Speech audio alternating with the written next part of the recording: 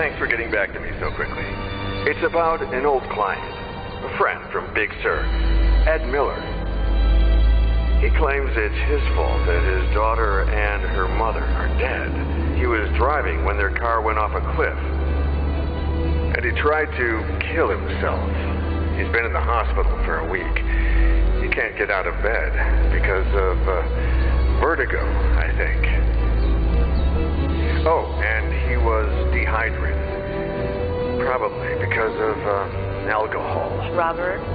If you could, I would take care of everything. Travel expenses, hotels, fees. Robert? Whatever you need.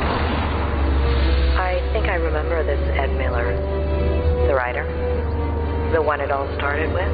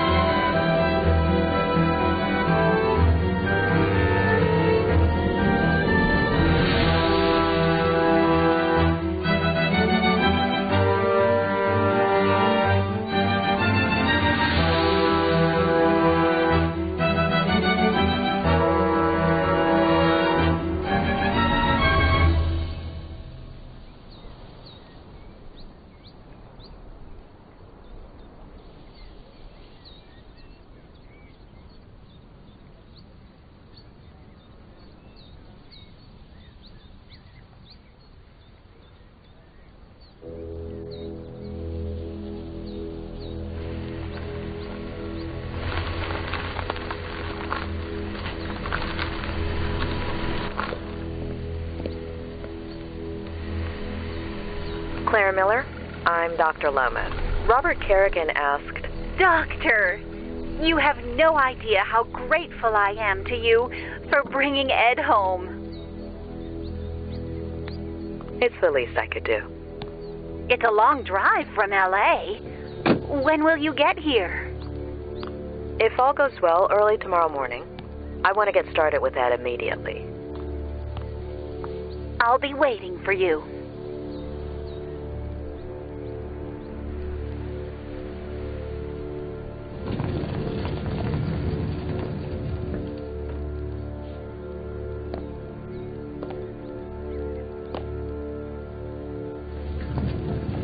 A pleasure meeting you, Ed. I'm Dr. Lomas. Doctor in what exactly? Doctor?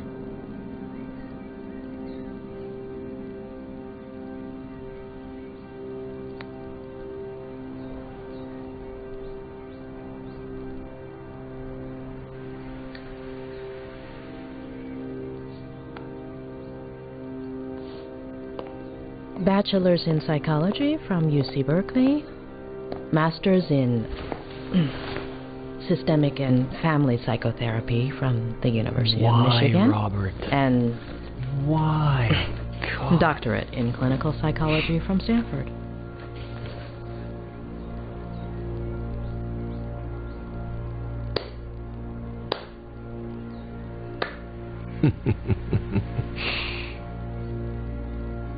Why? I'll give you free rein over my memories, my trauma, my room, my troubles. You got 1 hour. 1.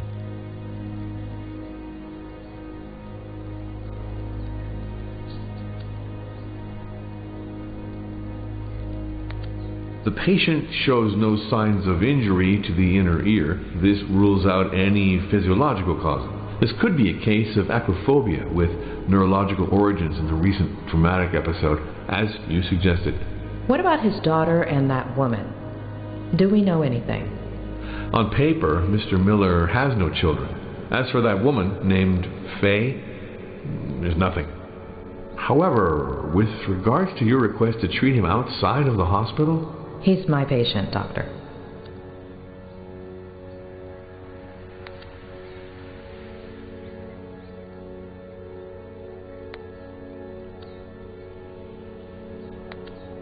He's lost. He knows that he'll never recover on his own, but that doesn't keep him from feeling threatened by me. Or is that just his way of asking for help? Should we get started? Take talk, Doctor?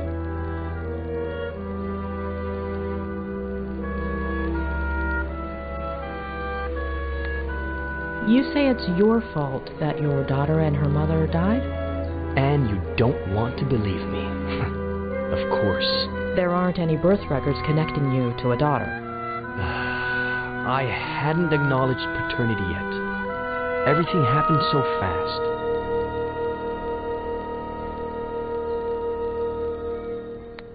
Why do you think Robert Kerrigan asked me to see you? Because he's loaded, feels guilty, is simply bored. I thought you were friends. What difference does that make?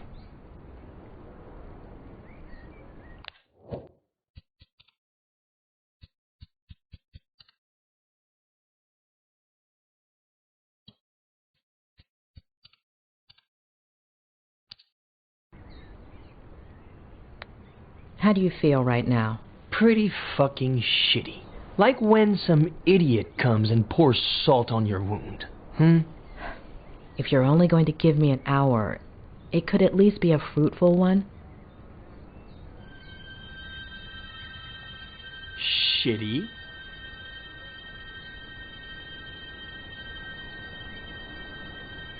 Why?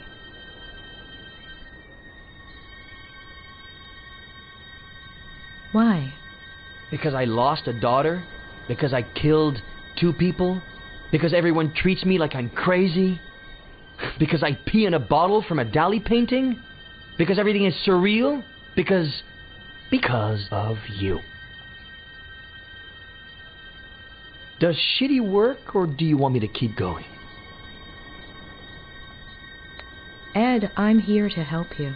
Right. I'm sure money has nothing to do with it. How much does Robert pay you? Convince me that this woman Faye exists.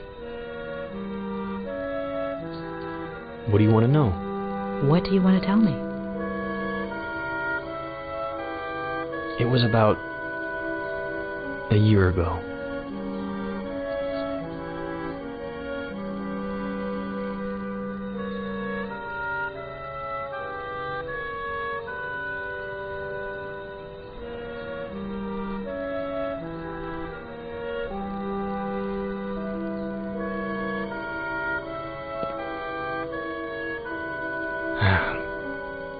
I just sat down to work. I'd had writer's block for years. But I remembered something I'd made up in an interview. And here today to talk about how to revive your creativity is Ed Miller, author of Face to the Ground, our book recommendation of the month. Ed, can I call you Ed? Welcome and congratulations. Thank you. Though I wasn't too sure you took bribes.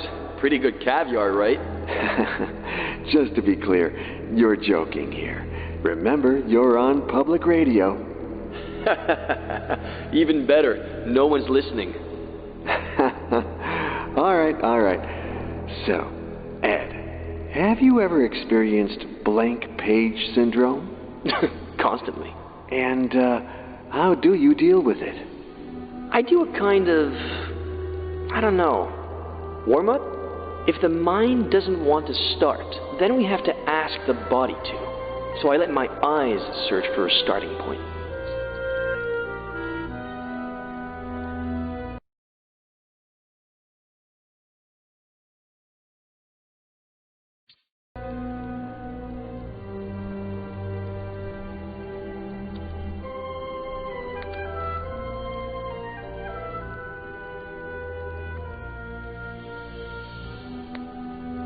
When my eyes find the word, then it's my fingers' turn.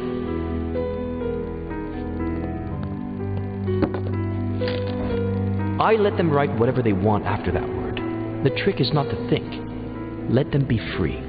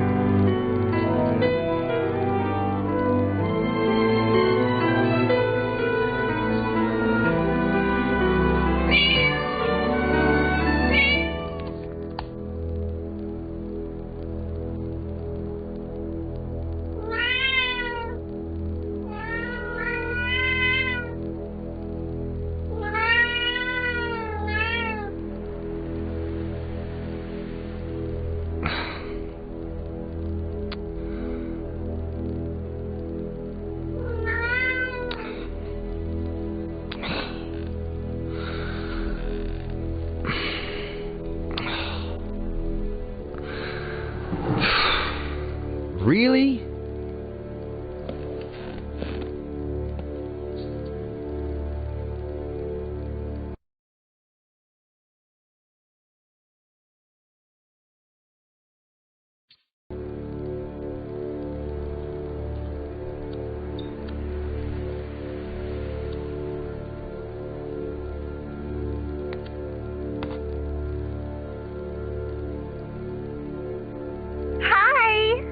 Guess who's calling? I bet you don't even know how I got your number. The thing is, I'd like to see you again. Oh, I think I lost an earring. If you...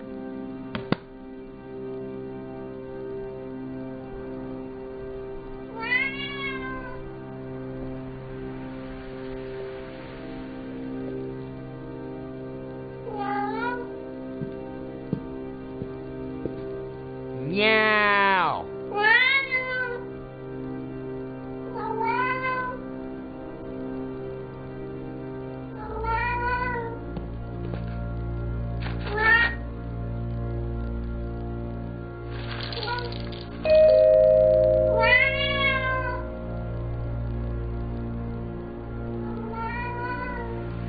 I'm coming, Samuel. Please, open the door.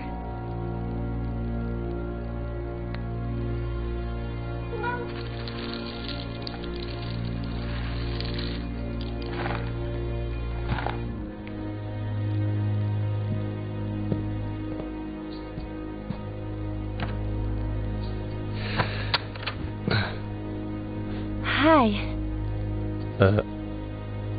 Hi?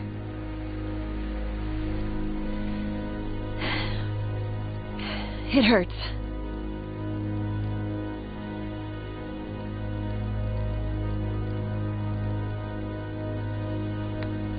Ugh, it hurts me just looking at it. Were you trying to get me to faint? No. I tripped, and... Can you help me? My battery's dead, and there are no other houses nearby. Ugh, I'm no doctor, but that looks really bad.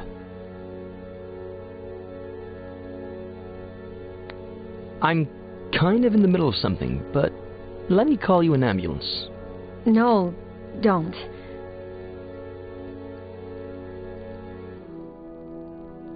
I'm between jobs. No insurance, no money.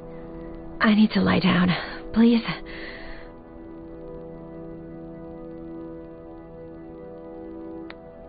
Okay. Well, come in. Let's take a look at it. If you bleed to death, you mop it up.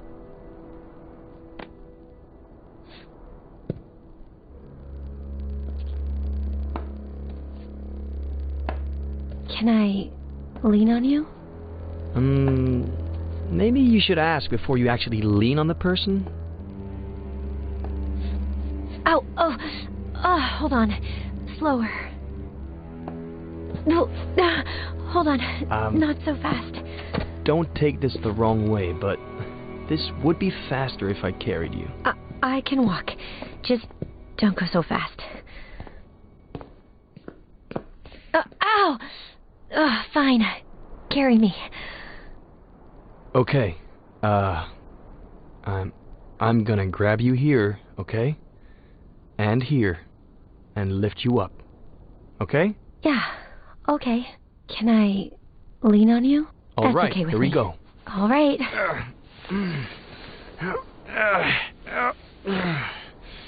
Hey, am I that heavy? If you had taken your backpack off... Okay. I'm going to let you go. Hold on. Let me take my backpack off. Now? You want my back to hurt too? Mine already does. All right. May I? You may. Do I? Please do. All right. Oh. Phew. Finally. Thank you.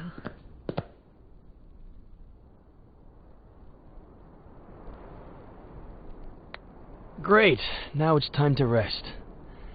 I'm going upstairs to finish something and, Hang on. Thanks. What did you say your name was? My name is Ed. Thanks, Ed. I'm Faye. If you could bring me some ice. Hand me your phone and I'll charge it for you.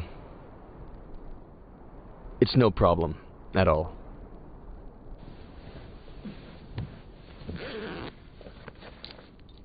I left my car outside the Force Park entrance. I'll go over there and let you be once the swelling goes down. All right?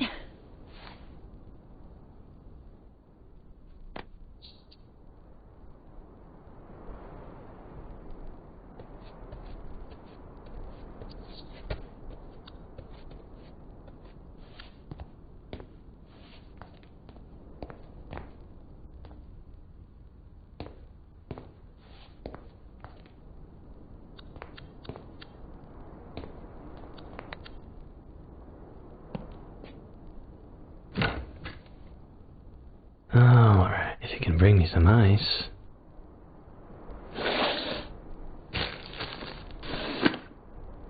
Yeah, I can.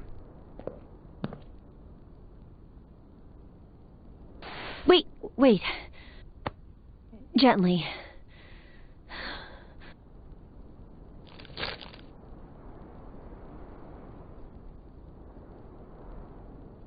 Oh, perfect.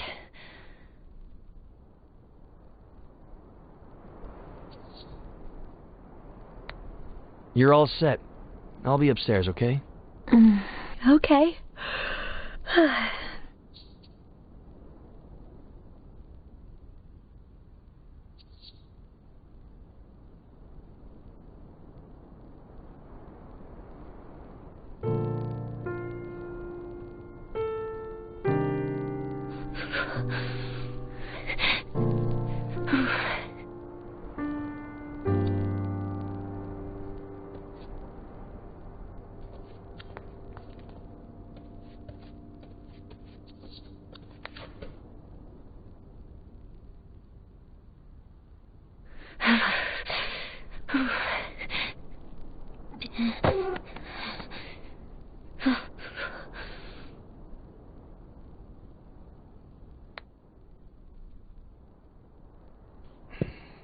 Come on, get off of there.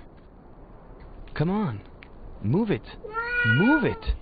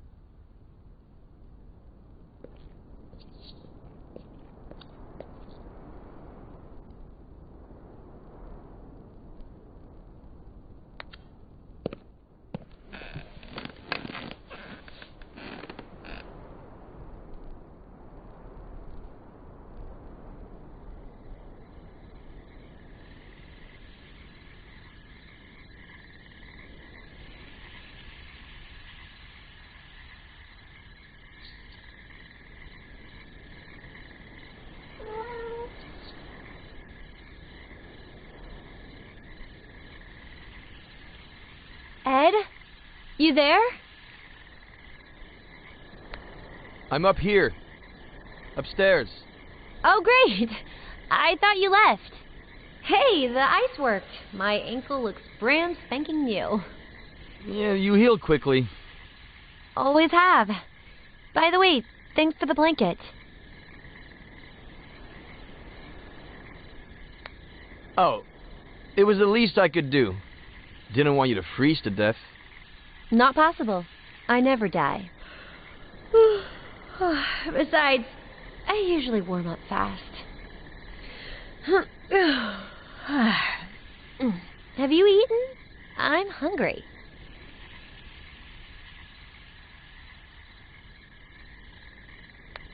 There are leftovers in the fridge. Help yourself. Leftovers, my fave. You cook them yourself? If cooking means ordering online... That's how we'll all cook in the near future. Well, I'm afraid I cooked in the future then. I love food that's ahead of its time. I'm gonna go bring those leftovers into the past, okay?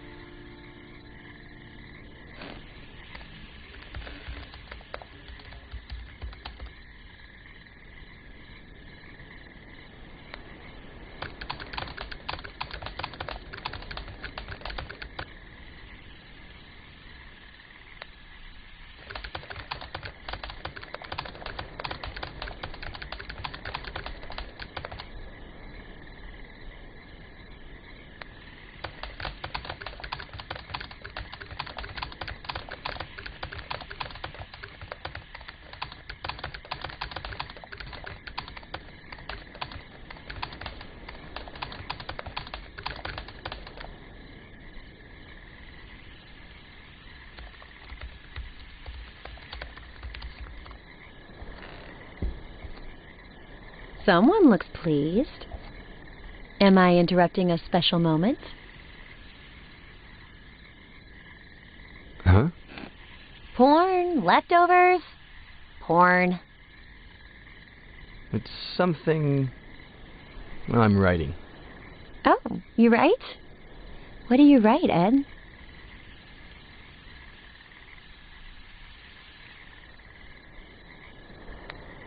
Honestly, I'm not sure yet.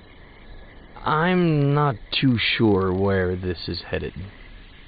Well, here you go, in case you get thirsty along the way. Consider it my way of saying thank you.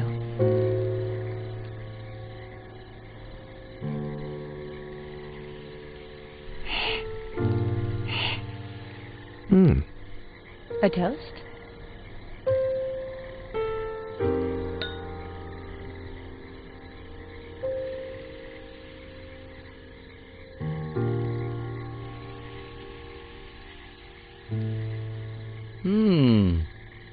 May I ask where you carried this from? Your kitchen. I was looking for something in the cabinets, and...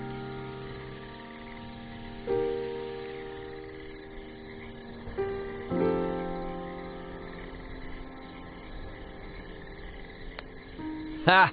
I left it there so you'd find it. No way! I fell for it? Sorry to say, but yeah. Do you do that with all the hikers? So far, 7, 8 this week. No shame. And then? Then we toast.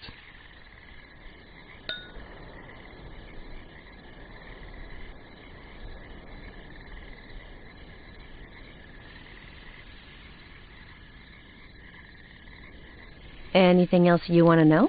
Ask. You have until I finish my glass. The riskier the question, the bigger the sip. I'm not about to ask you the classic work or study question, but do you work or study?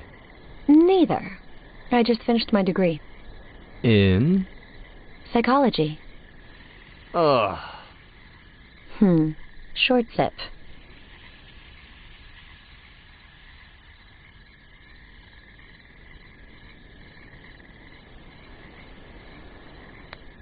I hope this doesn't count too much against me, but, how old are you?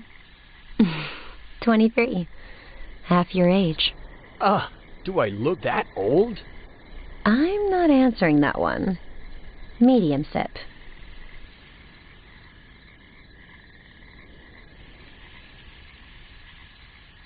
All right, you've got one more. make it count.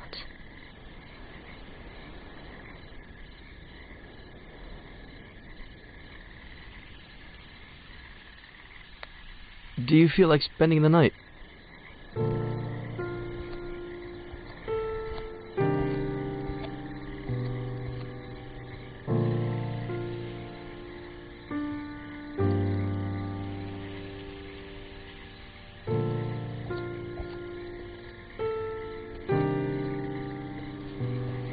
Will you cover me up like last time? Or better.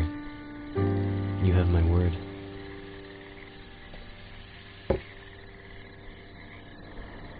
Words. Now I get why you're so well-spoken. Wolf, Bierce, Plath, Poe, a host of tragic deaths. Should I be scared? My favorite one's missing. The son of the Black Corsair. Emilio Salgari, right? Mm-hmm. How did he die? Suicide. I should be scared.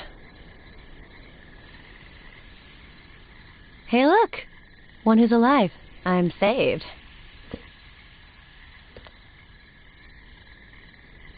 Do you like Ed Miller? You say it as if you didn't. It's not that. You know what? Me and that guy have history. Huh. So, what kind of history? The bad kind. Oh.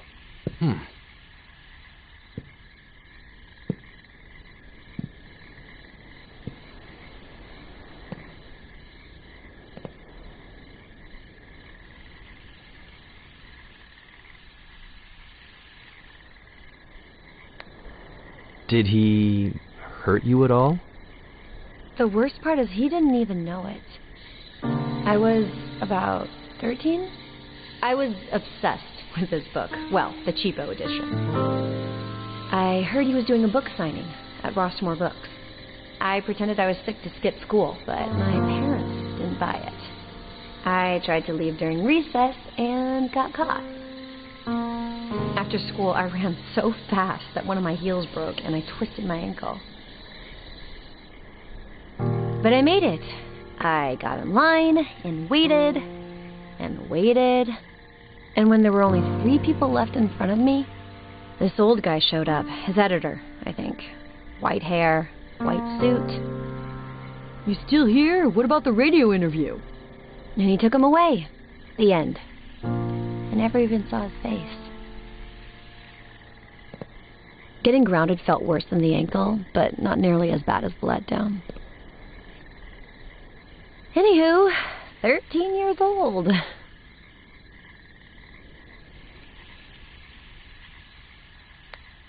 The cheapo edition you had didn't have a picture of Miller, did it?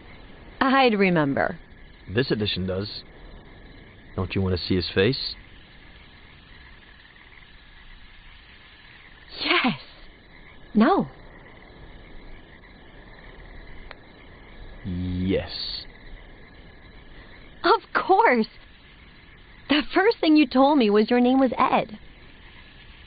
I have to see this with my own... Oh! Petronius, what did I tell you, huh? Sorry, your ankle. It's fine, it's fine. I think he doesn't like me, is all. He doesn't like any girl. He's quite possessive. Oh, so do you get a lot of lady callers?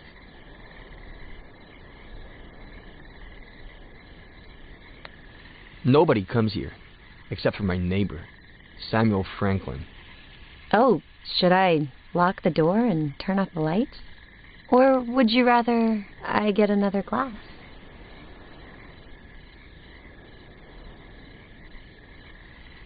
Anyway, I'm 23 now. I'll never learn.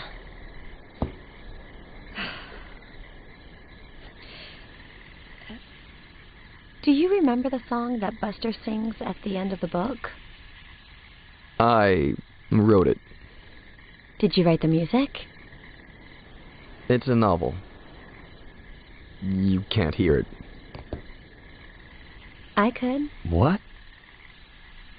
What? No. No. Sing it. No way. Sing it! No, no.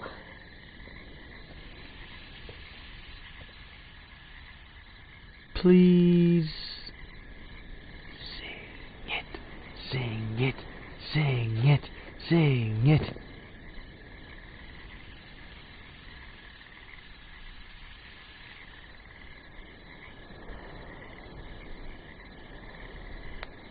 Hey, you know you owe me after those leftovers.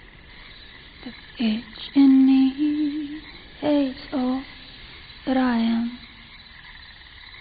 The bitch in you hates all that you are. But when we are together, hate each other twice as much. That's the reason why we will never part. Which goes to show just how bitchy we are. I never meant to cause you any harm. 'Cause darling, you need no help with that. But it's so fucking funny to see how you destroy your life, or in your case, to see how I wreck mine. What a waste it'd be if we didn't team up. Which goes to show just how bitchy we are.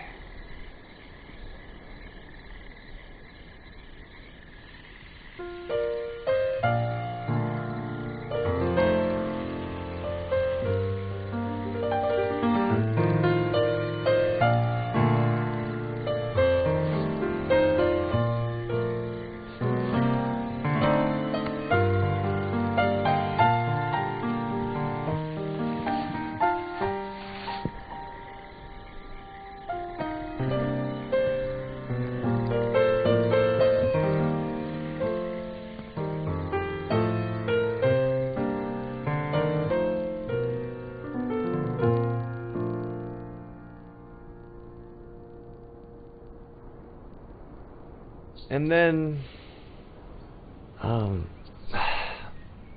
I don't think I need to go into detail about what happened.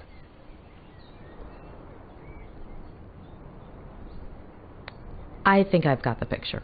I'm not so sure about that.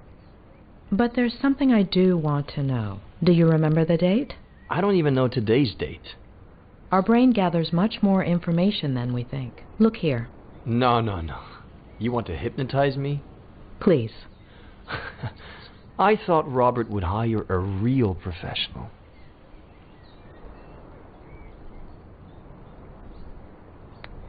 The more you hamper my work, the longer it's going to take me to leave. So let's go back to that day. You wrote a novel a while back, but you've been suffering writer's block for years.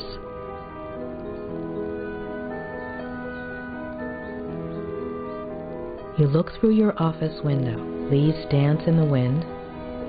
Birds sing up in the sky.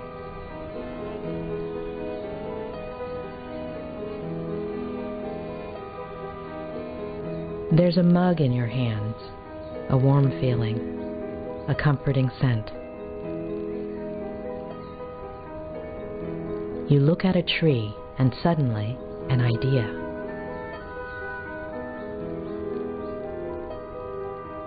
Your cat interrupts you, begging for food, and when you go feed it,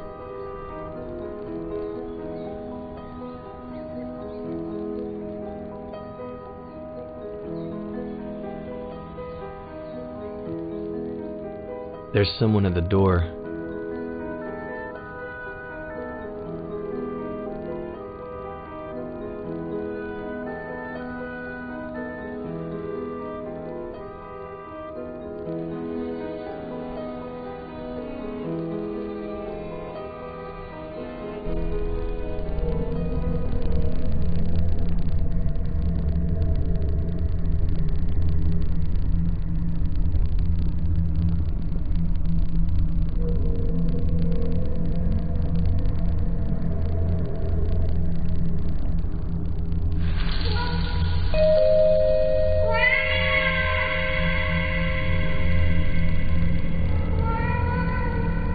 I'm coming, Samuel! Please, open the door!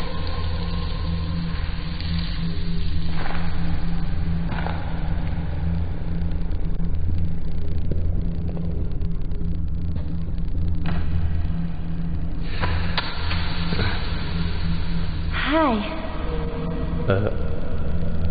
Hi?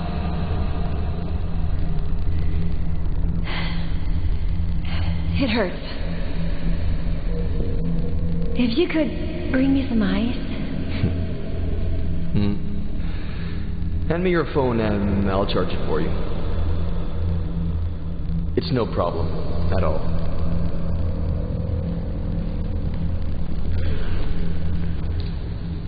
I left my car outside the Forest Park entrance. I'll go over there and let you be once the swelling goes down. All right?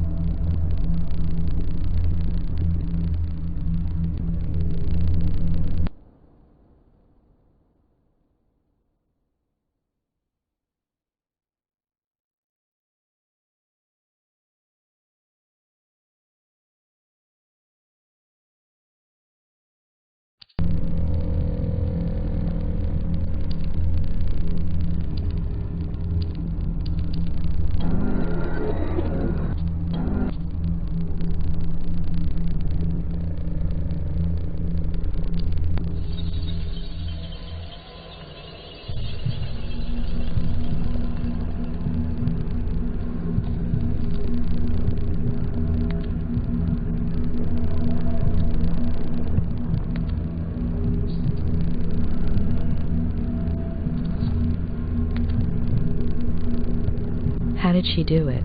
I haven't asked her yet.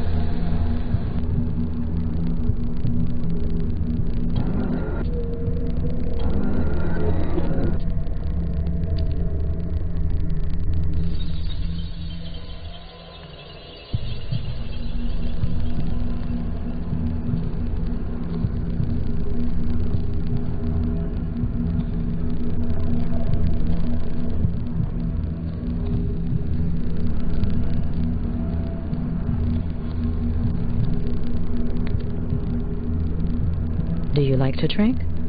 Wine, never on my own. Why? People like me better that way.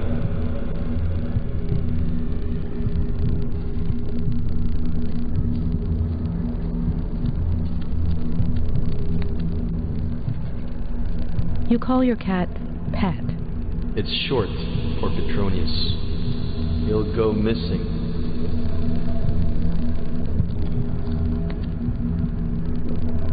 You mentioned a certain Samuel. He lives a 5-minute drive away, across the forest with his wife. The one who bakes apple pies?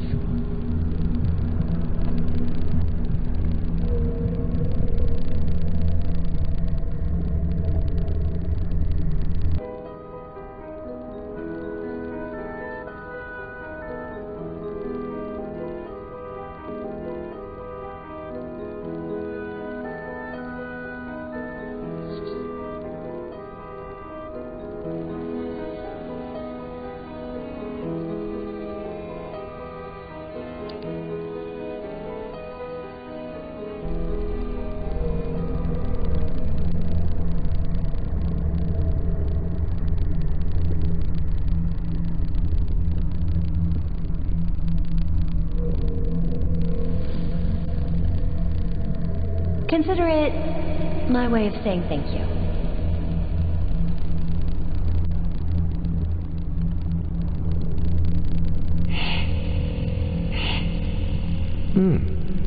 A toast?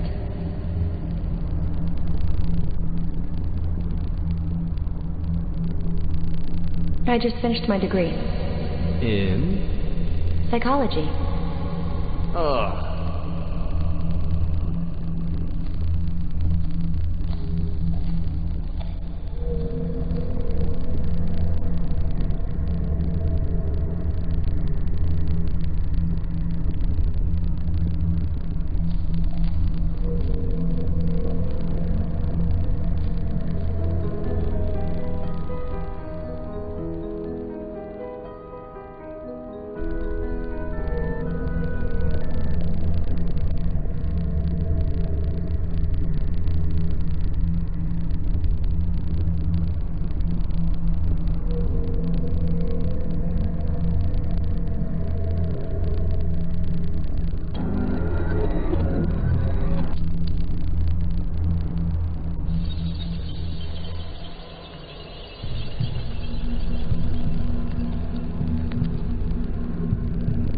Why are you so put off by psychology?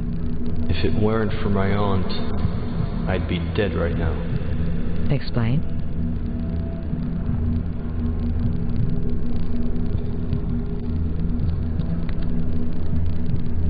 Is your cell on, Ed? Yes. What's the date on the screen? October 8th.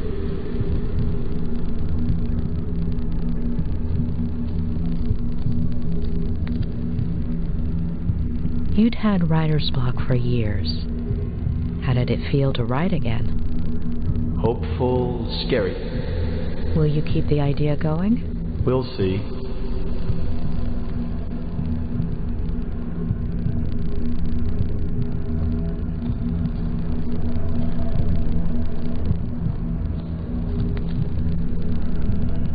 You bought it at an auction, right? Who had it belong to? The first American flapper, as F. Scott put it. Zelda Fitzgerald? And her husband... I'm sure you know they both ended up in psychiatric treatment. He was an alcoholic. He had died of tuberculosis. She had schizophrenia and died in a fire at the insane asylum. Got it. Thank you.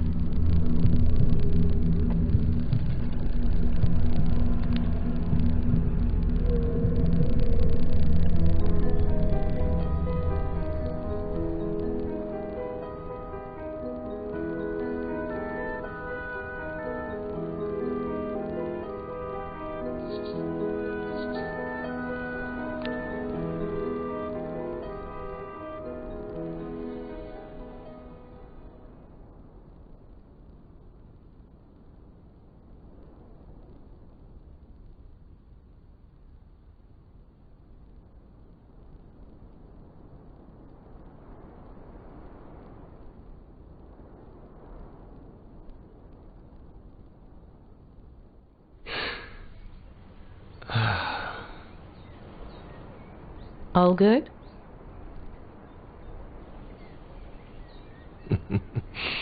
As I was saying, you have no idea how sorry I am that this didn't work out. I had to give it a try.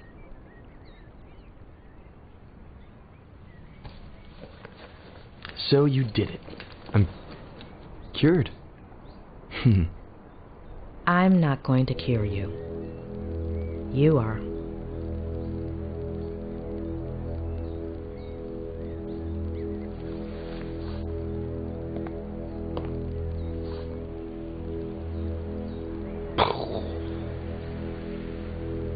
We'll continue this later. Get some rest?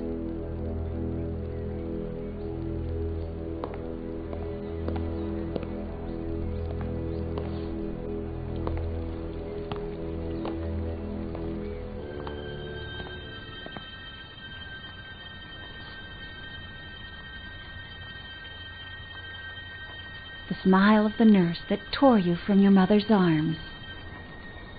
Your first lover, sleepless in an unknown house, in an unknown bed, staring at an unknown body. Spiders lining up to dive into your empty mouth. All of your TV sets aching to be turned on again. A roach scratching its belly with the bristles of your toothbrush. Who doesn't like a good tickle?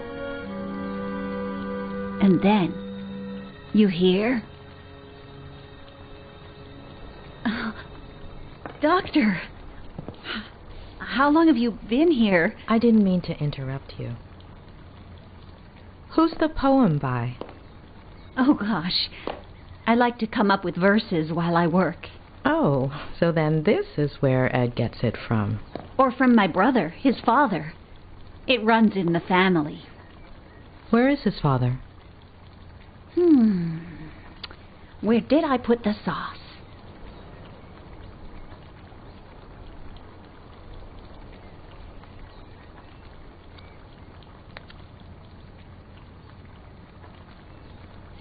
Oh, it's right over there. I'll get it. Oh, don't be silly.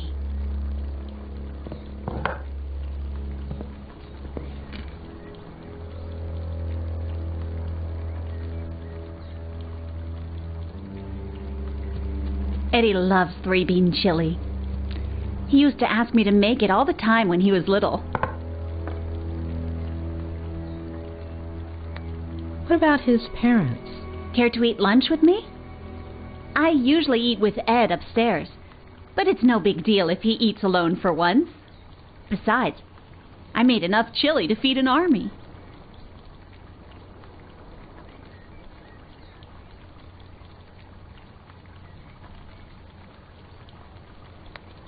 I appreciate it, but my stomach and spicy food don't really get along.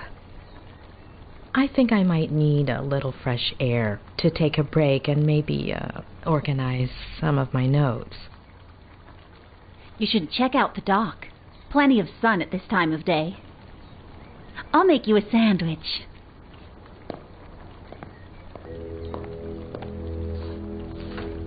What do you think about Ed? He's a little stubborn, isn't he? Will he walk soon? It's still too soon to venture a hypothesis. Well, I guess he should just focus on doing his exercises, right? What exercises? Ham, cheese, lettuce, tomato, and mayonnaise? Yes, but no ham if you don't mind.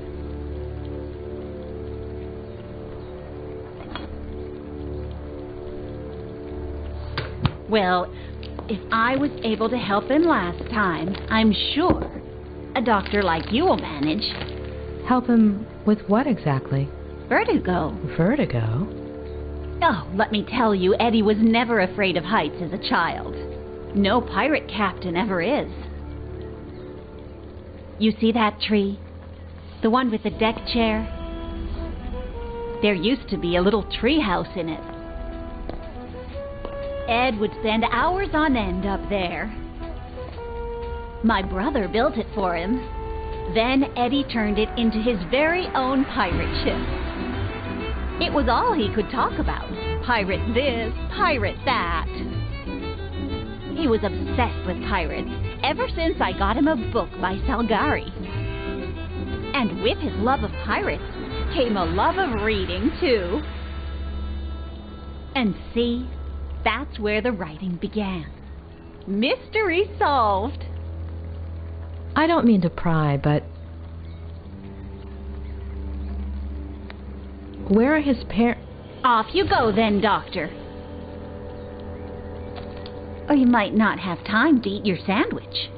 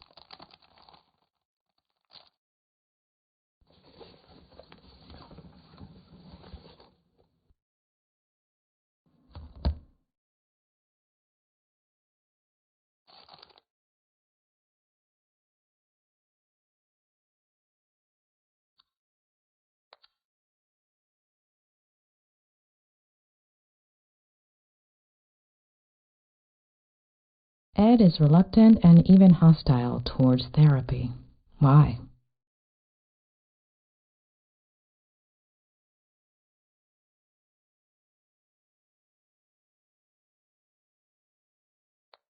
He second-guesses himself, what he saw, and even his own sanity.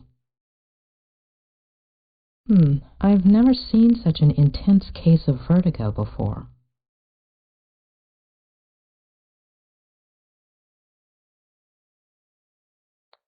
He's not the first writer I've known to exaggerate his symptoms, to get attention, make people feel sorry for him, make it more realistic in his mind, which is so used to fiction. Does she exist?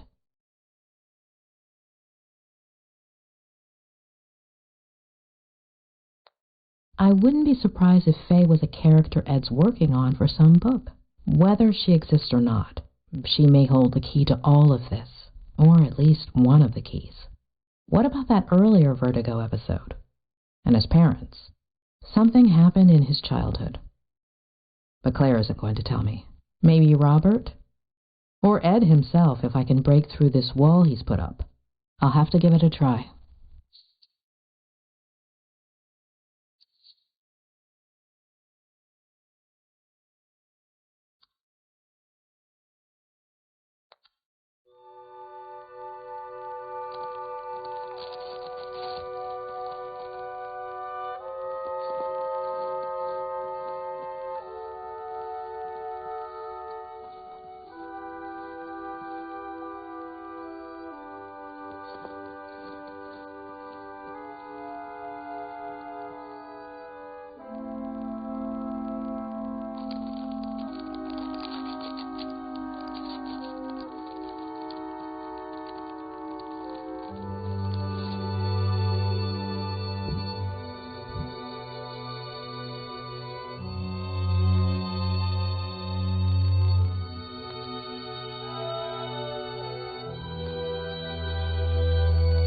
The number you are trying to reach is currently unavailable.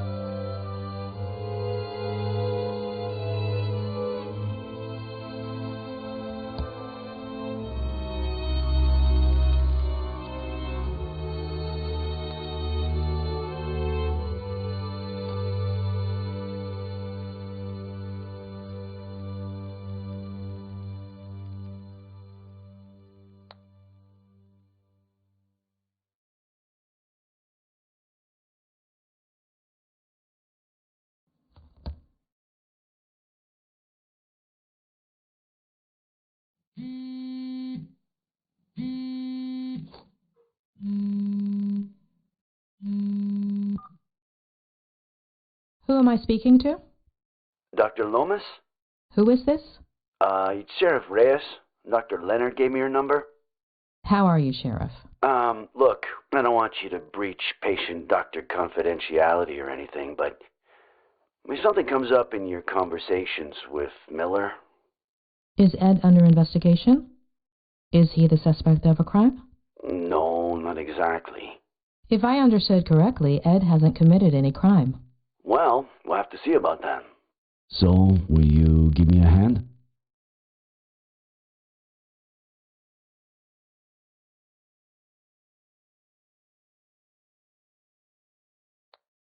I'll try.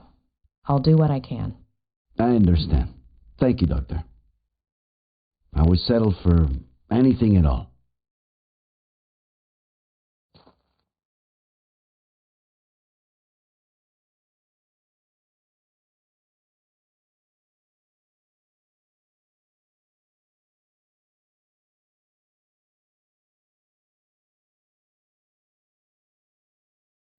Maybe someone saw something. I'm on my way to his neighbors as we speak. The Franklin? Nick, you there? Sorry, I gotta go. What is it this time, Adam? Tell me you saw my email with the slogan proposals. Yeah, great stuff, kid. I'm not sure which one I like the best. I like the sixth one. Well, Yeah. That one was, Vote for Sheriff Reyes, the sneaky bastard who would have known there were only 3 slogans if he'd read the... Adam, do I have to tell your aunt and uncle you have no respect for your elders? You at the ranch yet? I'm on my way. Look, if anyone asks, I was working on Saturday night, okay? I skipped the monthly dinner. Hello, Samuel. Did you know your nephew is a sneaky bastard? You wouldn't dare. Hey, I'll check that out once I got a signal again. Okay?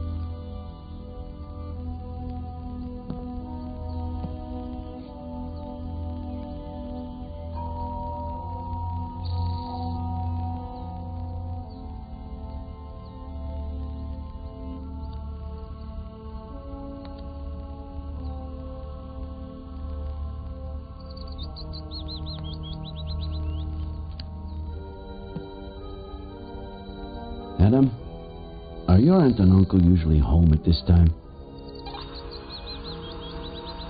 My uncle's probably in the barn.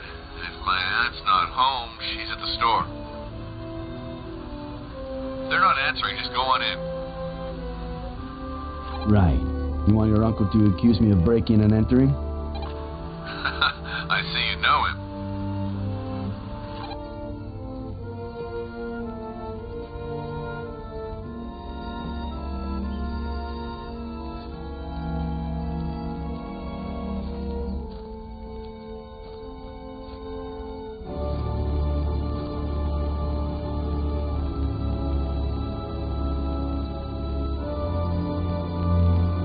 Samuel!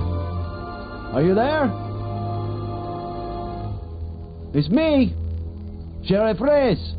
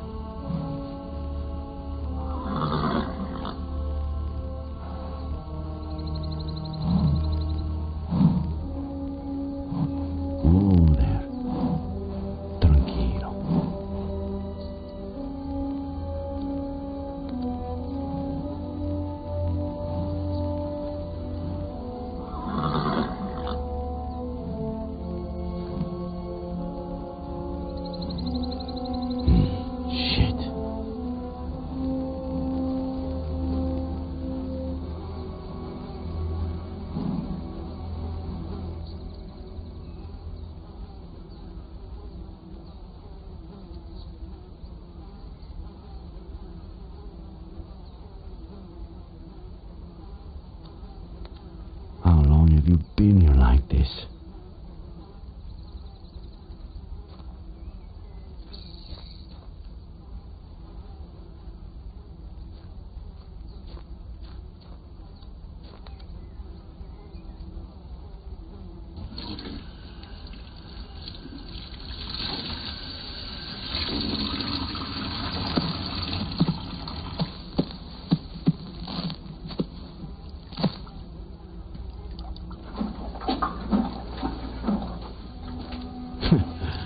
El gusto es mío.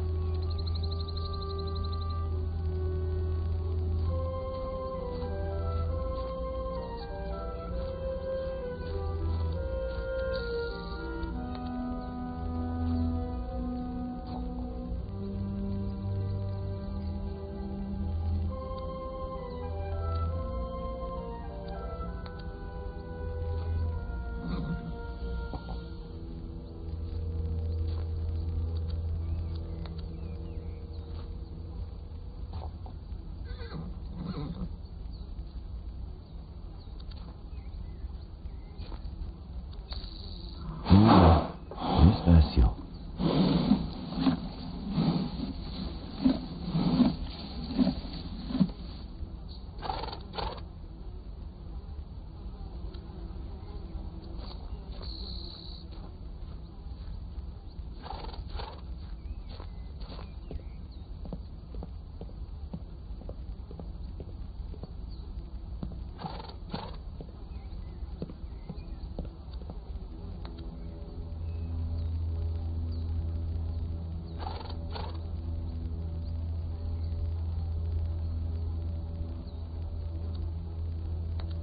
Adam, care to tell me why my assistant graduated with blue hair? No. I told my Aunt Esther to get rid of that picture. I made a bet with Marcello. If I graduated before he finished his thesis, I had to do it. Where'd you find it? I'll tell you later.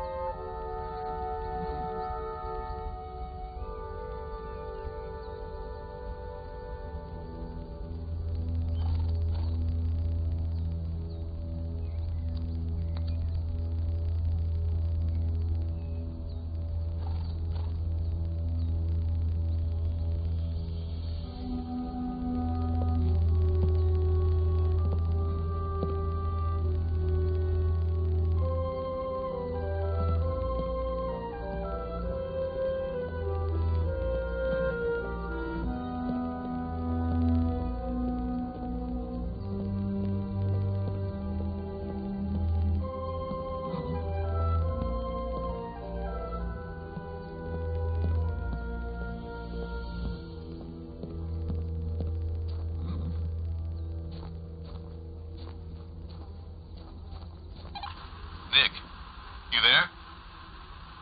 Just a reminder, you got a meeting with the mayor in half an hour. Oh, no. Hey, I can hear Frankie Lane. How is he?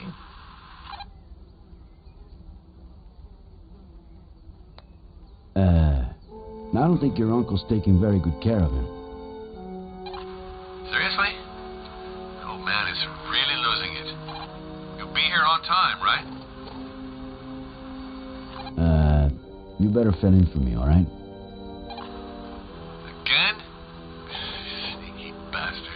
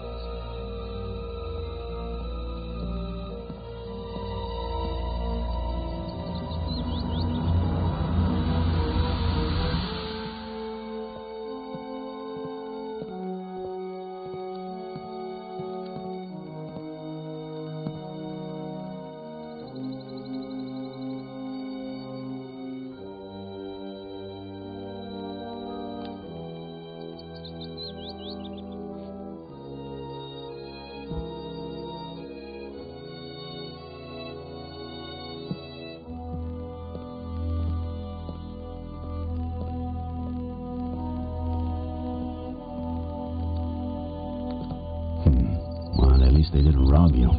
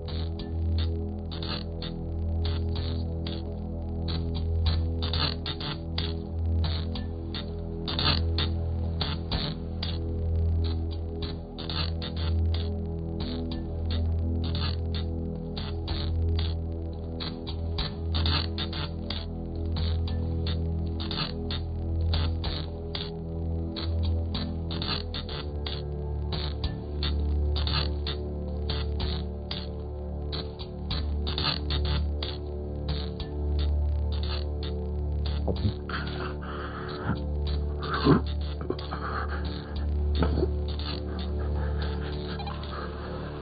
the mayor just left. Fill you in? Nick? Everything all right?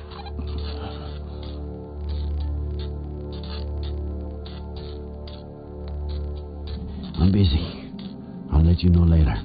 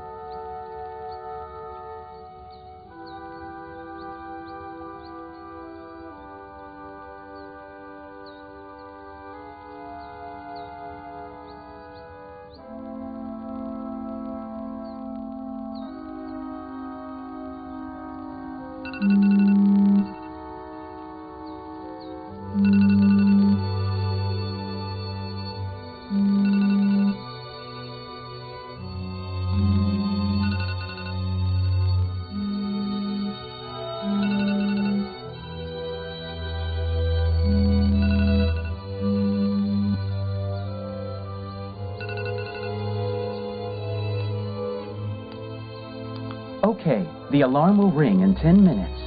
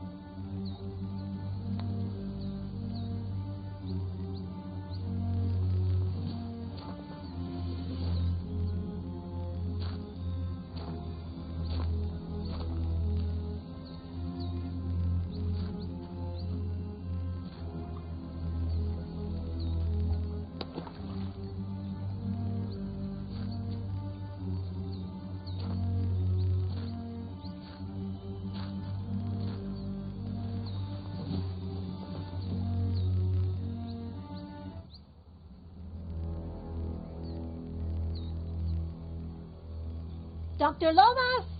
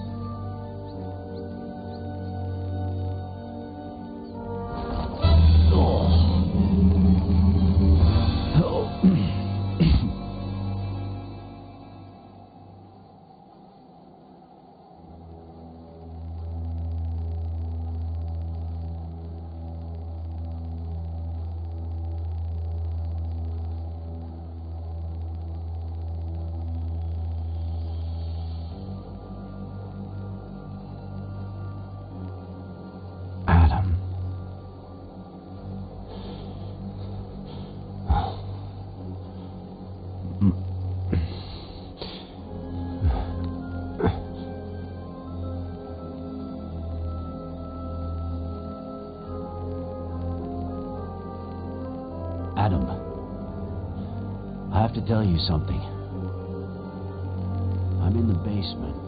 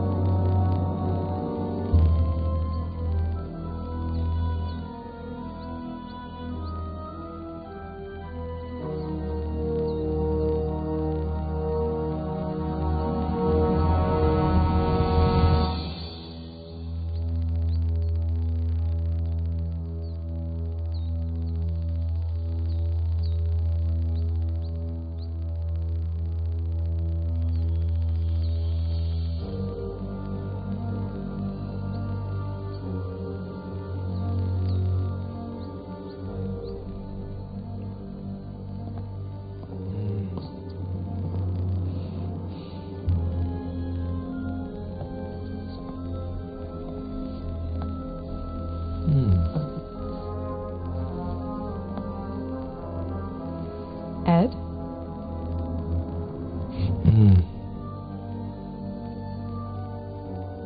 Shall we start?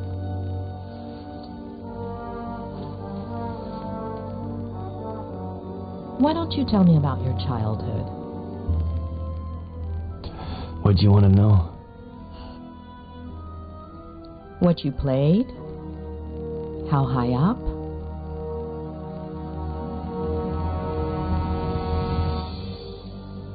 The treehouse is beautiful.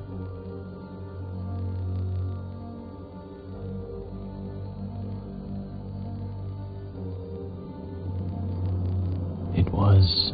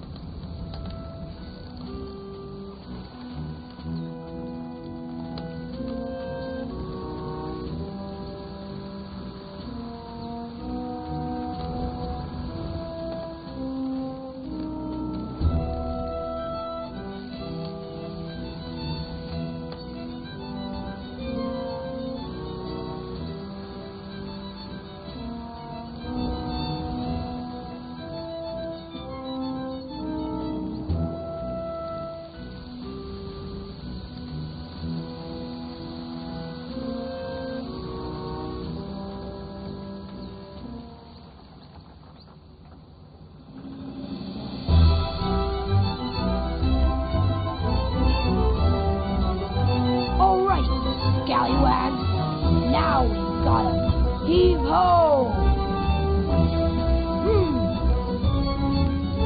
Flanagan, me hook.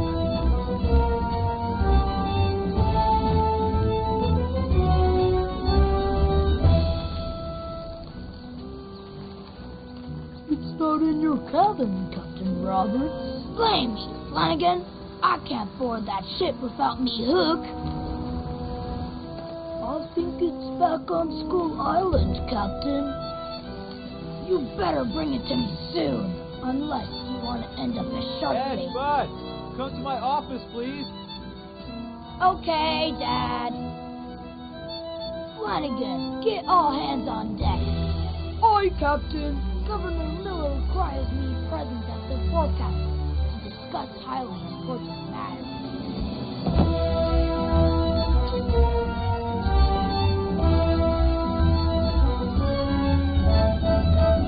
I keep piling up treasures, relics, and talismans.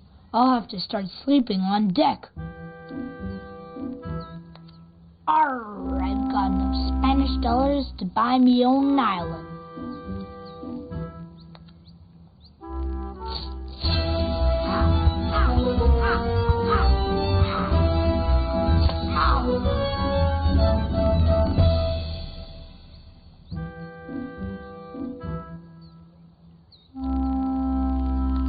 one-of-a-kind article crafted by Richard Longfinger Evans, the best hatter on Skull Island. Wait a second, was me hook in me pack when I visited the hat shop?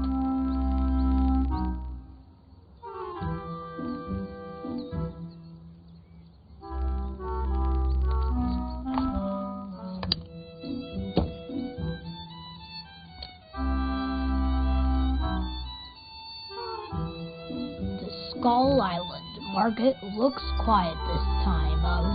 Just what I thought. There's that hornswoggler Longfinger Evans.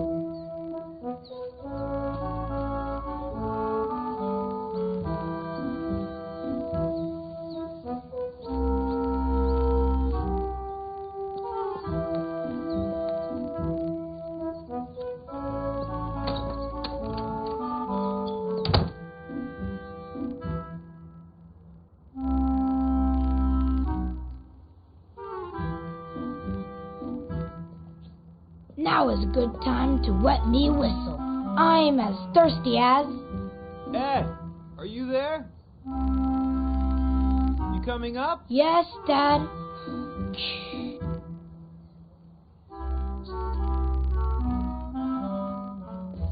Juicy blue, juicy blue.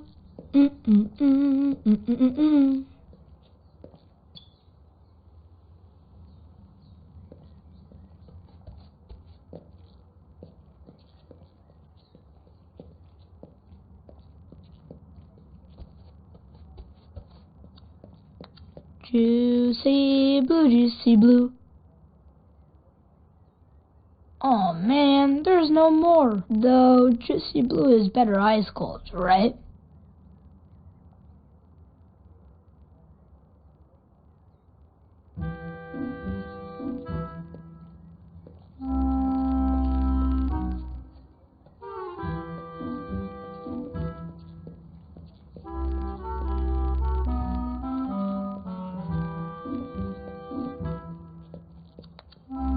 I used it to contact international spies and crack their codes. Then I got older and became a pirate.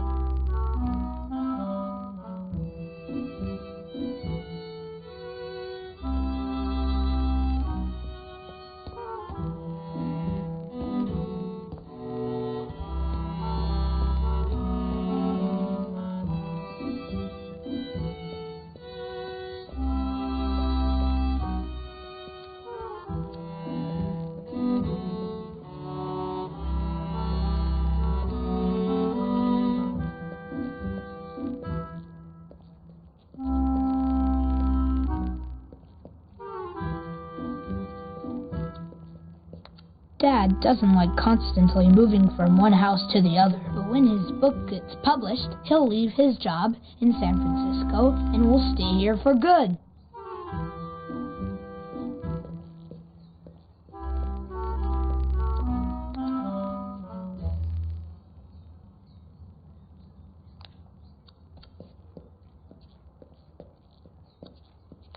Mom is always getting on my case for leaving my stuff lying around, but lately she leaves her stuff around too.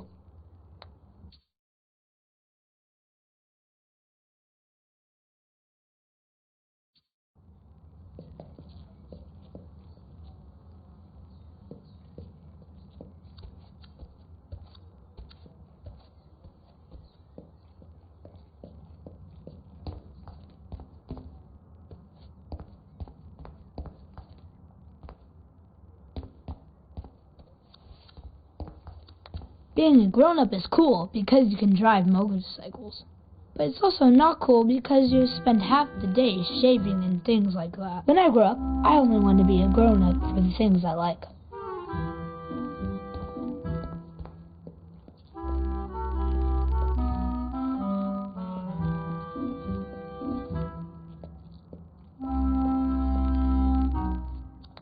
I've got crew members stationed all over the Caribbean to gather intelligence on my enemies. What good tidings bring ye, pirate spy Yanez de Gomera? Your enemies fear ye, and peace reigns supreme, Capitan Robertos.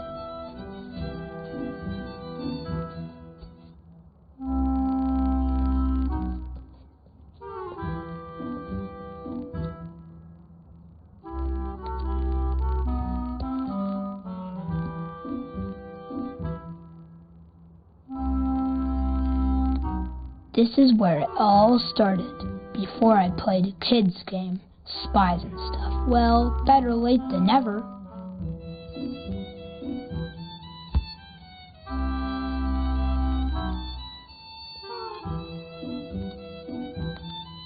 I've barely used it since I quit international espionage. Maybe another day.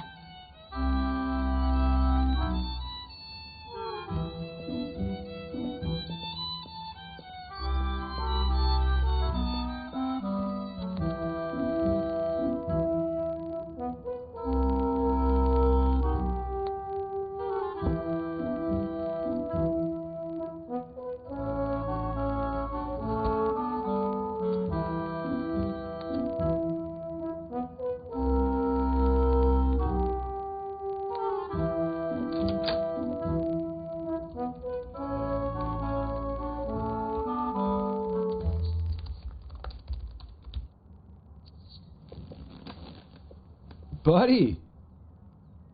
Hey, Ed, what did I tell you about not knocking? Oops, yeah, you said.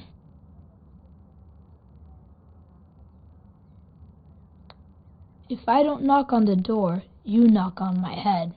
Buddy, where did you get that from? Come and say hi the way we do. Remember the Pirate Brotherhood secret handshake? There is no lost cause. As long as there's one remaining madman who fights for it.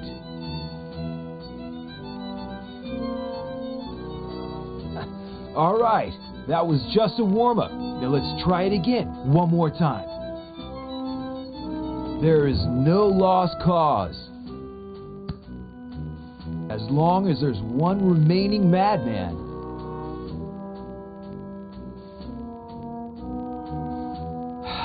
Okay, the third time is the charm, my man.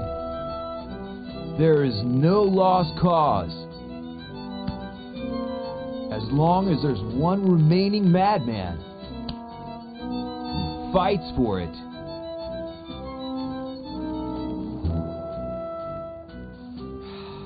You know what? We'll get there. Just give it time. Open the window for me, will ya? Secret handshakes are like everything else. The more you practice, the better you get. Anyway, do you have something you want to tell me? I was busy playing, but I came as fast as I could. As fast as you could, huh? I don't know about that.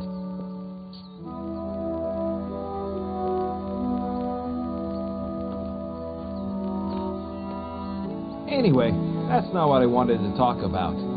How's your morning? More productive than mine, I hope. Well, not good, because I can't find the hook you gave me. Darn.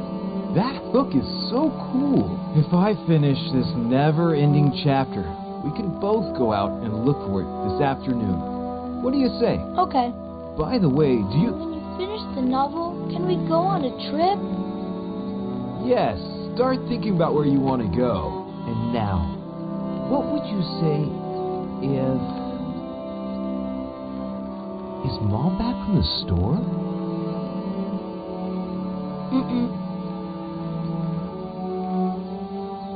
Nice. What do you say you go to the garage and bring me a... you know what?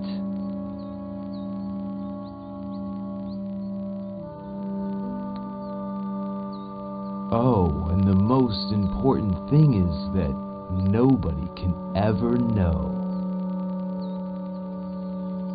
Nobody? Nobody.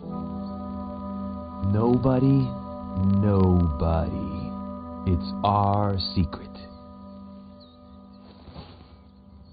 A secret pirate brotherhood Exactly. A secret pirate brotherhood pact. Signed in blood. Signed in... ink.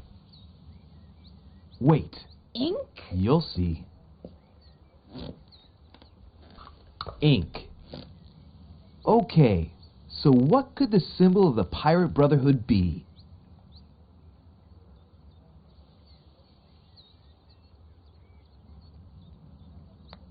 My hook. Excellent choice. Let's do it.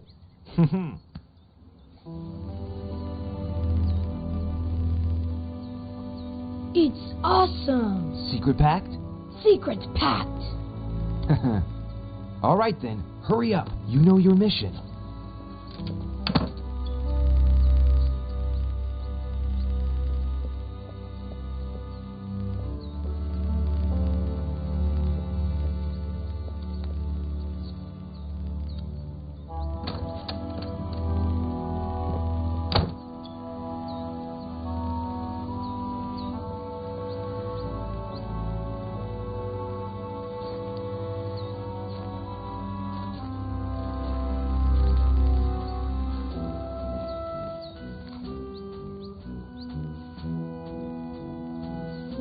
Captain, the thing we are looking for, I'm not clear on part of it.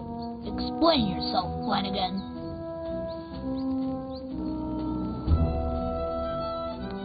What exactly are you looking for? We're looking for I know what, Flanagan. Of course, Captain, but...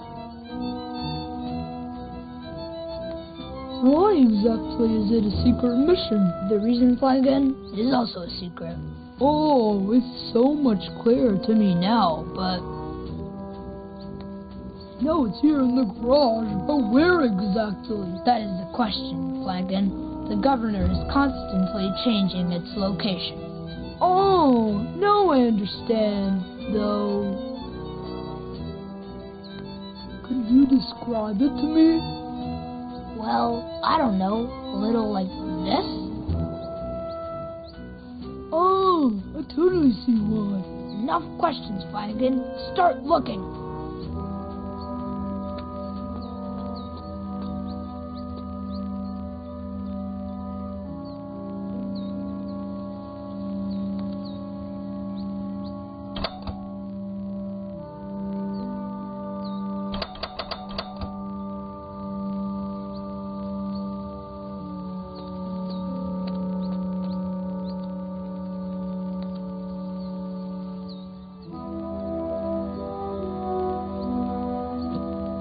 It was an accident.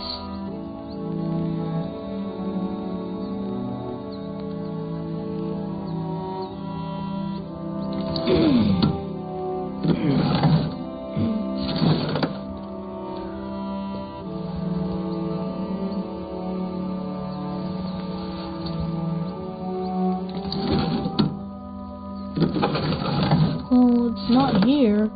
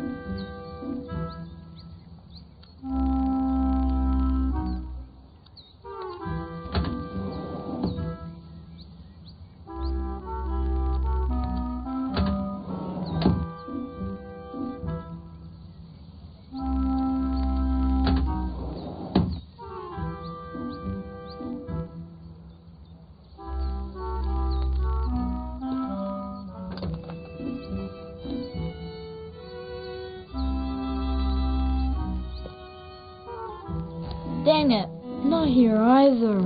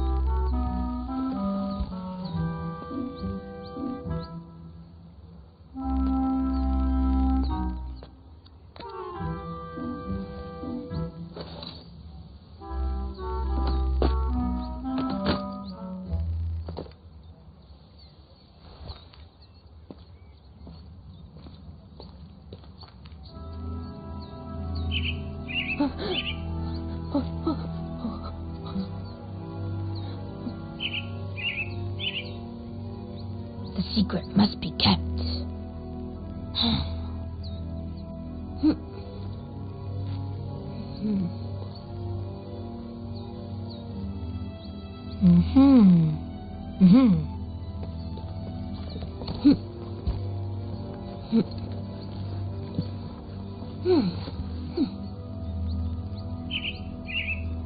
You're not fooling me, little bird.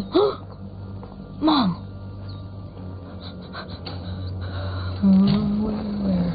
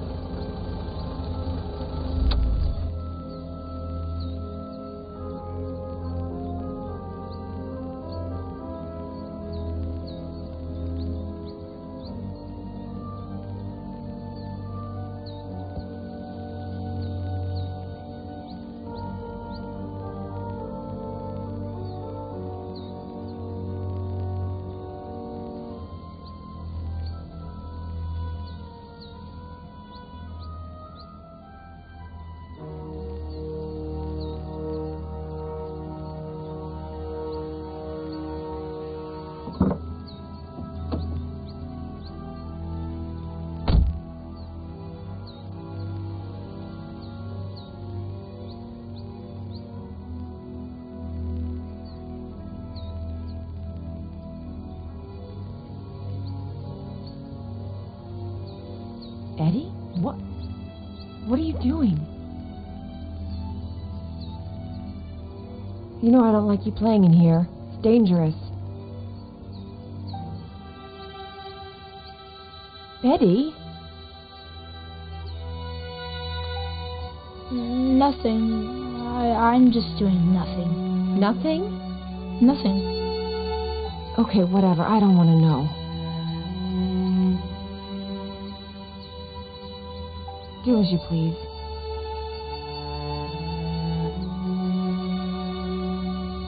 Mom. Well, just finish what you're doing and come to the kitchen when you're done and help me with the groceries, okay?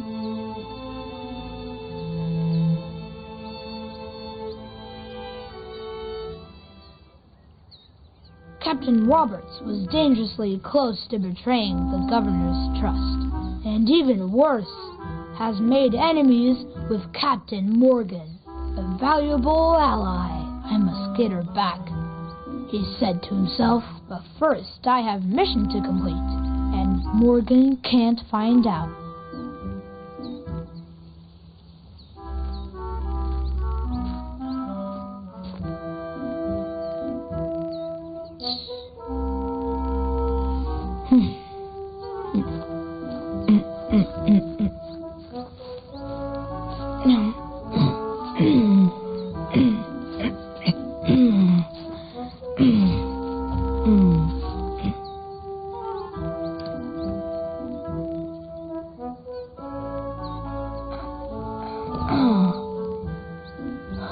Ed, dude, are you crazy?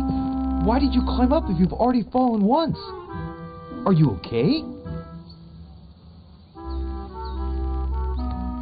I just wanted to keep our secrets safe. Buddy, it's not that. It's just that it's dangerous. You have to be careful. I was very careful, Dad.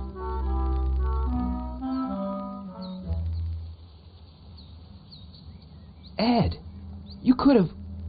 Wait. Did I hear the car? Is she back? Did she...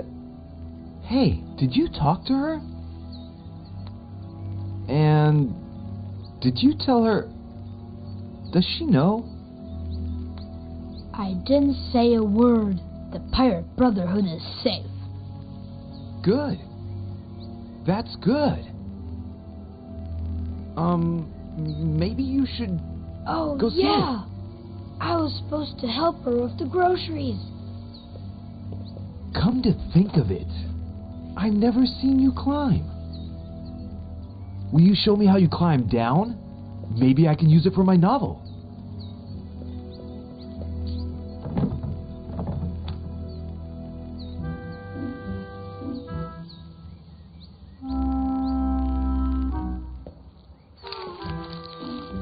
Hey, are you hungry?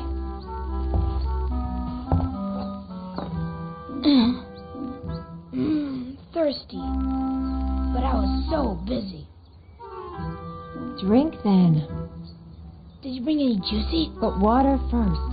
That stuff just makes you thirstier. No fair.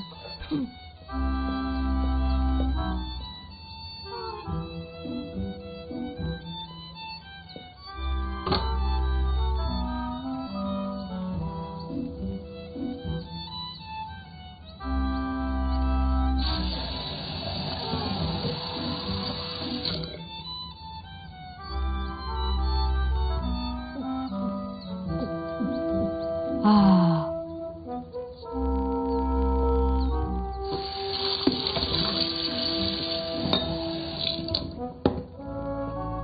Did you see that? I drank a glass this big in one go. That's my boy. What are we gonna eat? Well, unless your dad cooked something and hid it so he could surprise us later. Roasted veggies. Veggies. Awesome. Too late. I saw that look on your face. Okay. Can you put the rest of this stuff away while I start getting things ready? Okay. All right. Let's see if you remember where everything goes.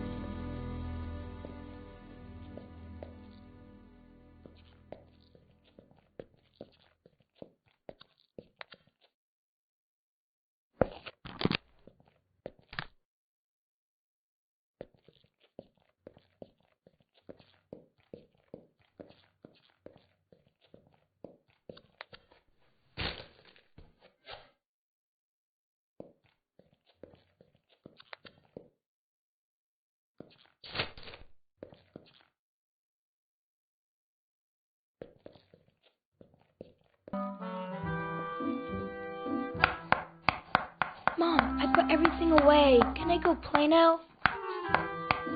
Great. I was about to say it was taking you a while, buddy.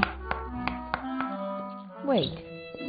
Are you sure there's nothing left in the bag? If I were you, I'd check again.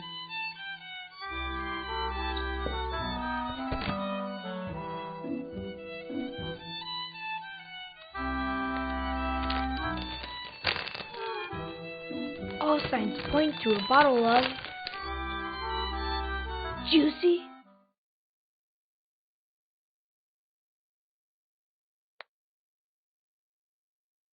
Red, my fave.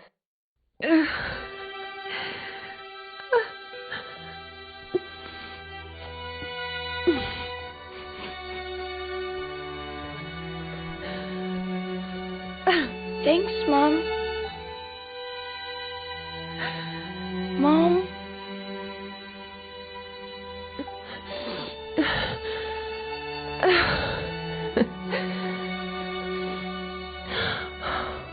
Eddie. I love you, Mom. And I love you, honey. It's not your fault. Oh. Mom! You're bleeding. That's why you were crying. Oh, sorry. I got some on your drawing. Signed in blood. Should I go tell... It's nothing, sweetie. I'll fix it up in a jiffy. Just finish putting the things away, please, buddy, okay? So brave.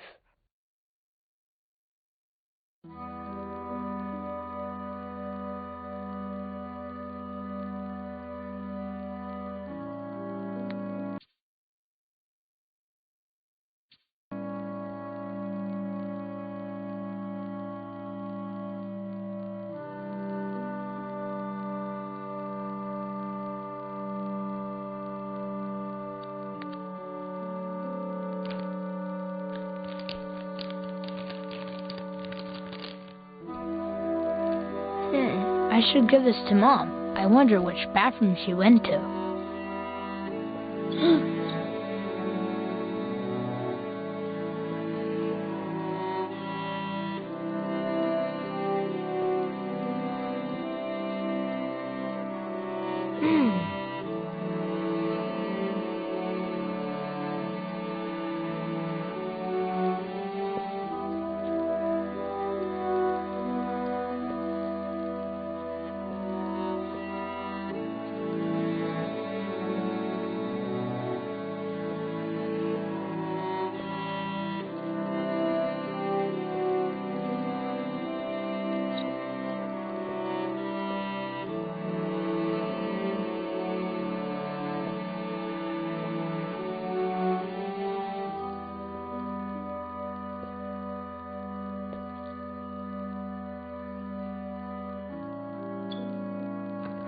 Mom?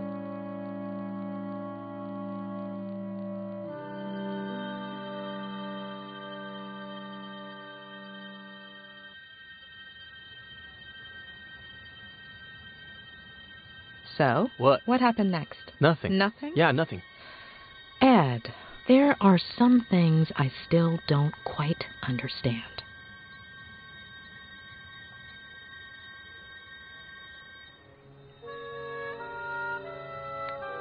Why didn't your father want your mother to find out about the Frangles? You've misunderstood. My father always hid treasures around the house for me. Little presents or just some candy. It was a game. I see.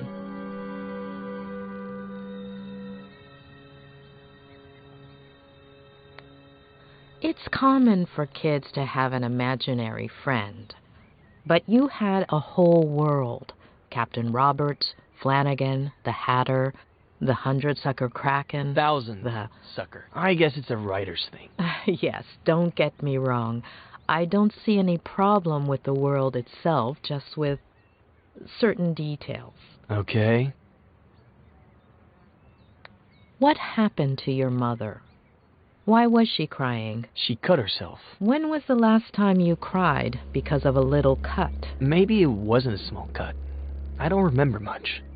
I was under the distinct impression that psychologists just listened. Not always. It comes down to asking the right questions. So, why don't you?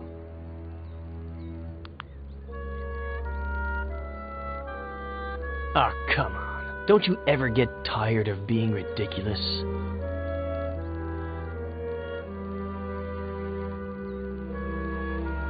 It's not going to work this time either. Please. Earlier, I sat down at the edge of the pond. There's something about it that... I don't know. Lingers? It's as if I were there right now. I threw a stone into the water, concentric circles, fleeting.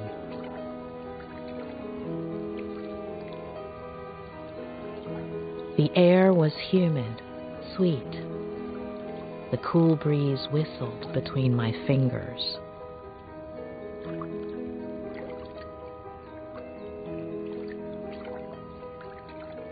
You could barely hear the birds in the distance. It smelled like sap, like bark, like earth.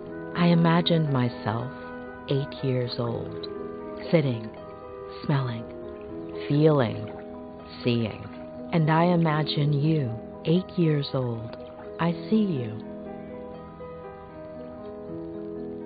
You've climbed up into the treehouse.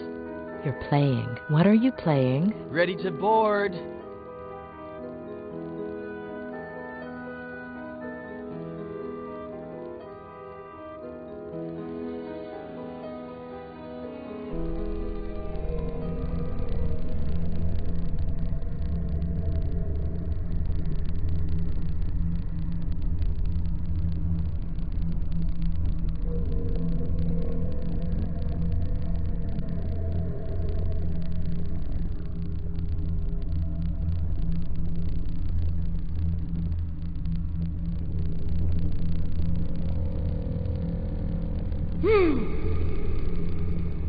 Flanagan, me Hook.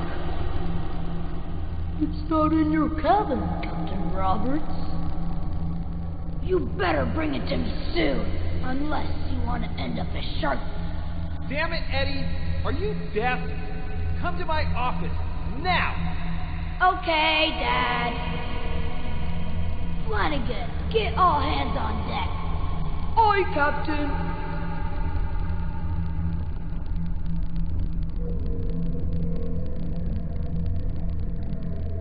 Governor Miller requires me present at the forecastle to discuss highly important matters.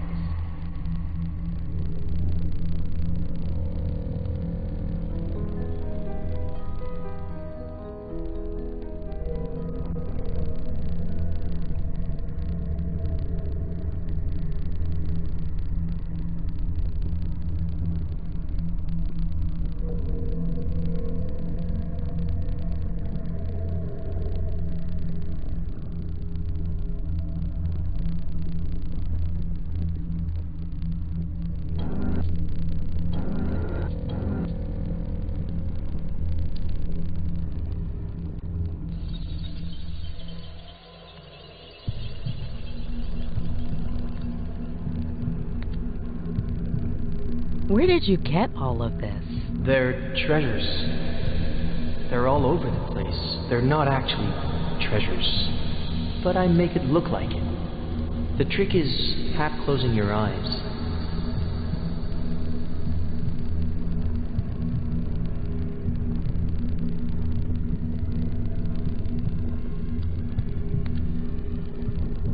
Why the name? It's from a movie. The dreaded Captain Roberts. Mm-hmm. Do you like being scary? Only when I'm a pirate.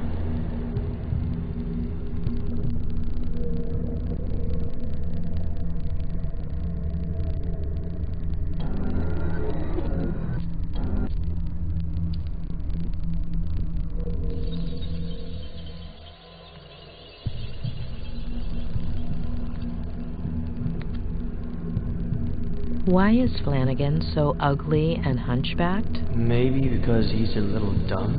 Mm-hmm. Are ugly people dumb? He's kind of like a monster, but cute and fun.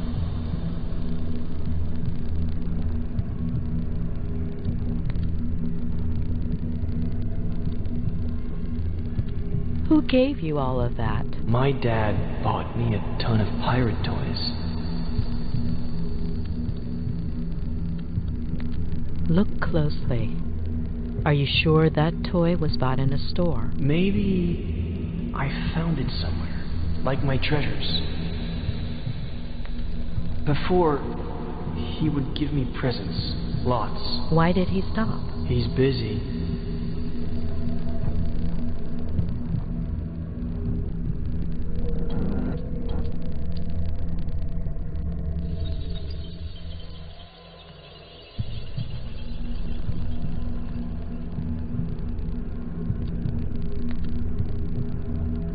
Who built it? Dad. Did he build it by himself? With Mr. Samuels. And Mom and Mrs. Samuels helped.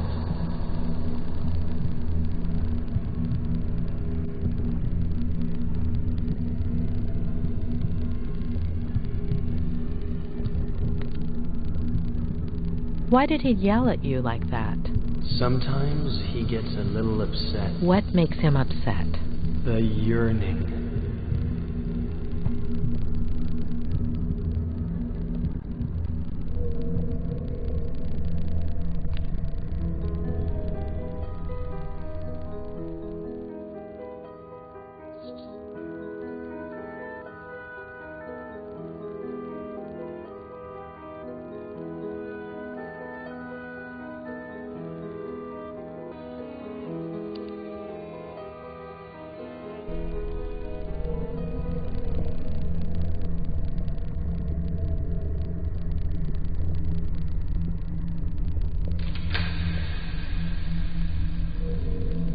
What?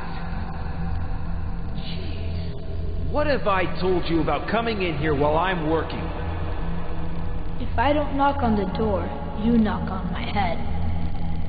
What do you say? You go to the garage and bring me a... you know what. Oh, and most importantly, your mom can't find out. A secret pirate brotherhood pact? Sure, but she can't find out. Come on! You're taking forever.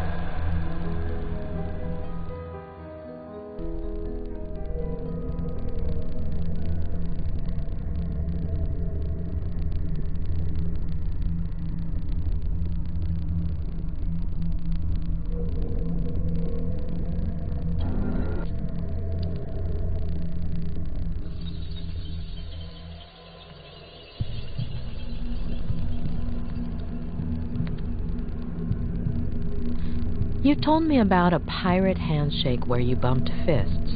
Did that actually happen, or did you make it up?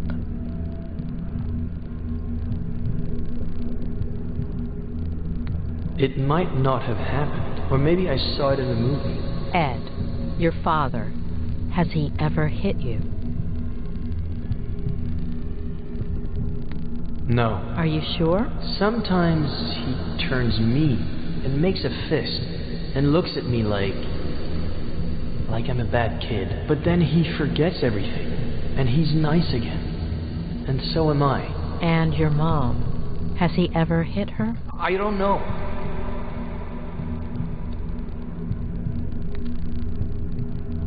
What is your dad writing? A bestseller. Will it? Sell, I mean. He'll never finish it.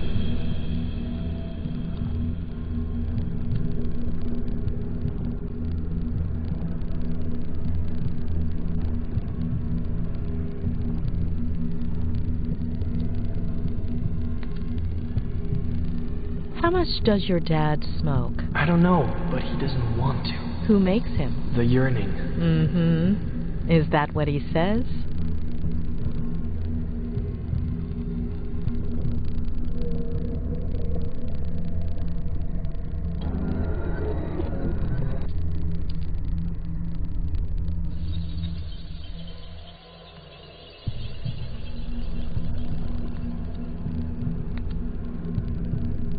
So your father hides treasure around the house as a kind of game for you. Do you remember other treasures, aside from the Frangles? Not right now.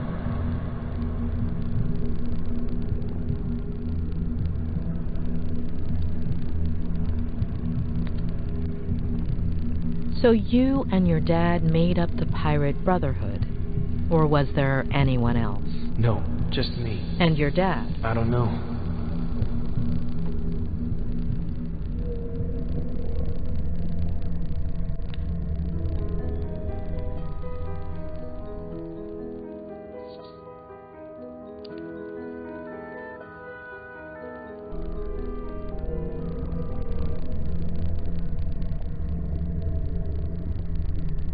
No, it's here in the garage, but where exactly? That is the question, Flagon. The governor is constantly changing its location. Of course, Captain, but... Enough questions, Flagon. Start looking.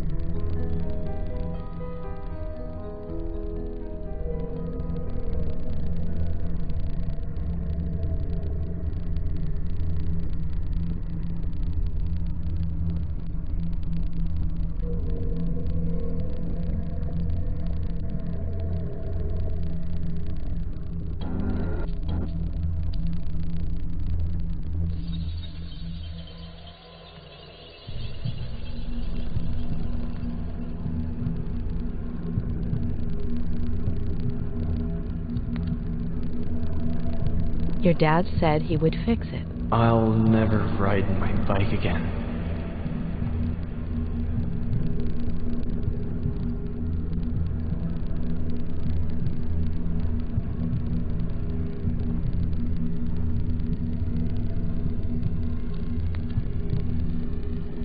They look pretty dangerous for a kid. Mom doesn't let me go in there. But your dad asked you to go in.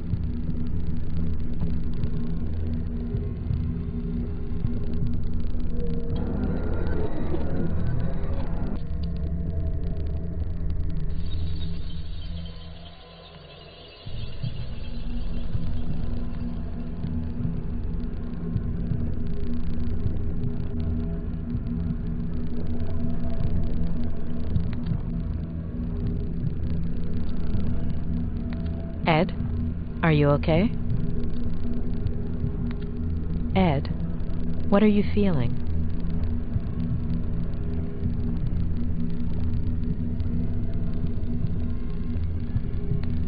Ed, what are you feeling? What should I be feeling? Okay, it's all right.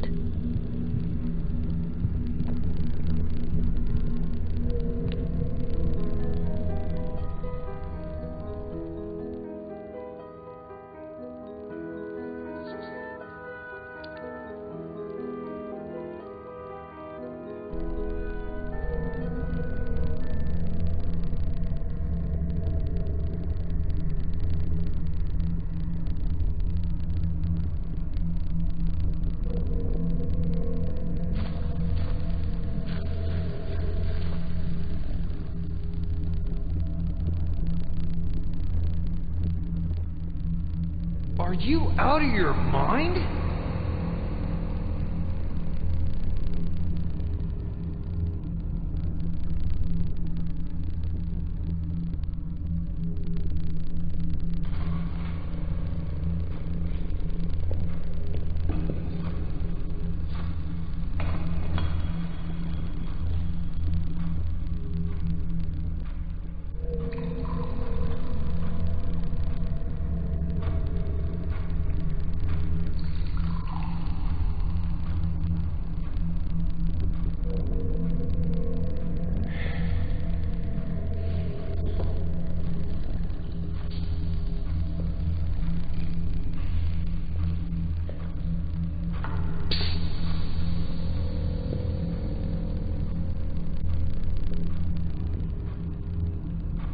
Sit down there.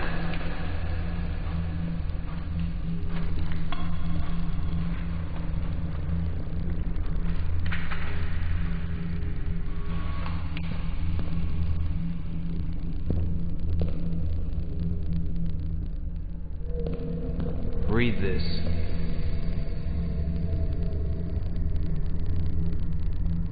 The next step in the long process of Joe Human's self-destruction involved an internal rebellion. His nervous system out of revenge for being mistreated by Joe.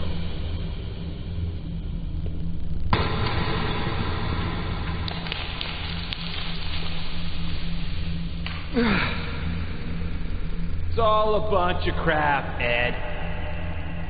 I'll never make it. I'm worthless. You understand? Fucking worthless. I'm worthless. You're worthless. Waste. No matter how hard you try, okay? You're trapped. Remember that. One day it'll come. It'll never go away. Understand? Remember. Dad, I have to... Mom is in the kitchen.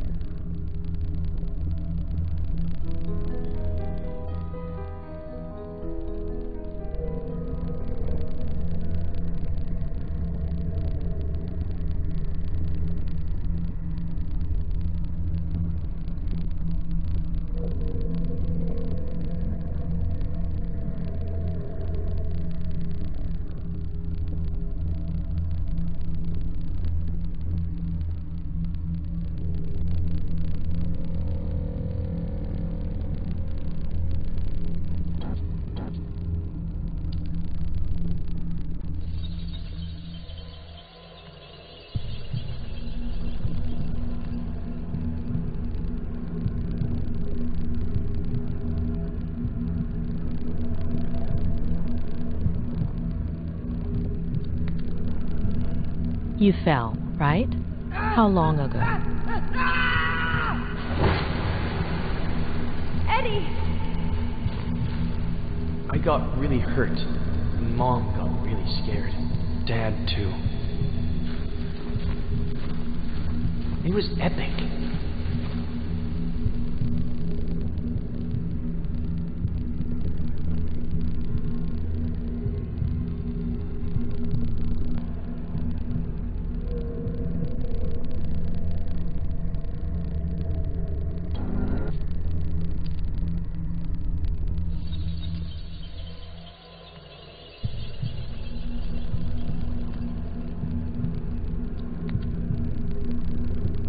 So after falling from the ivy, you didn't get vertigo? What is that? Fear of heights.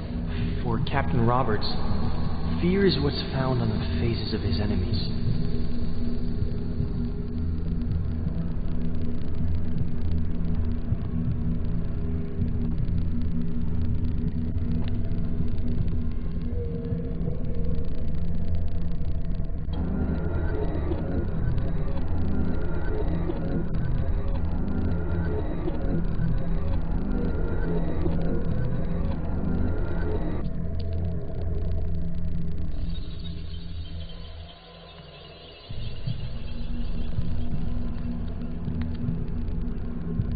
Is it a normal thing for your dad to get really sad all of a sudden? Or angry? Or happy? It wasn't before.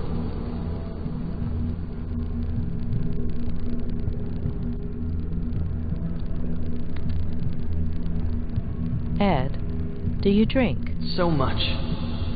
Today I drank a huge glass of water in one gulp. That's good. It's important to drink water.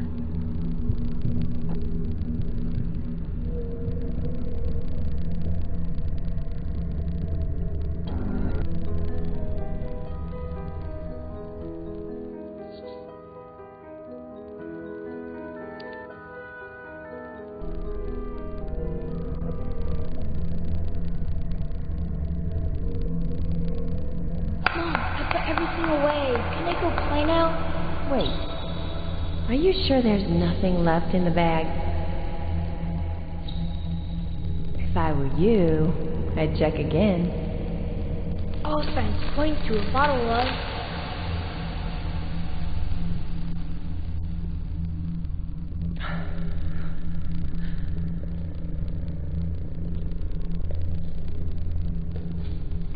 Give me a break. It's not your fault. Oh. Mom! You're bleeding. That's why you were crying. Oh, sorry. I got some on your drawing.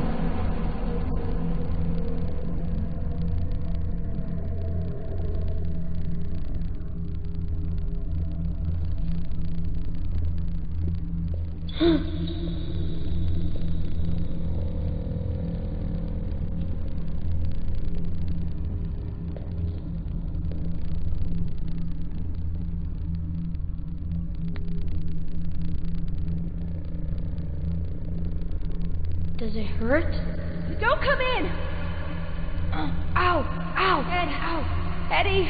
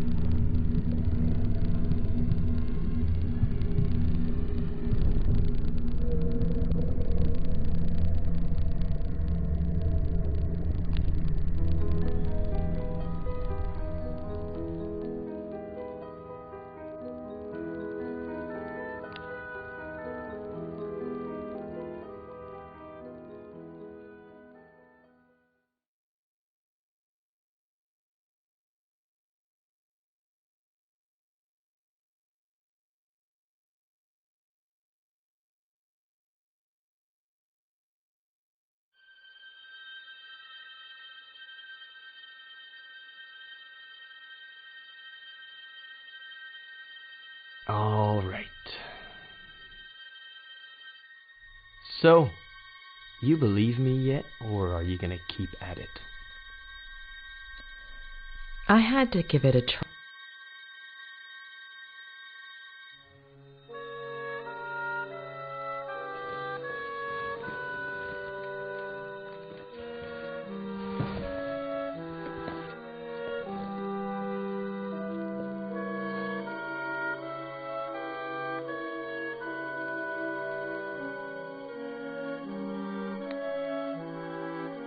Say hello to Joe Human in your sleep for me. Joe who?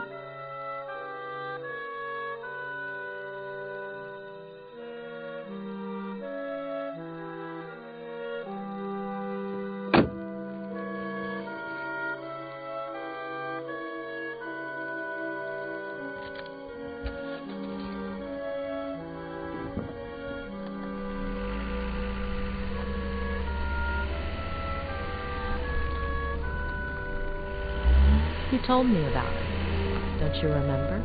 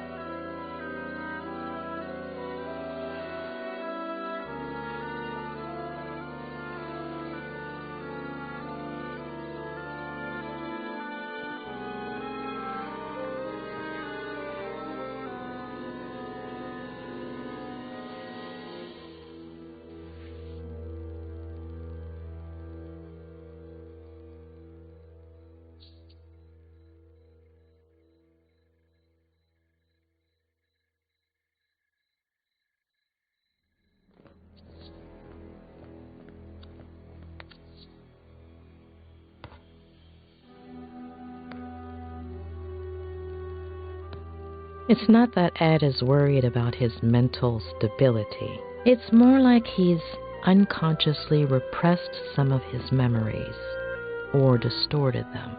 But did he block things out himself, or with the help of someone else? Yes, judging from what he's told me, there's reason to believe he did it himself.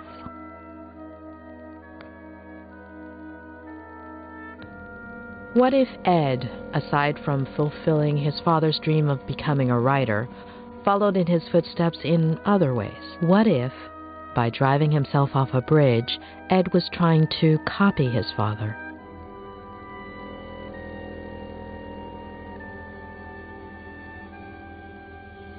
No, John wasn't suicidal. Something tells me he abandoned Ed and Maddie.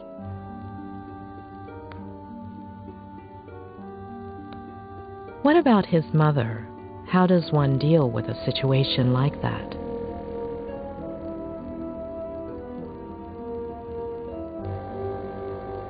As far as I know, Ed doesn't have any siblings. I wouldn't be surprised if Maddie had decided not to have the child. Too many questions. I hope Robert has some answers.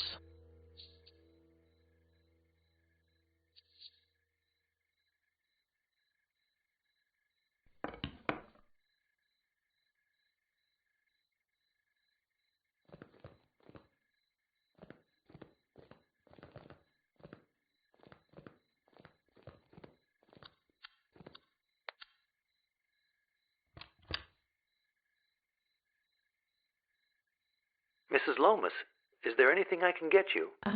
You don't do dinners by any chance, do you? No, but there is a wonderful restaurant in Santa Anita, about 5 miles from here. Oh, thank you. I think I'll order in. It's been a long day. Oh, good luck with that. They don't usually deliver here. I could make you something, if you'd like. Just this one time. I can add it to your bill. Would you like anything in particular? Anything you have is fine. If we can do without meat. Just give me a few minutes and I'll bring you something, okay?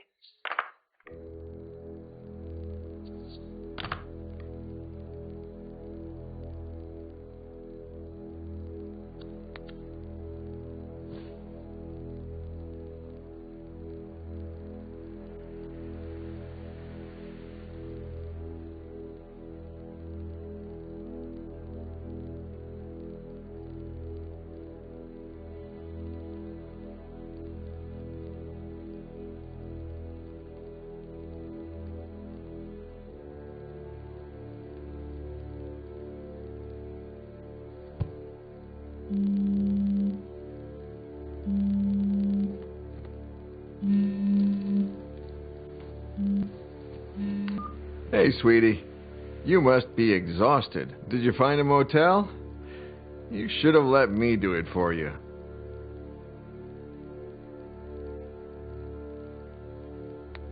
You would have picked something way too fancy. Right. No. Yeah. Of course. You just deserve much more.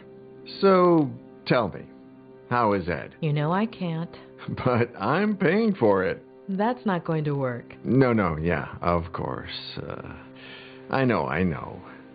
But he'll be all right, right? It's still too soon to say, but I'm optimistic. He's in your hands. He'll be all right. Hey, dish the dirt. So, what do you think of his Aunt Claire? Have you known her for long? Just over the phone these last few days, but, hey, don't change the subject.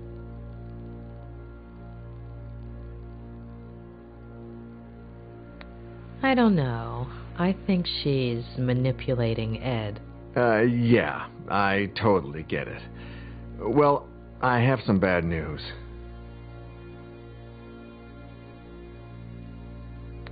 She doesn't want me to continue with Ed's treatment? She called me a little while ago.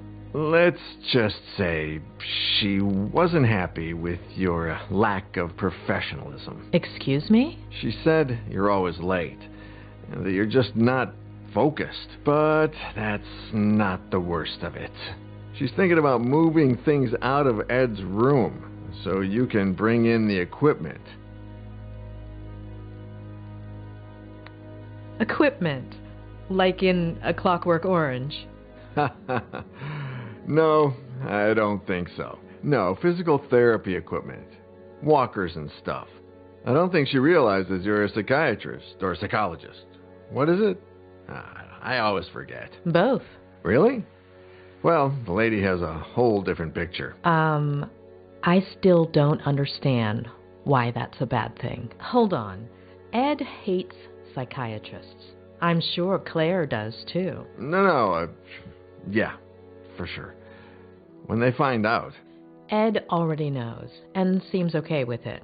As for her, time will tell. Give me a second. I need to think. Yeah, sure. Take your time, sweetie. I'm in no hurry. Although I did order some dinner, and it should be here any minute now.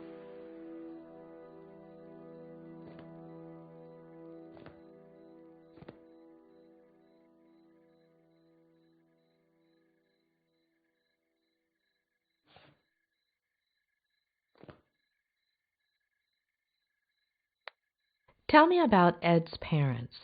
Well, don't know much. His mother died in a car accident. What? And his baby sister. So she had it. And his father killed himself. Oh, I wouldn't have thought. How? He jumped from a bridge. And you didn't think to tell me this before? Well, no, it just slipped my mind. Ed is following in his father's footsteps, and I'm sure his first episode of Vertigo came as a result of that trauma. Yeah, rings a bell. Robert. Yeah, I'm sorry.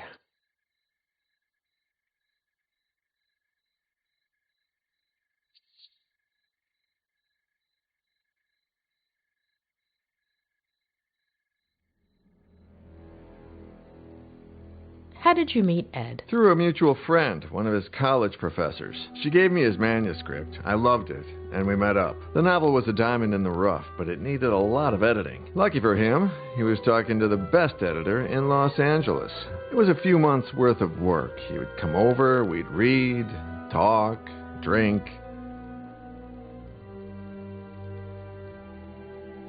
You and Ed, were you pretty close? Yeah, kind of. He became a good friend of mine until Vera... Robert? Yeah, no. Sorry. Are you all right? Yeah. No, I don't know. Yesterday... No. The day before yesterday was the anniversary of Veronica's death. I completely forgot about it. It's been 8 years, and that's never happened to me before. You shouldn't feel guilty. No, yeah, it's fine. It's just weird. It's like I remember. You said this would happen, didn't you? In our last session. Possibly. Oh, dinner's here. I'll be right back.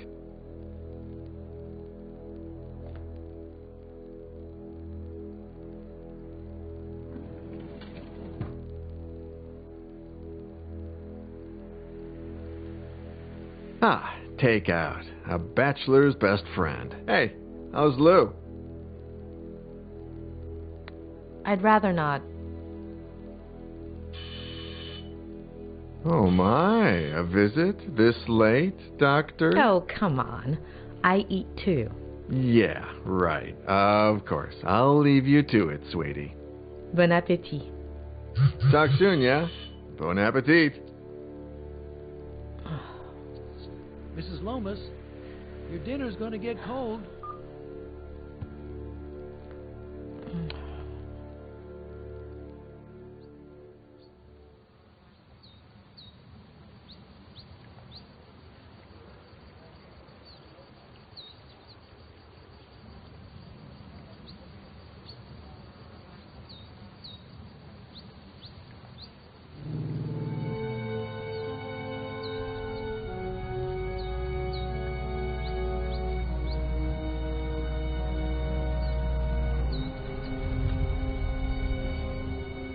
right, kid. Let's go.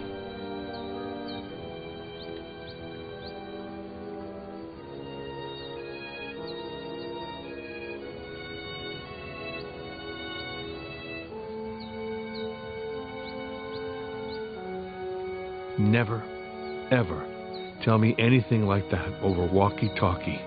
Not ever again. Adam?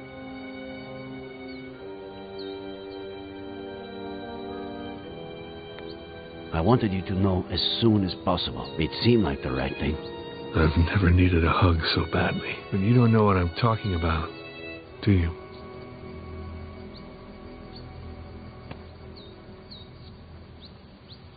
Kid. We have to find my aunt.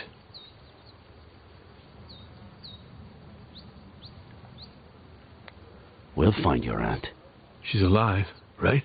She's alive. Harley is getting ready for the biggest search party you've ever seen, Adam. We've already got over 100 volunteers coming. We'll find her. All right? Let's go.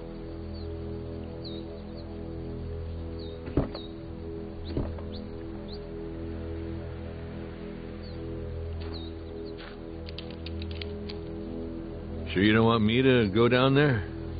I've done this before. Just pay attention. Give me more or less slack when I tell you to, okay?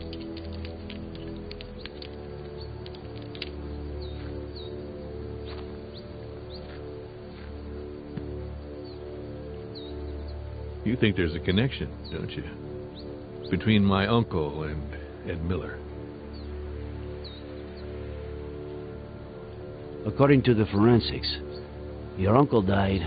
Was murdered. A little over a week ago. That same day, or maybe the following, he was going to go fishing with Miller. We are talking pretty much the same day that Miller's car went over that cliff.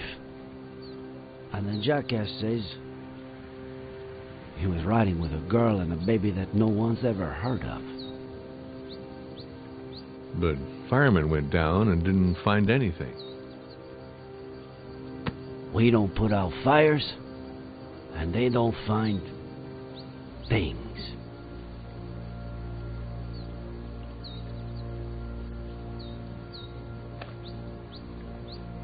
All right, go for it.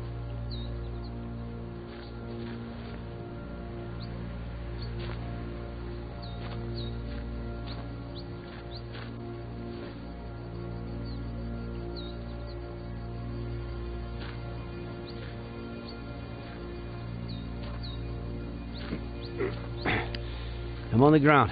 I'm on clipping, all right?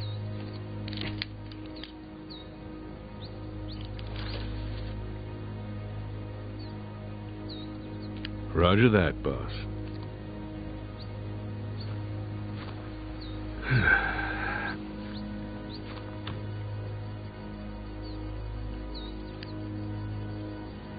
I skipped the monthly dinner, Nick. No reason. I just didn't feel like it. I don't know why. Just didn't, you know.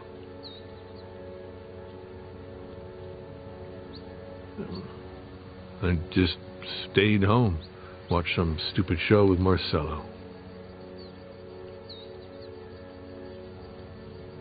Maybe if I had gone...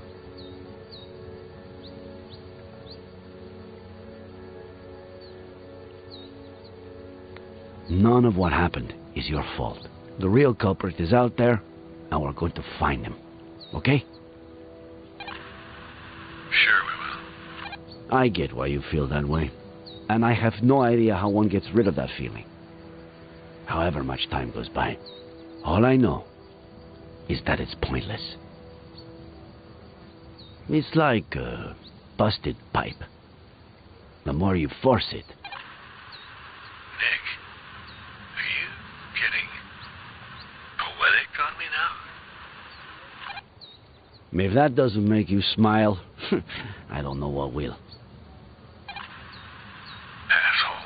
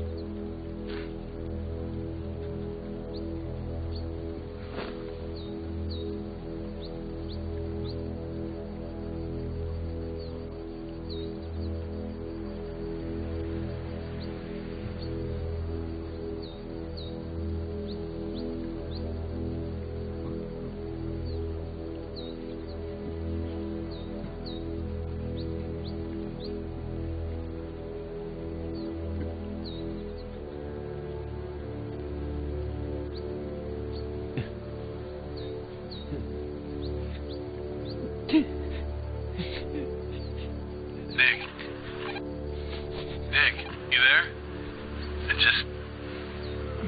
Just what I said in the car. I'm sorry. Adam, are you getting poetic with me? You asshole.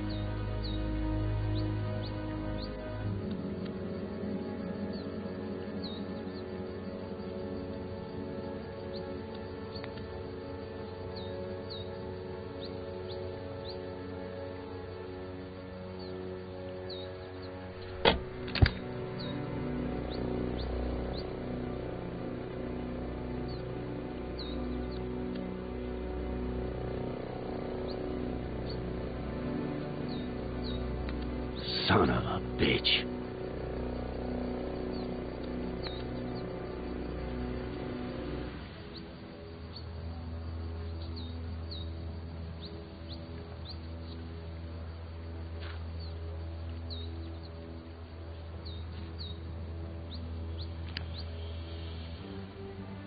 Tell Harley to call forensics. We've got work for them.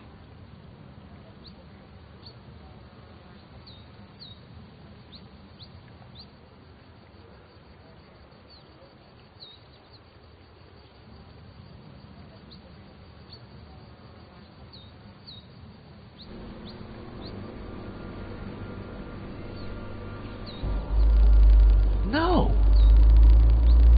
It's too early, John. I don't... Do you even listen to me when I talk? Oh, Next week. Here we go again. Next week. There's no traffic now. You know how it gets? If we don't leave before sunrise, we don't get there until lunchtime. I mean, honestly. Next week, we should leave at a reasonable time. The kids need their rest. You're saying that as if I didn't care. Not again, please. I'm their father. Are you saying I don't care? No one said that, John. No one. Okay.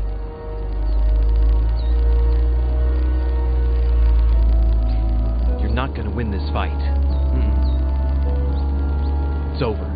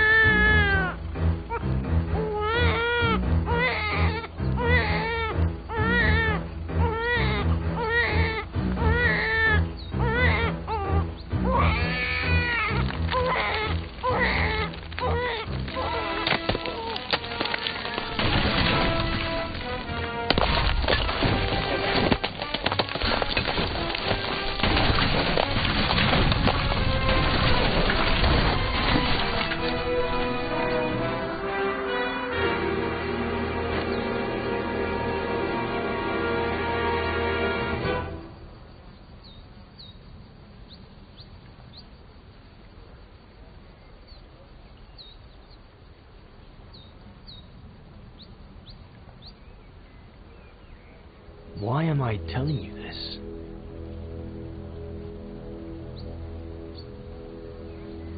I'm sorry, Ed.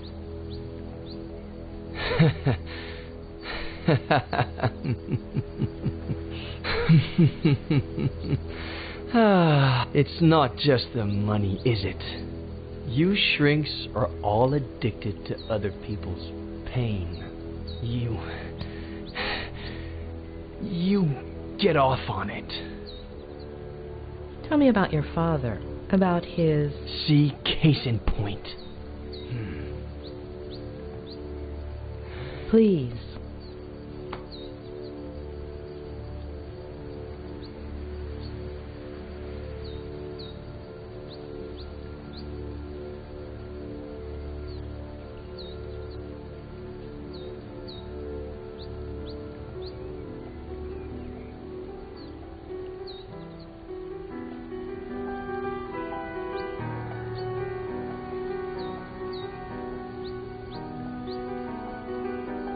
Aunt Claire really loves you, huh? If she'd brought me all those books, I would have never left my room.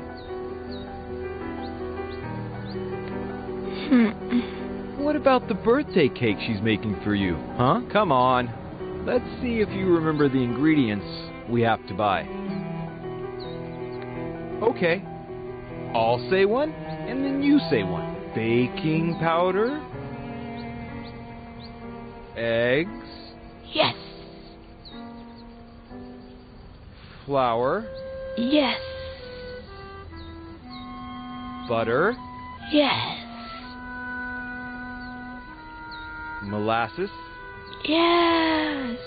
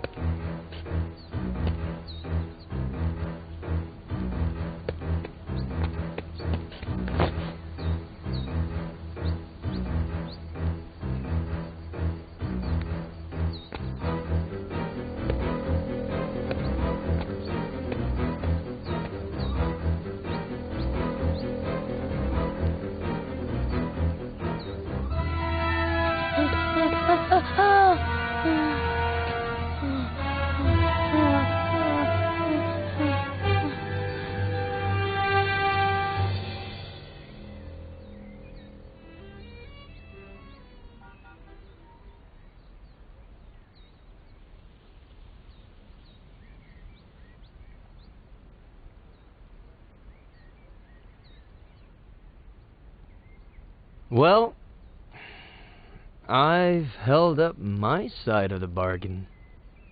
Somebody must be exhausted from all that listening. So, veggie sandwich before going back home,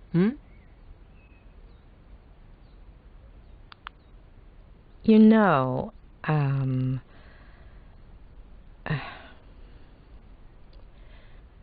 you do know that what you told me is not how things really happened, right? Addicts.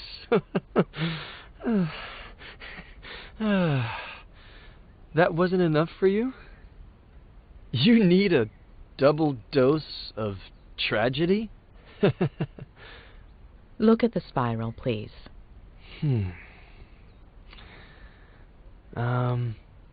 You got me out of the hospital. You're a friend of Robert's. But you've just used up the last favor I owe you. So, next ones. Sandwich, car, road, bed. Got it? Got it. You're 9. Your parents woke you up in the middle of the night to go on a trip.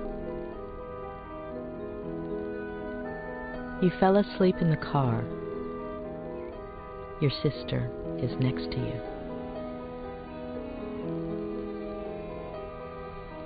You hear your parents, and gradually you wake up.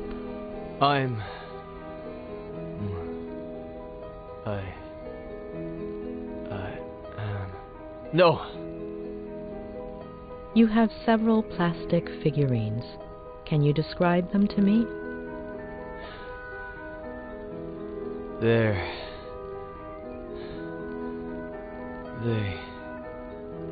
are from... Please, no. Wake up, Eddie. No. Wake up. No. Wake up. No. Wake up.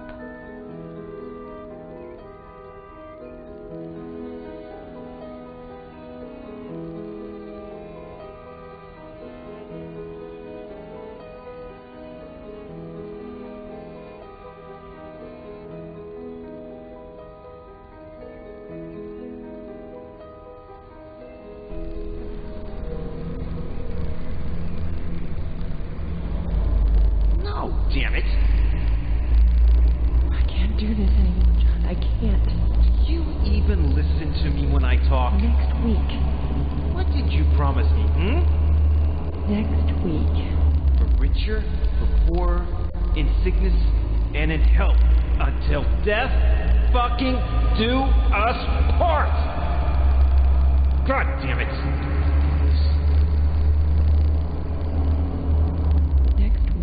I'm taking the kids, and I'm leaving. The sooner you get it in your head. Am I right? Not again, please. With Jimmy's father. You seriously think I didn't know about that? That I don't know who he is?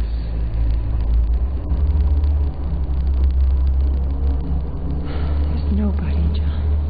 Nobody. Not gonna tear this family apart.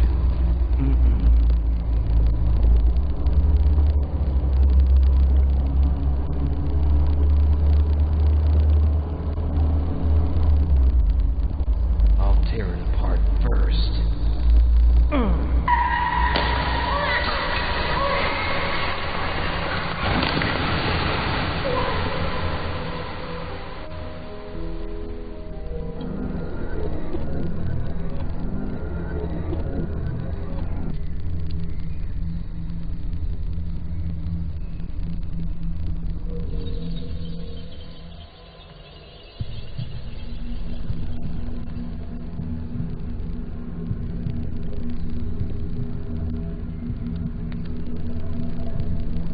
Before, you said your mother winked at you at that point, but actually, she only looked at you. Why? She would do that sometimes. Why did you forget the last look she gave you, Ed?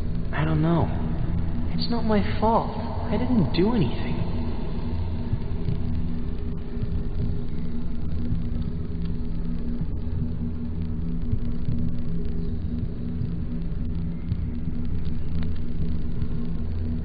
Do you go from San Francisco to Cerro Lake every weekend? Mainly in the summertime. The house in San Francisco is really small. And Dad says his imagination doesn't fit inside, so it ends up jumping out the window. Especially now that they've turned his office into Jenny's room, right? Mm-hmm.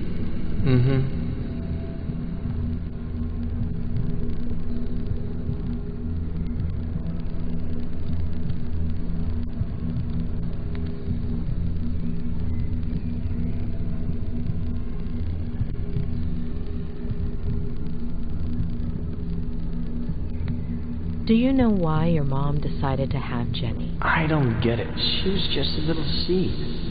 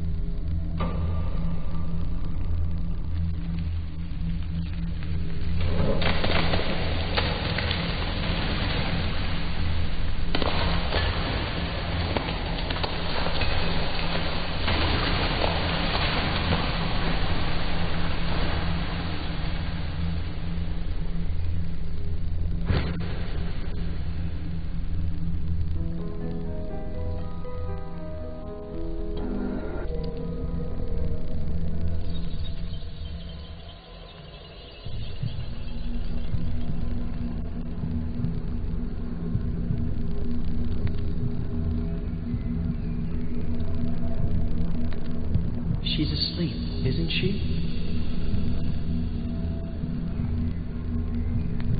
Yes, Eddie, she's asleep.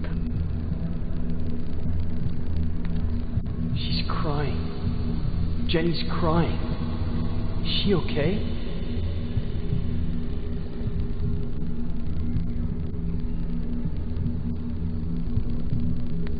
You know she's not, Eddie.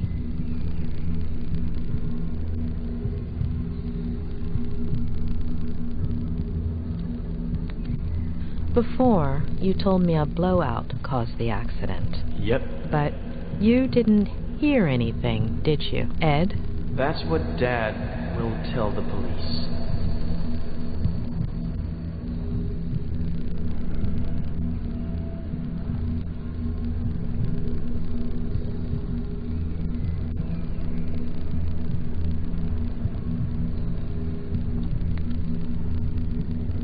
Did you hurt your collarbone? The doctor will say the seatbelt saved me, but it burnt my skin.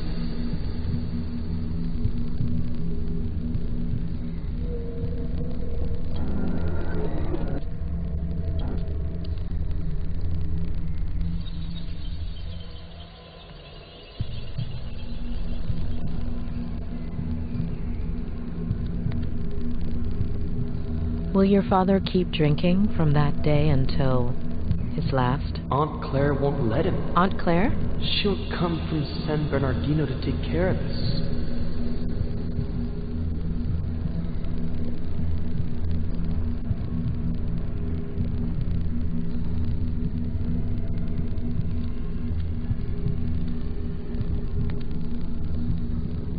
Do you still have that figurine? I'll lose it.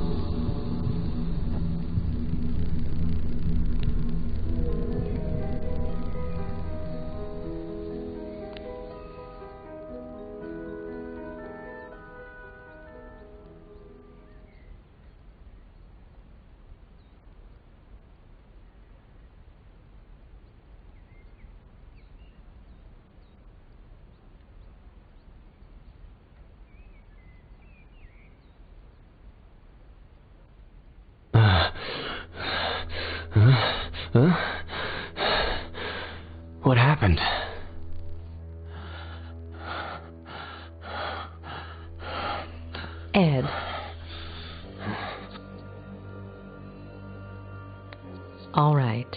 You have to know the truth. Your father did something that...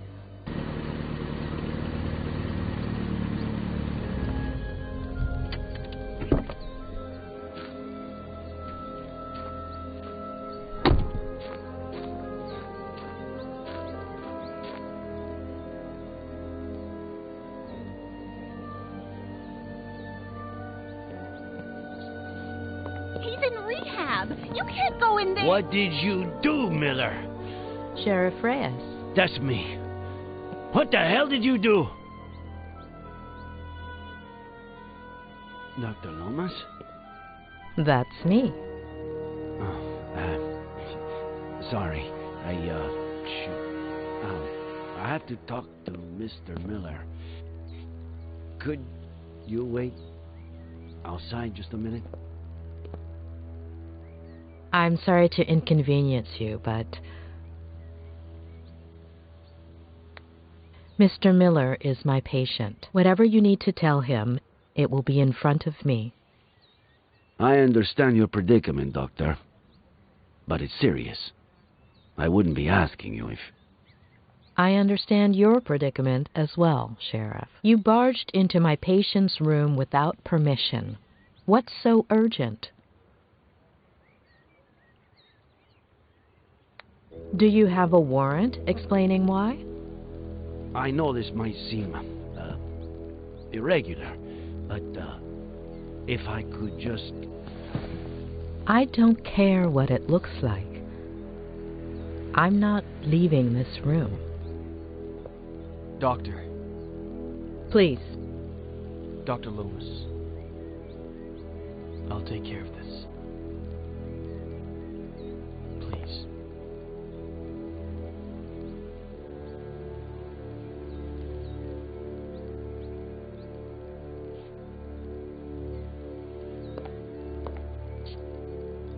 Thank you.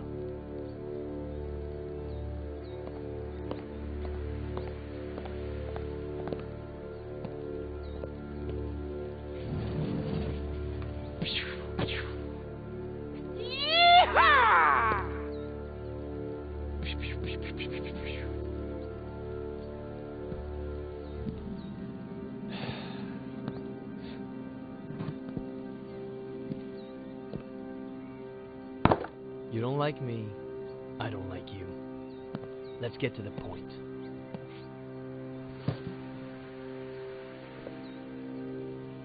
Okay, Miller. 27 years ago, on Brody Canyon Bridge, your family... No. No. And now the exact same thing happens. And I'm supposed to believe it?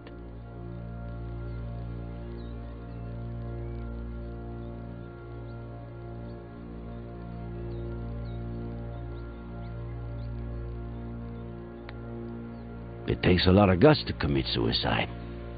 Or maybe it takes the opposite. If that truck driver hadn't showed up, would you have done it? No, I was getting down from the railing when he knocked me on the ground. Had you met him before? The truck driver? What are you suggesting?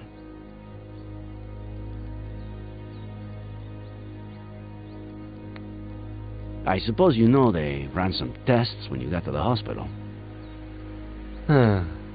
Enlighten me. What did they find?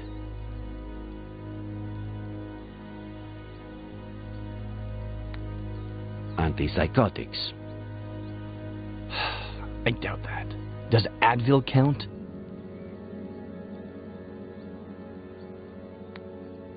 Sedatives. Do I look like someone who has trouble sleeping? I've been in bed for a week. Alcohol. Yeah, right. Well, according to the truck driver who saved you, you reeked of booze. I hate this stuff. Can't even stand the smell. Even an 18-year-old Durrell Special Reserve?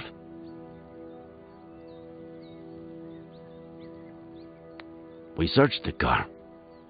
No sign of a certain Faye or a baby. The police academy isn't what it used to be. Convince me. I'm sure you have their pictures on your phone, right? It was the first freaking thing I checked when I woke up. All deleted. Sure. Describe her then.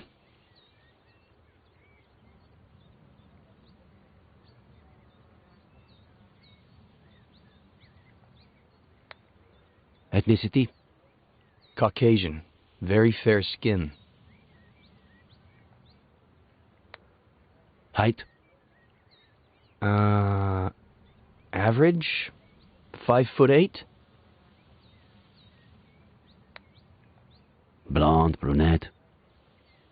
Practically silver. Shoulder length. Straight. Eye color? Light. Green. So, how did it all happen? Here we go again. I was sleeping. Faye woke me up. Jenny had a slight fever. Jenny? My daughter. Jenny. We got dressed to take her to the hospital. We got in the car, and that's it. That's it. I told you, I don't remember. Amnesia. Comes in handy sometimes, doesn't it?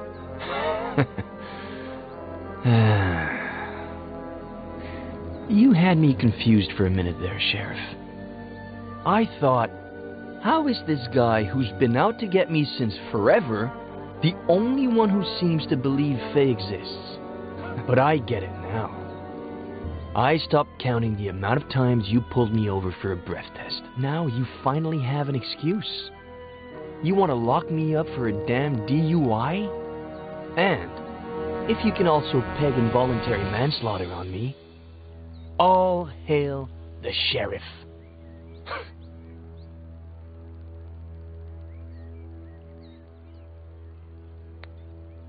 You got me, kid.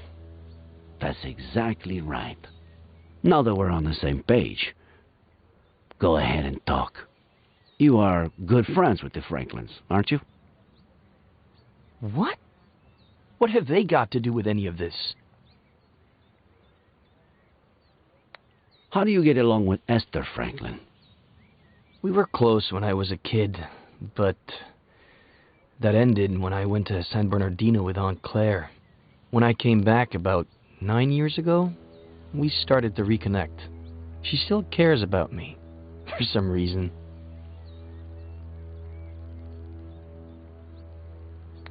Do you have a gun permit? I'm a writer. The pen is mightier than the sword and all that crap. Then, what's that Glock 19 doing in your glove compartment, huh? What are you talking about? Are you messing with the little sanity I have left? Do you and Samuel Franklin go fishing a lot? Is that a crime? Huh. You barely have any friends. Him, I'd say he had, what, none? I don't know. A few years ago, I went for a walk in the woods. He was fishing. I spooked his fish. He ended up showing me the ropes. We go down to the river every once in a while now. Or he just stops by when he's bored. Just your average boy meets old guy story. All right. That's it. What's going on? Mr. Franklin is missing. Samuel Franklin died from a bullet to the head. The same day, you almost killed yourself.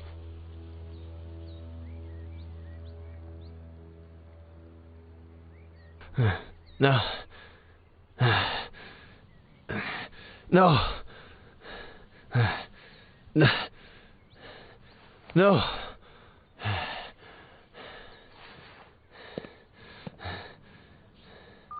No.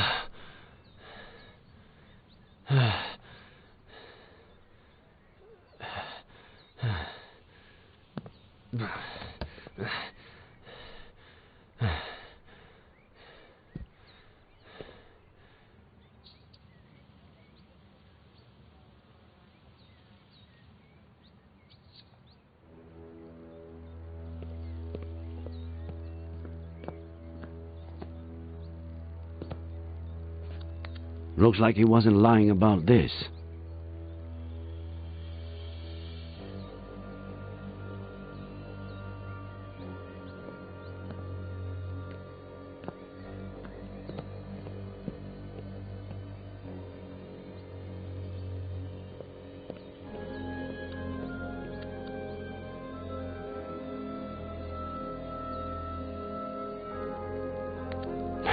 too risky. He's right there, and it doesn't look like he's going anywhere. No. If Miller has seen any detective movies, he'll know what I'm trying to do, especially being a writer. Miller. What am I, Sheriff? A lunatic? A murderer?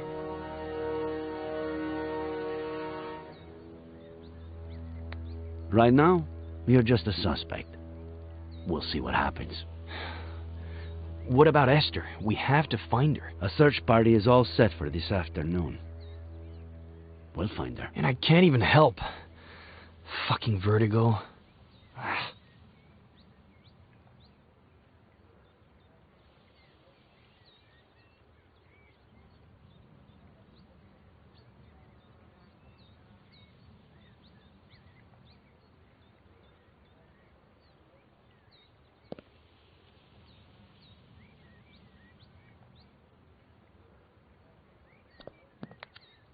Too many people have touched it.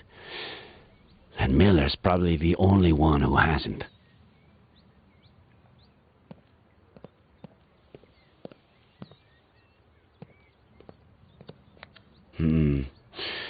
What if I handed it to him? With some excuse to look at something. Maybe a picture of this Faye. What did he say she looked like?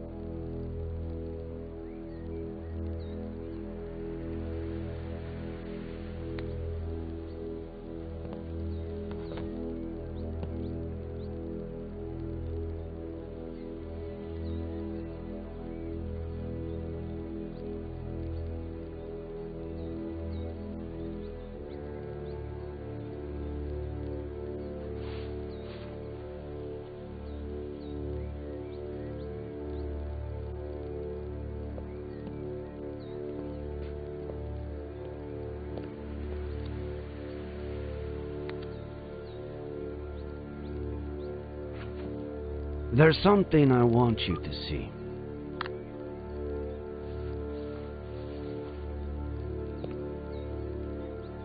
You could be a huge help.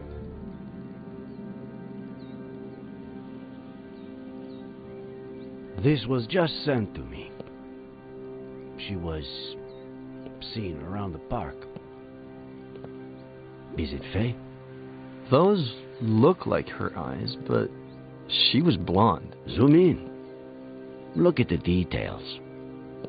Maybe she did something to her hair. No. Sorry, but no.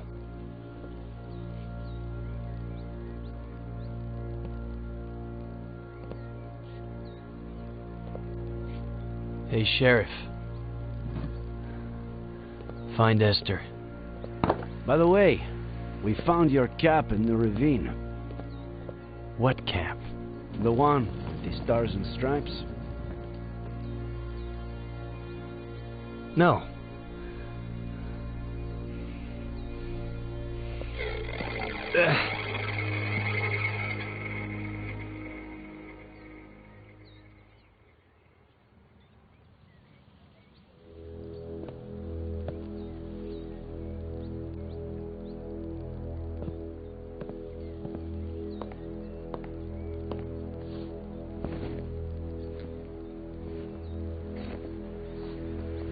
Please, stop. Thanks for what you did before. For confronting the sheriff.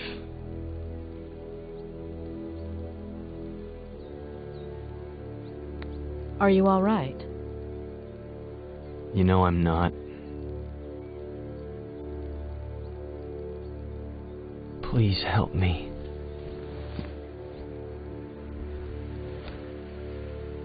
When the sheriff walked in, you were about to tell me something. Don't leave me hanging.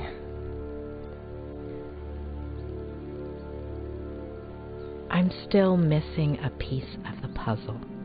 Just one. Give me that piece and I'll tell you everything without the fear of hurting you anymore. Before your childhood accident, all days, maybe weeks earlier, if that's what I think it is, something your father told you about your mother, or the other way around. Something that made you take sides.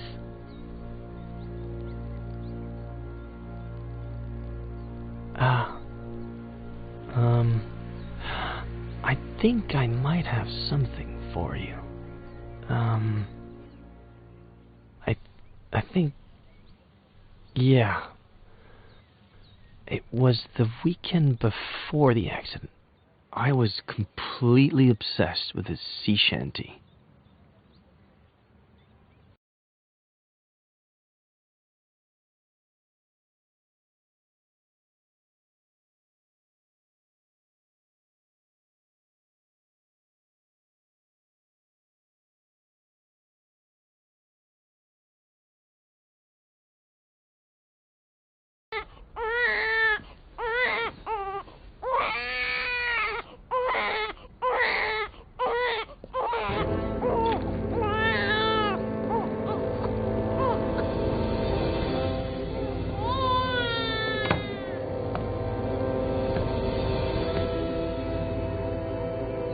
Special Agent Miller, I have an extremely important mission for you. Yes, sir, Colonel. That's the spirit, Special Agent Miller. As you may well know, we're in the midst of a Cold War with our worst enemy.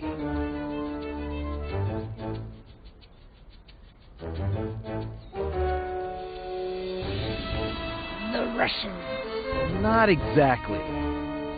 Remember that there are good Russians, too. Our worst enemy is the KGB. Several of their agents have placed 3 nuclear bombs in one of our top secret submarine bases.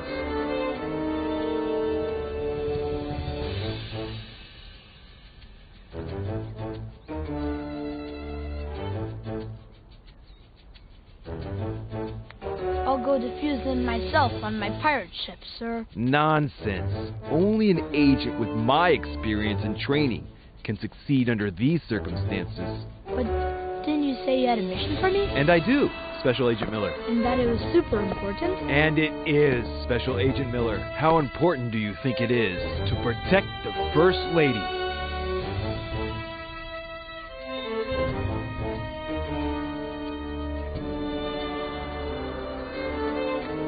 Extremely important, sir. I couldn't have said it better myself. You're such a darn genius, Miller. You'll make a fine major. Nothing is more important than the First Lady. And who are we protecting her from, sir? That's what we need to find out. Precisely that. There's a double agent among us. A traitor.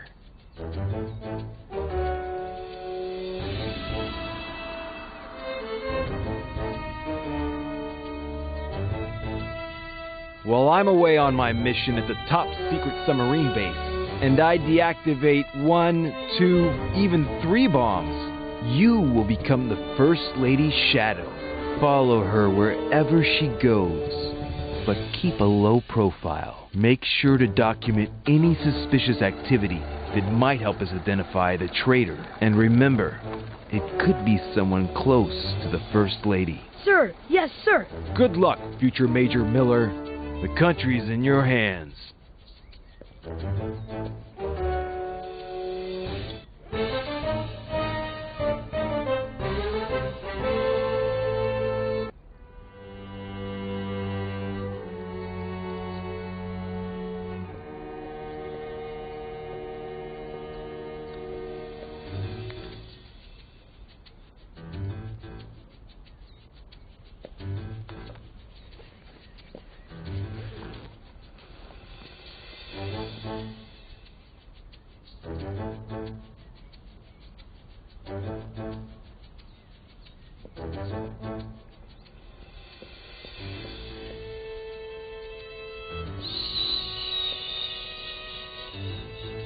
It's okay, sweetie.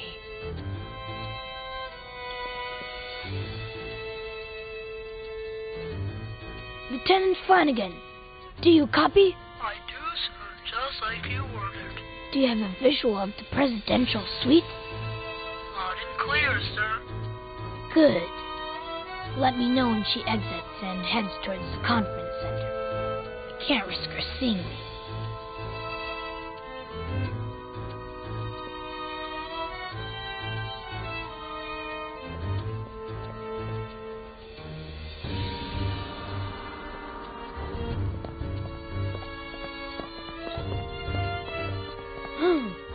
Darn it, Flanagan. I told you to inform me if she left the presidential suite. Did she leave?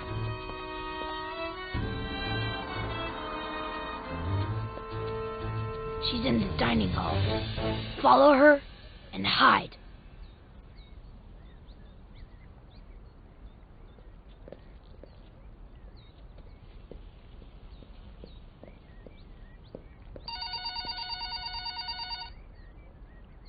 Claire, how are you?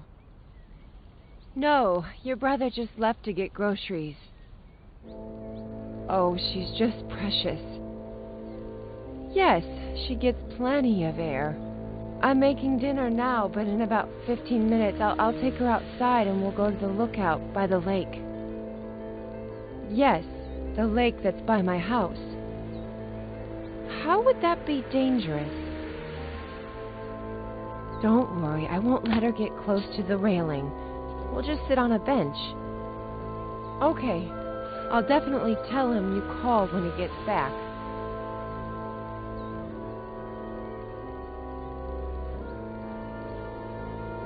I better go up. The First Lady could come out any minute now.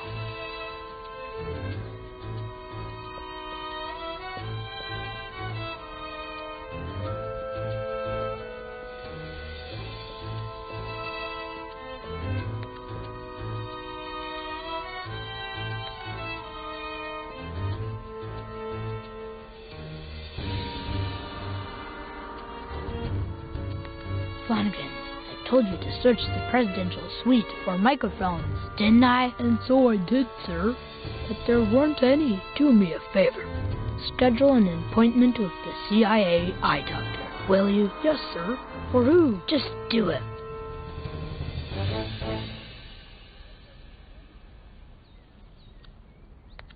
I have a feeling things are about to get dirty around here.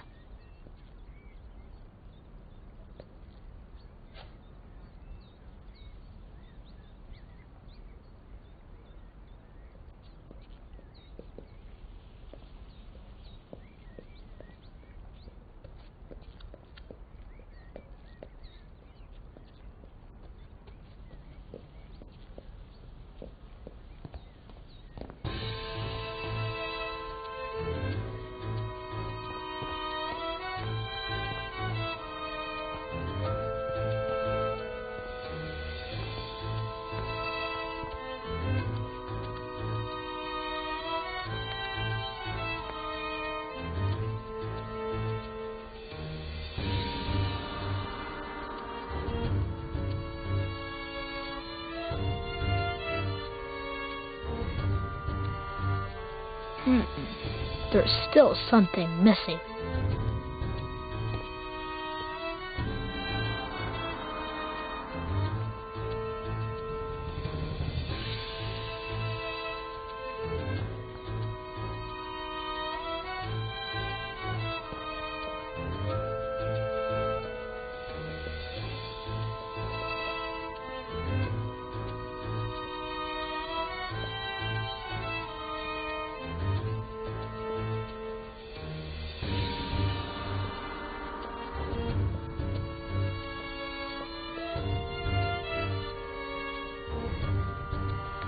Where's the other one?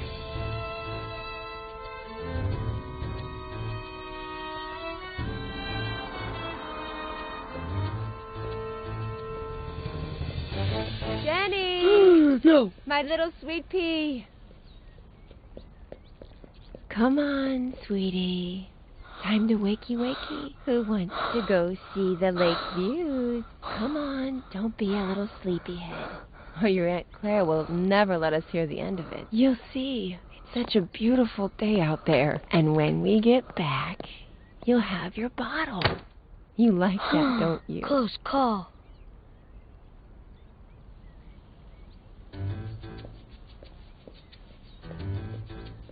Sir, I scheduled that appointment with the eye doctor.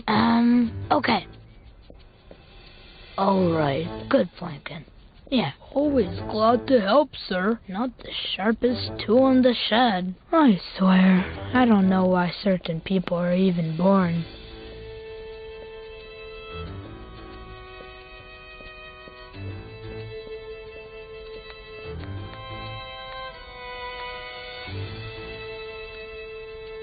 Are you following the First Lady, sir? Not yet.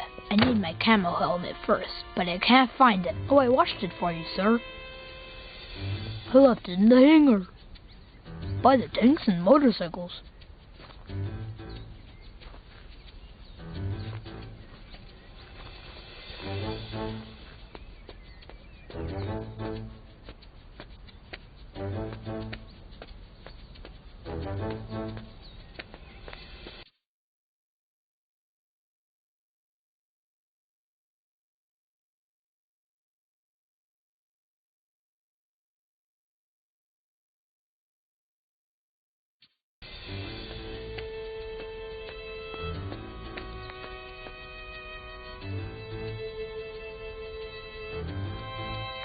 Flawless design brought to you by our chief engineer, Captain Samuel Franklin. Although, why is there no jungle camouflage on my jungle camouflage helmet, Flanagan? I removed it, sir. It was not aerodynamic, sir.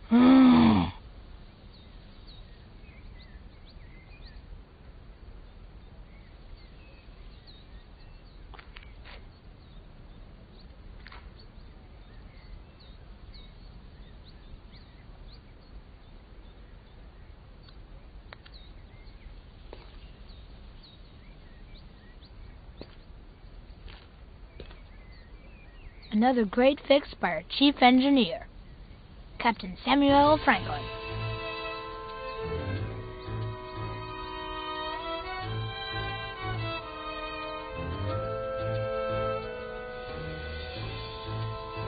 Any updates on the First Lady's position, Flanagan? She crossed the Yellow Flowers track, and she's now in the lookout.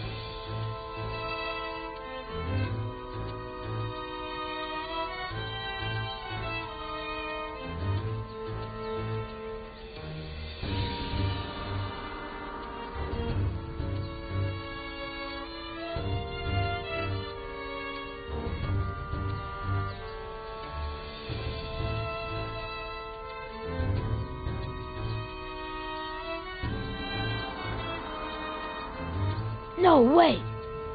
Yes, sir? The double agent is manipulating the First Lady. She's setting us up. Sir? She stole a microchip from my safe and is accusing me of leaving it for the KGB to find, and the First Lady's buying it. Now, if that's not suspicious activity.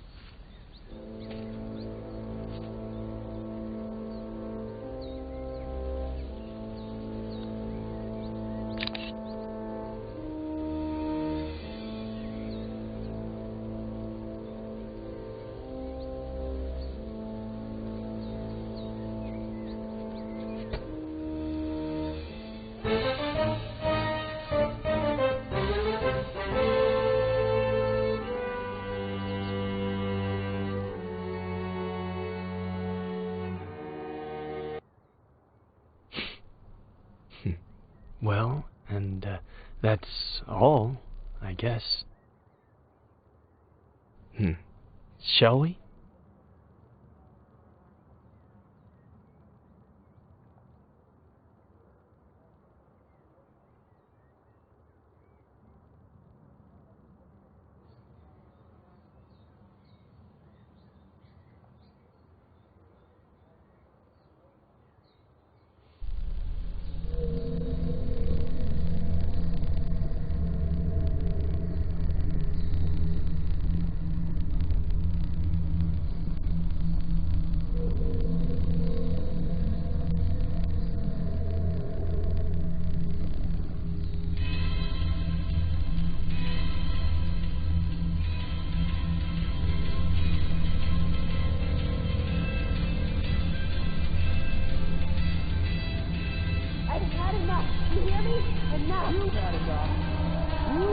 enough. I've had enough of you.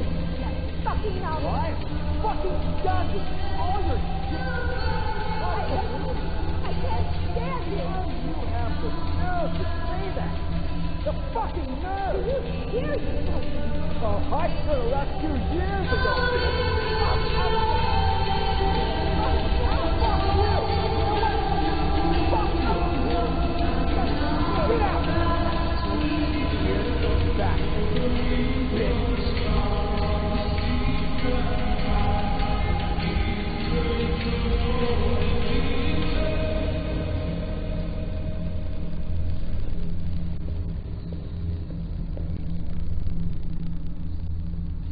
Lieutenant Flanagan, we have a new mission. A KGB agent has infiltrated the presidential palace with a single goal: to drive a wedge between the president and the first lady, putting an end to a vital, long-standing alliance. But we won't let the KGB get away with it. We will unmask the traitor and save our nation.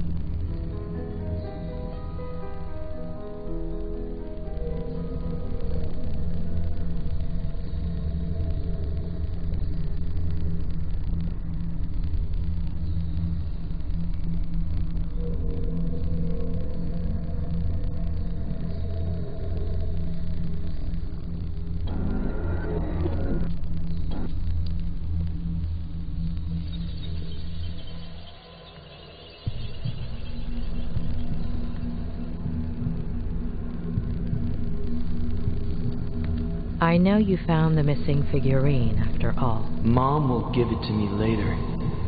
She'll be a bit angry.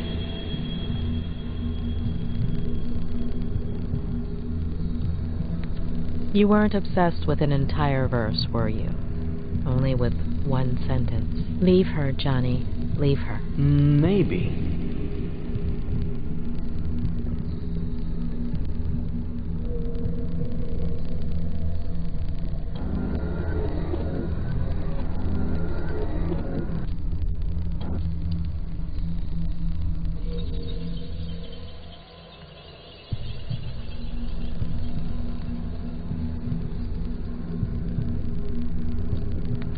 Why don't you trust your sister, Jenny? Because she takes up all of Mom's attention, and then she can't be with me or with Dad, and then Dad gets mad.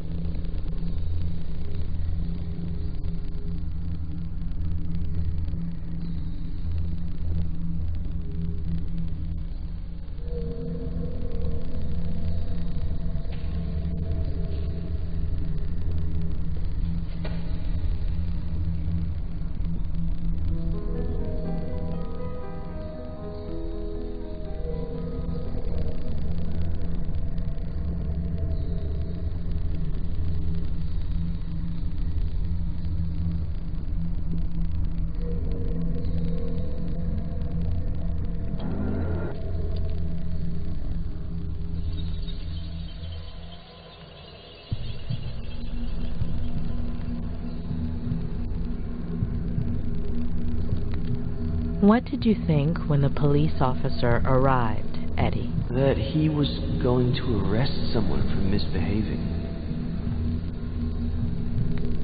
Yeah, or I I don't know.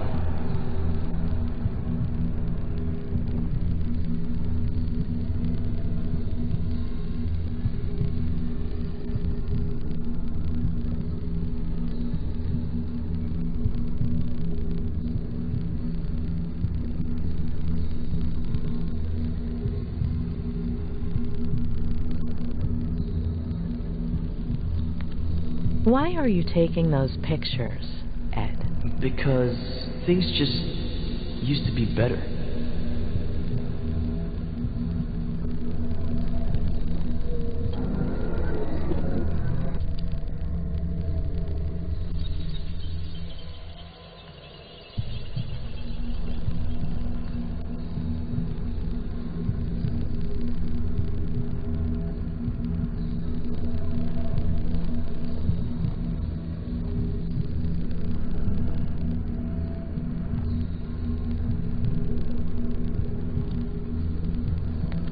What did you think right there, Eddie? That Jenny isn't bad. It's the police officer that's bad.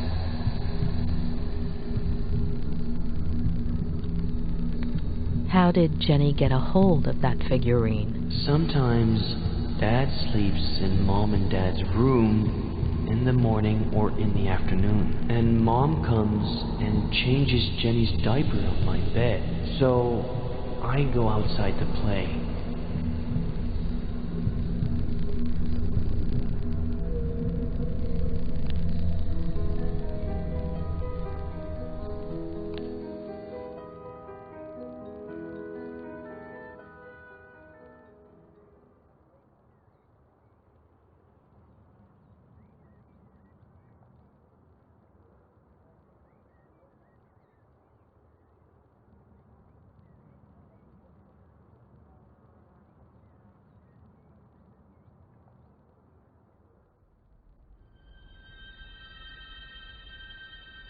What?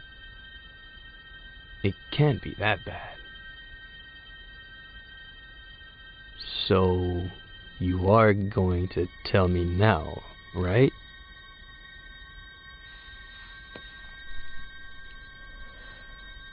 You've been repressing and twisting your own memories since...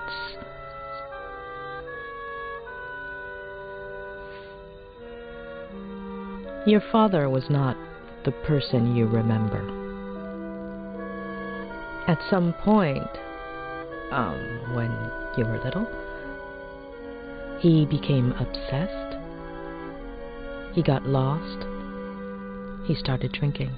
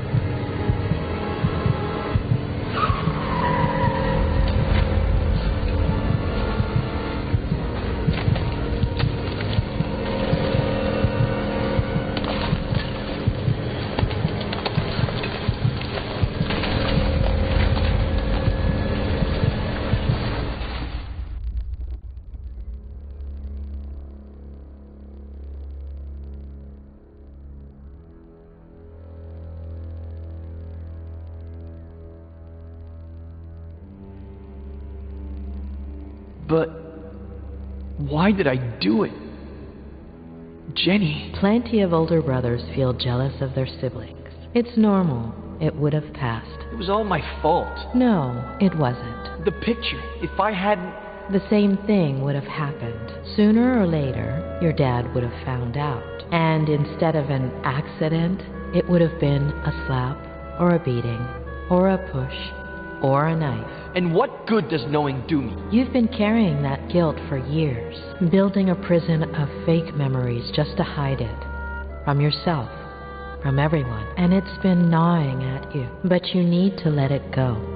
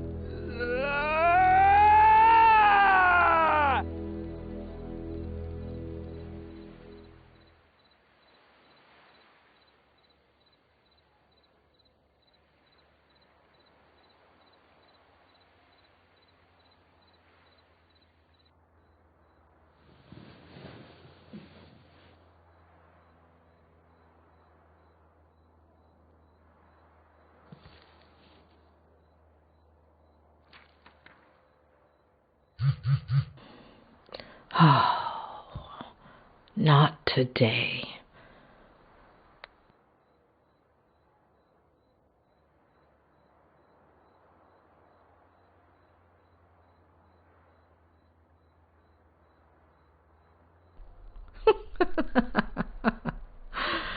Oh, Ed, you're the most loyal person I've ever met. Doctor? It's Sheriff Reyes.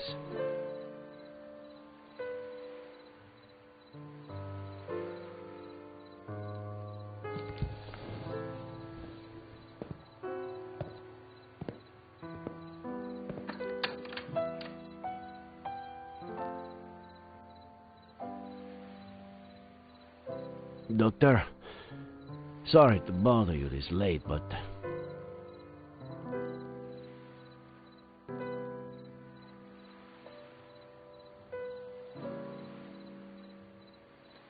Don't worry. It's not a problem. I sent you a few messages on the way, but... Ah, of course. I still haven't saved your number. I'm sorry. It's late, I know. We were looking for Esther Franklin until just now. Did you find anything? There's still hope. I'm sorry about this morning. And you know I don't want to put your career on the line, but...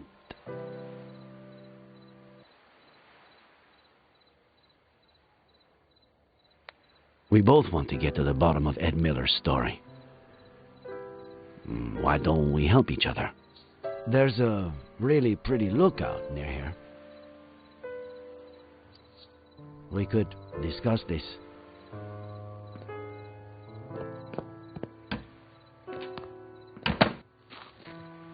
I'm telling you, it's bad news. The gun, the bottle, his connection to the Franklins, the whole implausible story about the...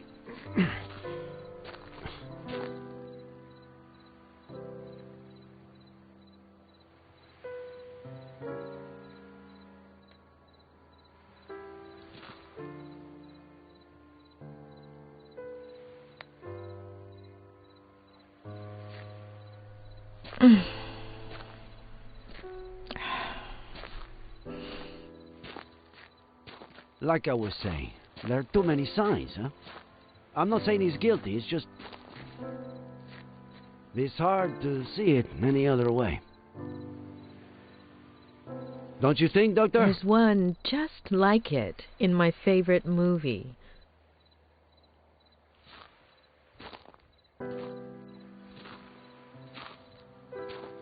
I can't say I'm a movie buff myself.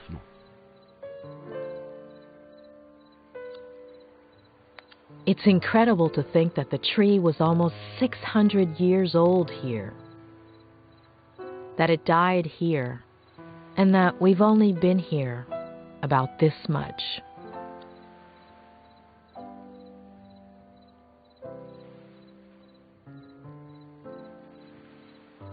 Here, no, a year later, I was at a protest march. The police charged us.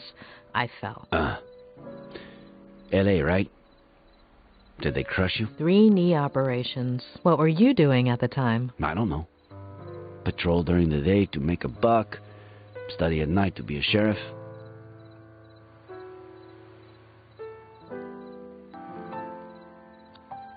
What were you doing that day? Do you remember? Sure. I woke up at 6:30, like I do every day. Turned on the radio while I shaved, and the second plane had just hit. I remember looking in the mirror, not recognizing myself, not my face, my hands, my bathroom. None of it. I took care of people with similar symptoms during those weeks.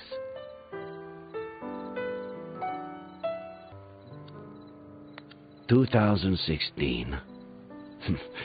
I became sheriff. Congratulations. I had no idea what I was getting myself into. 2016. All right. I didn't know what I was getting myself into, either. Did you become sheriff, too? I fell in love. Ah, damn. Of course. Sorry. I have to insist. I know Miller is hiding something. He's lying. To lie, you have to be aware that you're lying. Nice one. But Miller knows exactly what he's doing. He only has trouble remembering certain things. Things that you do remember. I don't understand.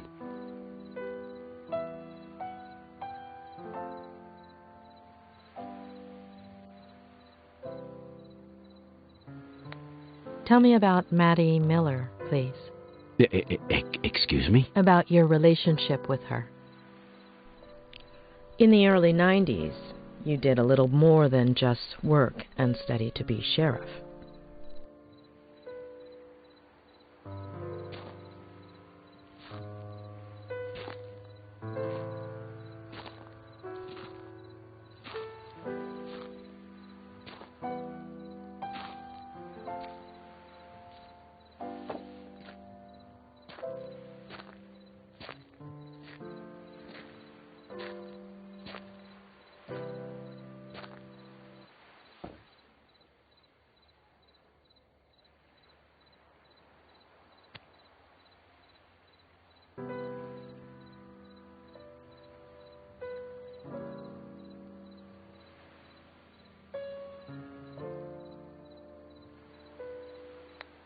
How did you find out? Through Miller? How did he... Did Maddie tell him?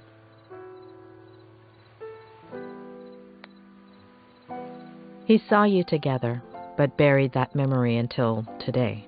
We were inseparable as kids. I spent more time at her house, the one you've been to, than my own. In high school. Everyone thought we were dating. Then, she went to school in San Francisco. We'd meet up some weekends, until one summer, she came back arm in arm with John Miller. We didn't see each other for years. It would have been 5 or 6 when we ran into each other and started meeting. A coffee, a walk, dinner, a motel. Later, pregnant with Jenny. She distanced herself from me. I thought the girl had helped her marriage, that she was happy.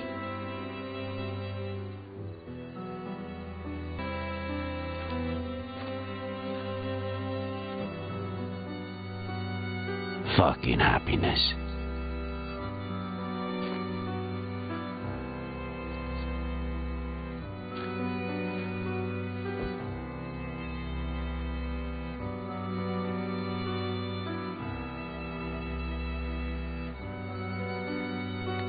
You look beautiful, as always.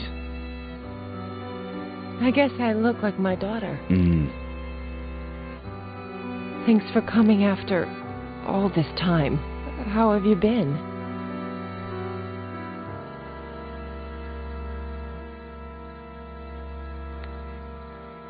Work and school take up all my time.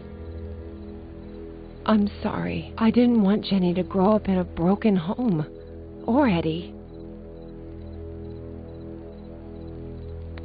I understood back then, and I still do. You owe it to your kids. I felt guilty. John deserved a chance. I thought the baby...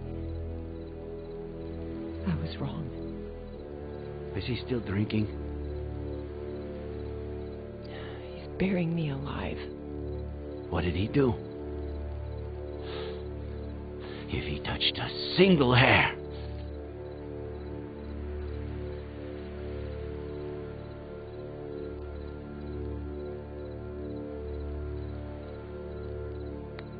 Report him, and I'll make sure you get a restraining order.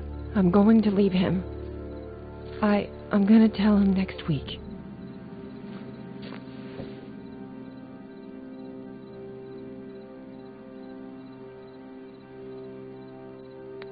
It's your decision, but be careful.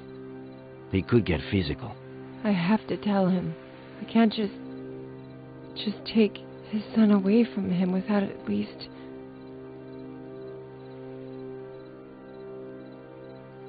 Jenny is yours. Take her.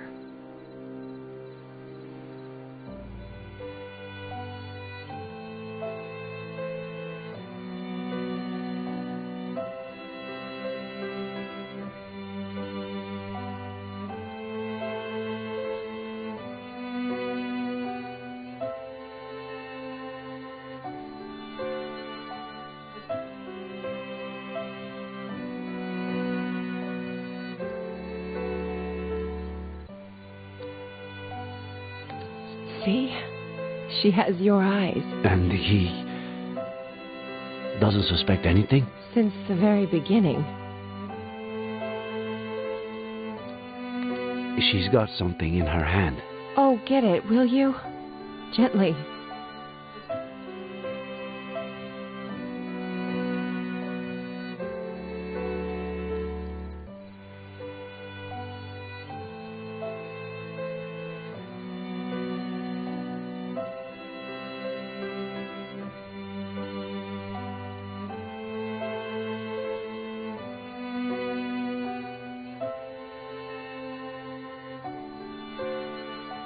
Oh, Eddie. He leaves stuff everywhere. How do you know she's not... John's? You've never tried to sleep with someone after you've downed a bottle of whiskey, have you? Well... What am I saying? You're ready for water after half a beer. Come with me. The three of you. Let's take it slowly. I can't risk custody.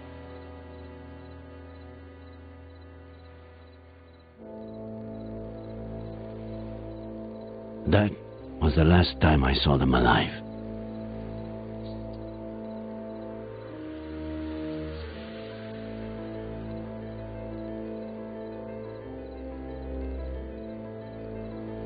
Was it you who found them? I wanted to kill that son of a bitch, but he took that away from me too.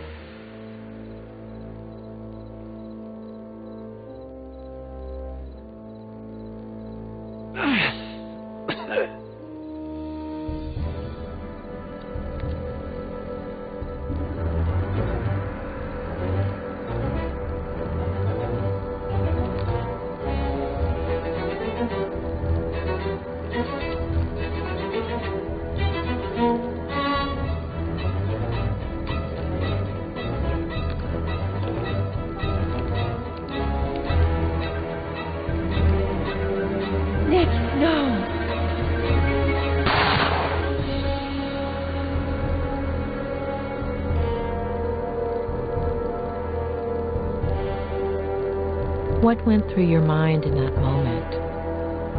Why did you move it away?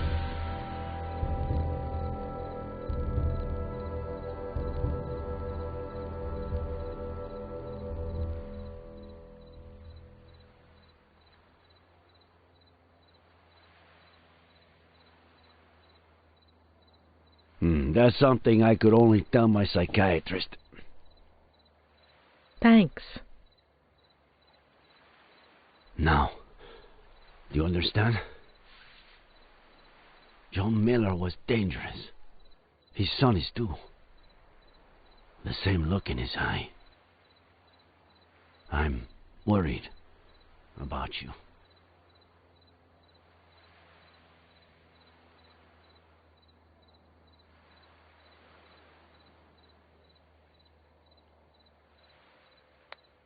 Honestly, after what you've just told me, I'm more worried about what you might do to Ed.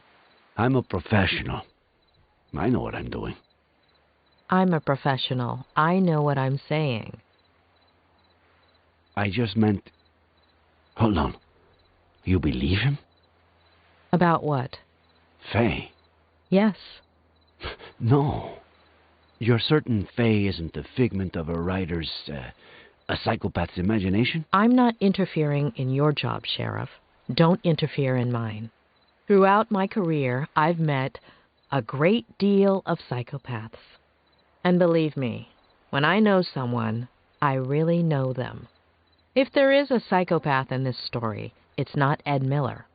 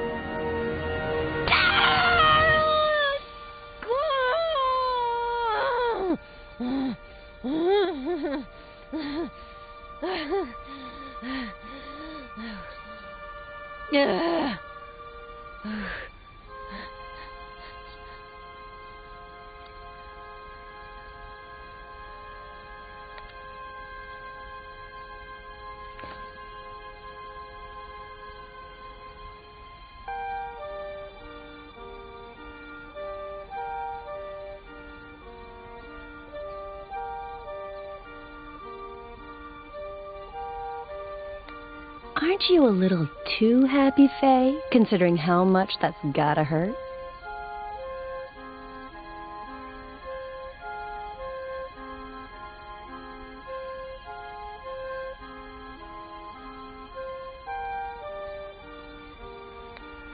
Faye has an interesting smile, odd even, but she doesn't seem to be in any pain.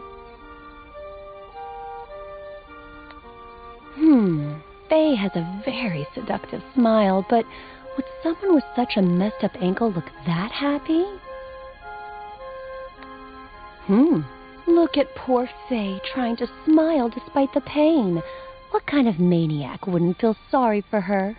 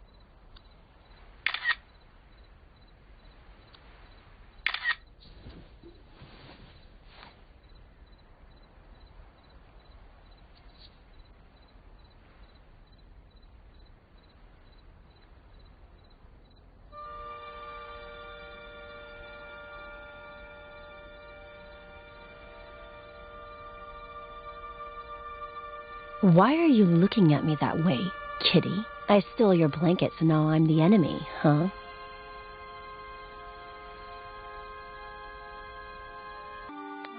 Not yet.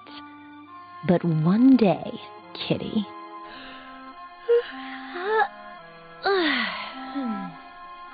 Ed? You there? Have you eaten? I'm hungry. There are leftovers in the fridge. Help yourself. Leftovers, my fave. You cook them yourself? If cooking means ordering online... That's how we'll all cook in the near future. I'm gonna go bring those leftovers into the past, okay?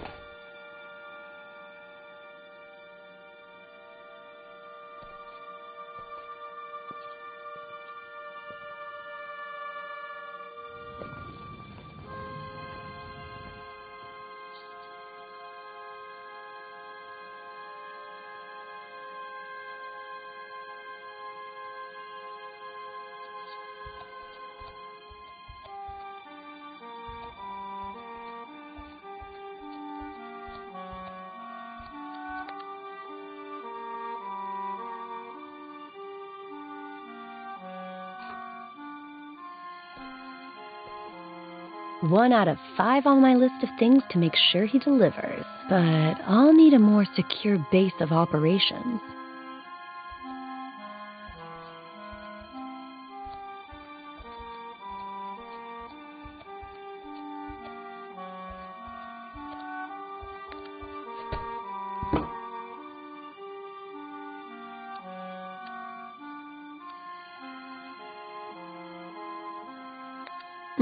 This wine is delicious, Faye.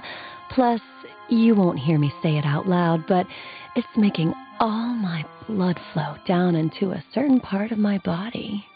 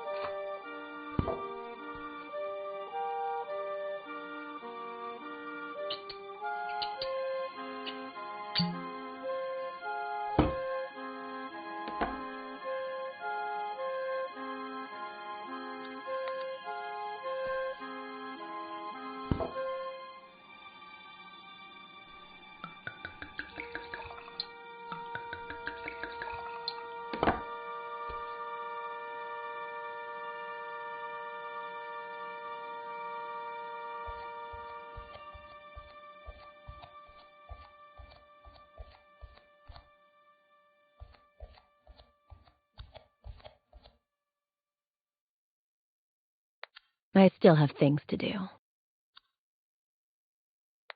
Faye, you in the kitchen? Just a minute, Ed. I'm getting changed.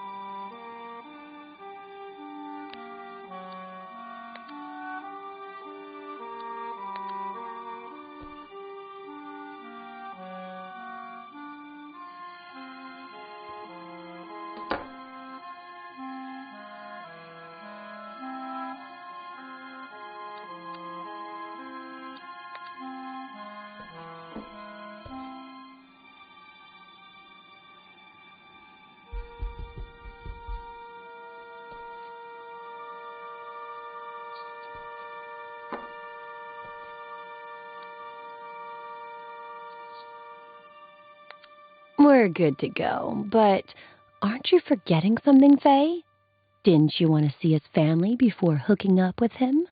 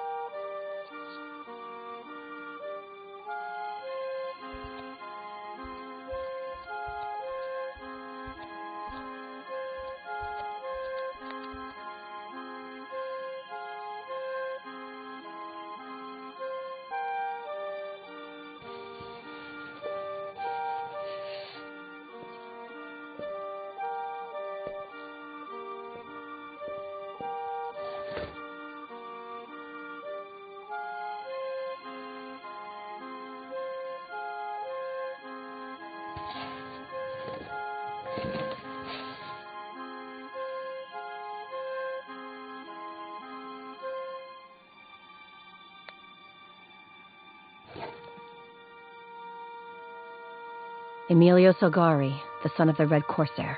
Emilio Salgari, the son of the Red Corsair. Emilio Salgari, the son of the Red Corsair. Emilio Salgari, the son of the Red Corsair.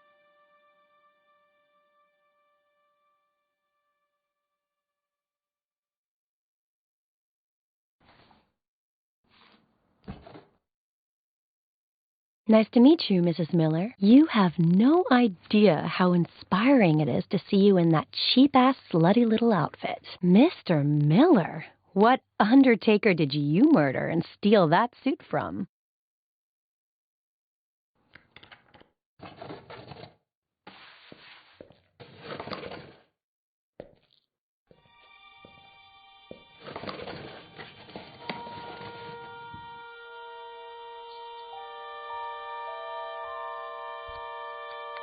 Finally, time to smile again.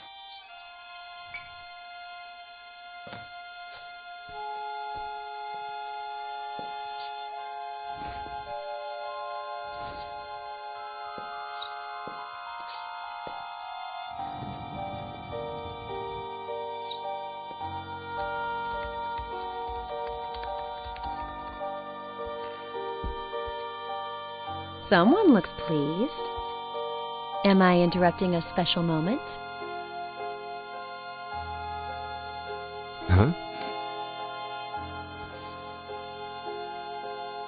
Consider it my way of saying thank you.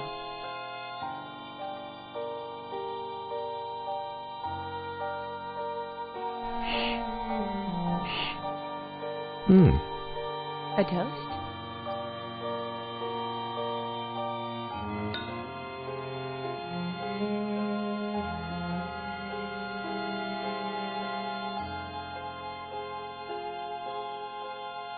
My favorite one's missing. The son of the Black Corsair. Emilio Salgari, right? Do you like Ed Miller? You know what? Me and that guy have history. Huh. So, what kind of history?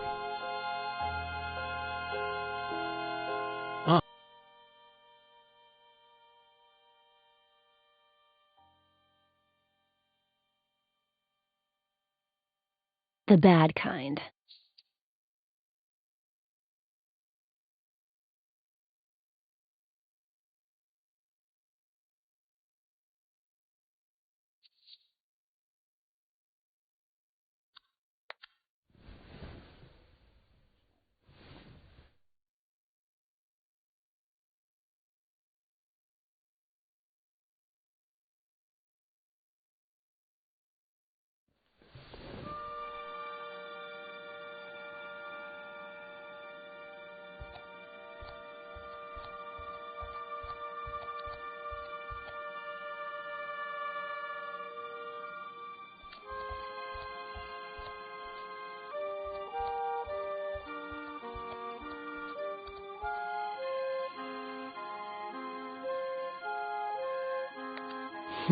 Sweetie, the more I get to know you, the surer I am.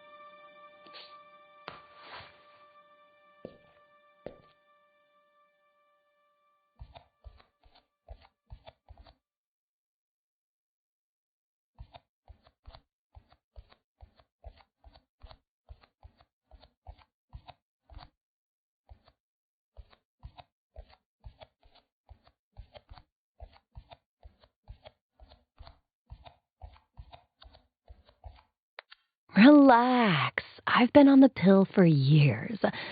Go ahead and rest. Let time take its course.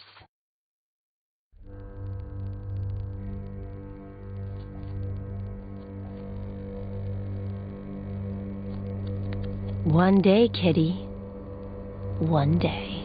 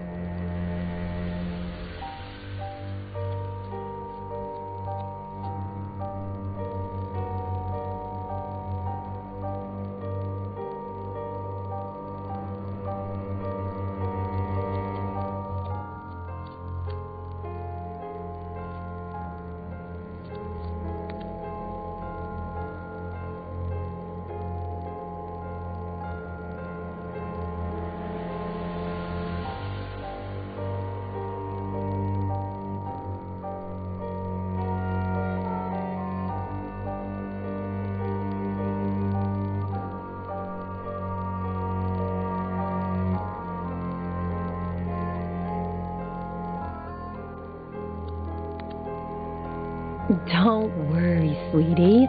I'll be back. I promise.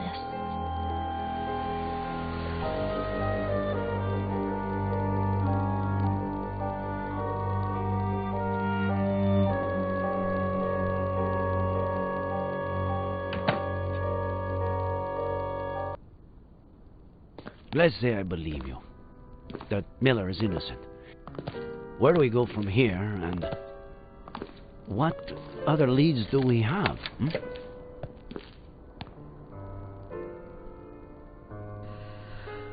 Let's find out if Faye really exists, or existed. I have the date she appeared, and the name of the agency she may have rented a car from. Sound good? Weren't you not going to interfere with my work?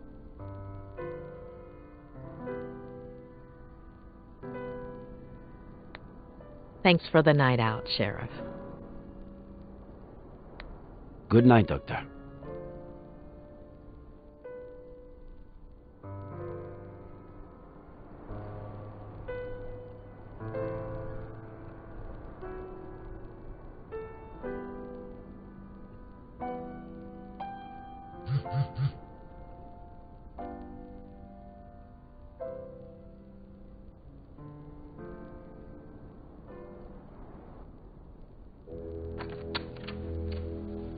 Good morning. How are you doing?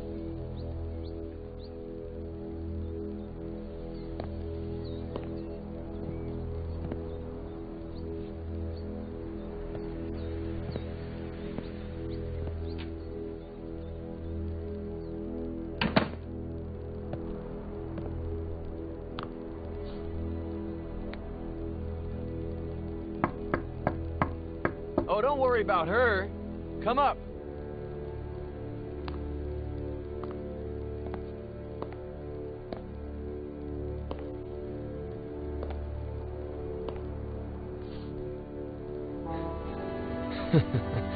My aunt just heard about the kind of therapy we're doing, and that it's not going too bad. She's never been a huge fan of shrinks. She's kind of a sore loser, but she'll definitely get over it. She'd been complaining about how you're always late, too. Did you walk there from your bed by yourself? Or did she help you? My aunt? No. I didn't do it alone, though. Oh!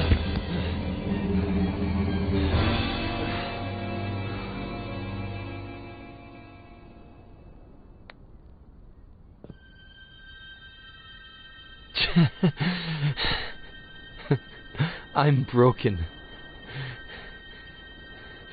As much as my scumbag father was.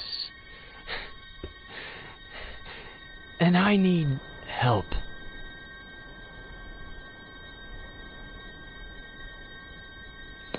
But...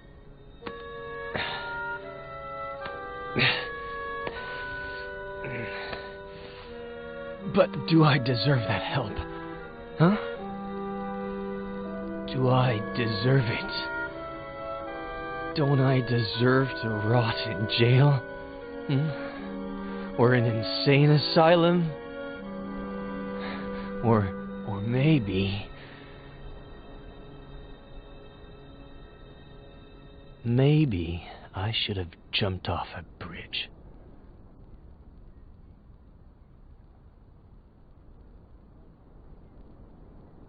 I'm dangerous. It'd be better for everybody.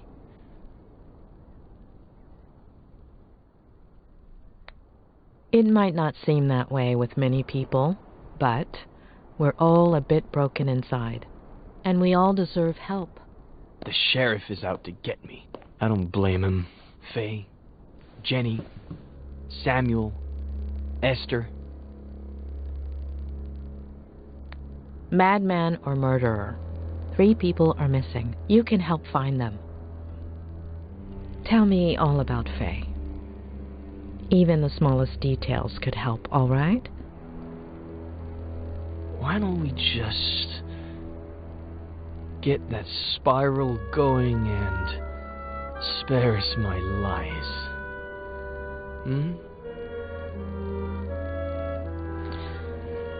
We need to know what you remember so we can understand why you forget.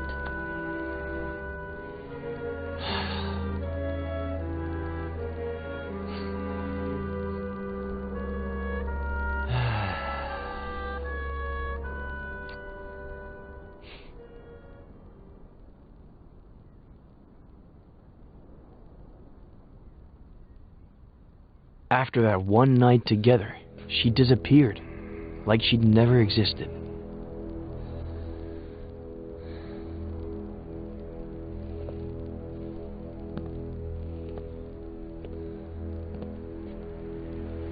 Hello?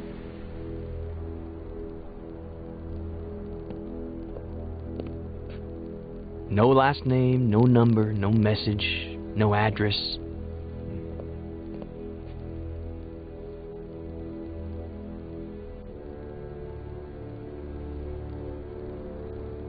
Just her wine glass.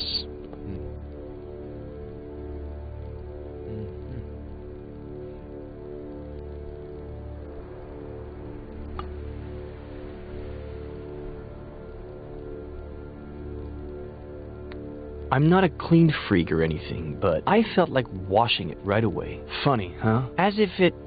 blah. Were you not expecting her to come back? Or wishing she wouldn't? I've always been alone. It's my natural state. Since the beginning, I assumed she was like me. But something much better happened. Remember that thing I said about looking out the window, focusing on something and letting my fingers free write? Yes, I believe the day you met Faye, you'd chosen...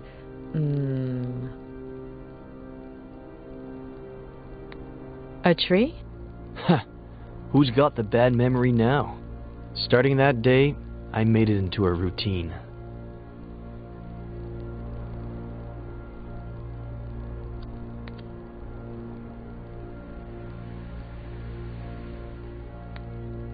Some days, something interesting would come out of it. Most others, nothing would. But I decided that my next book would be a collection of short stories or vignettes in the style of Bierce or Kafka. New book? How is it coming? I'll tell you later.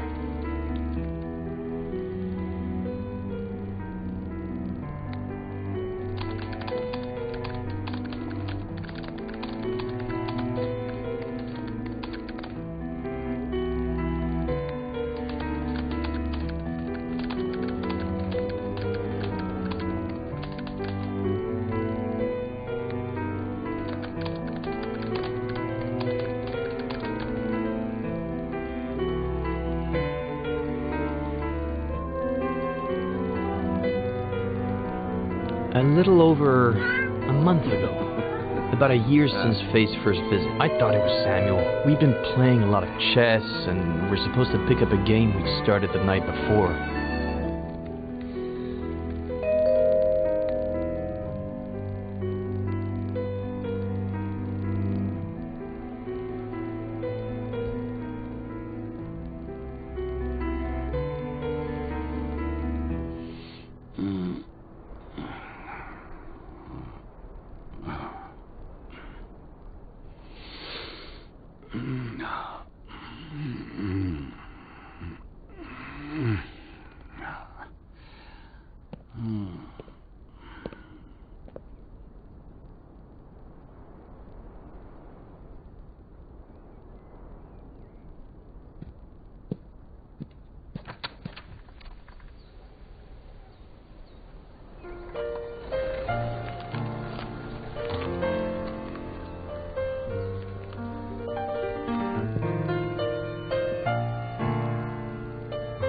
What did you think when you saw her?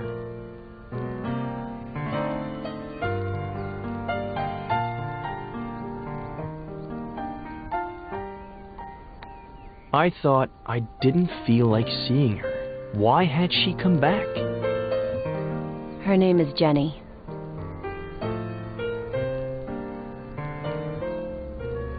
she's your daughter. It wasn't surprising to you that she had the same name as your sister?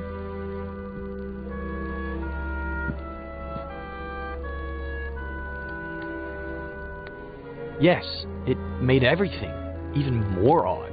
And so, guess what she told me, Doctor? She asked you for money? For child support, maybe? Not even close.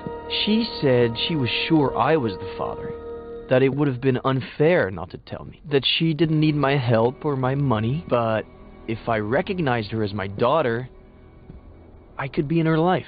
And if you decide not to, it's fine. We'll leave right now, and you'll never see us again. But call us a taxi, please. You didn't call one, did you? That one you got right. And so, I looked at Jenny. I guess it goes without saying that I've never felt emotional around babies.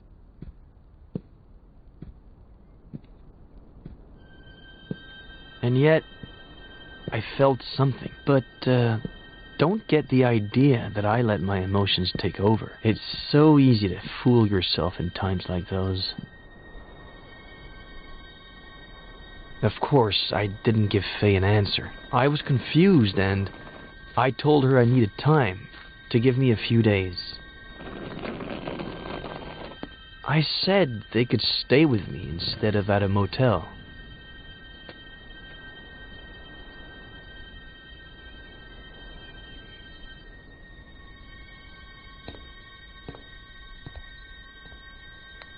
Did she tell you anything about her life? Apparently, she was about to start a master's in something like what you did, I guess. But she had to hit the brakes because of her pregnancy. Only child, father a widower, pretty well off, pretty old, and hoping for grandkids.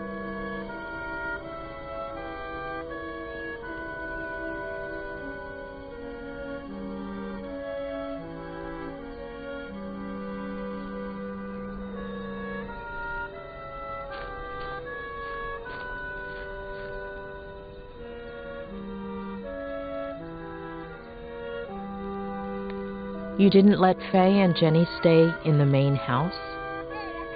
There's just my room there. About 10 years ago, when I moved back in, Aunt Claire started visiting me a lot. So I converted the old garage into a guest house. My aunt is better if kept at a safe distance.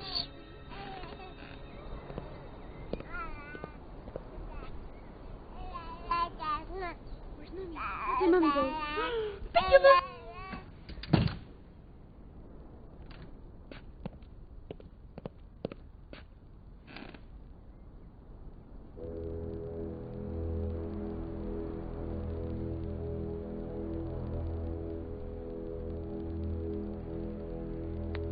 After that first night, did anything ever happen again between you two? No. I don't know. It was all so strange, as if we were suddenly 20 years older. It would have been hard for me to see her that way. Not to mention how efficient we were the first time.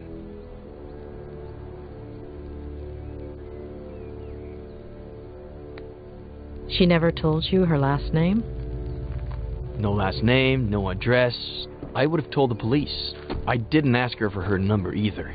She never left the house that whole time, and I guess we were past that stage by that point.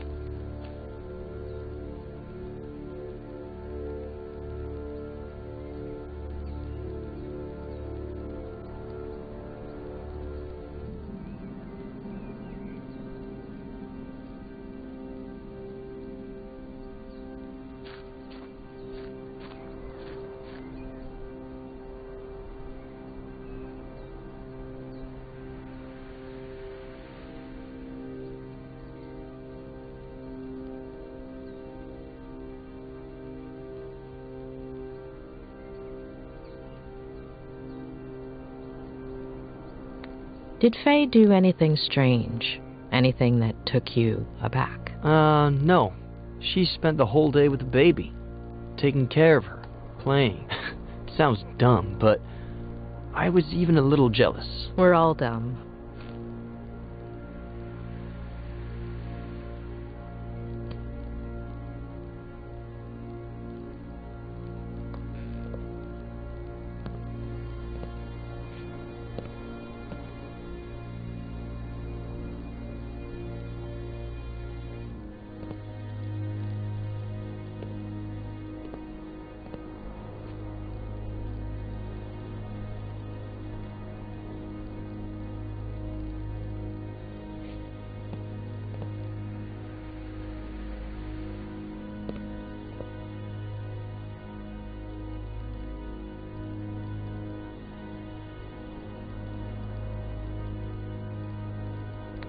Did she tell you why she disappeared that first night?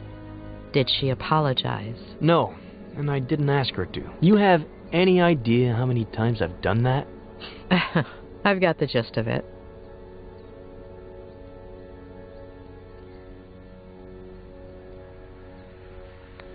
Did she tell you anything about her life? Apparently, she was about to start a master's in something like what you did, I guess. But she had to hit the brakes because of her pregnancy. Only child, father a widower, pretty well off, pretty old, and hoping for grandkids.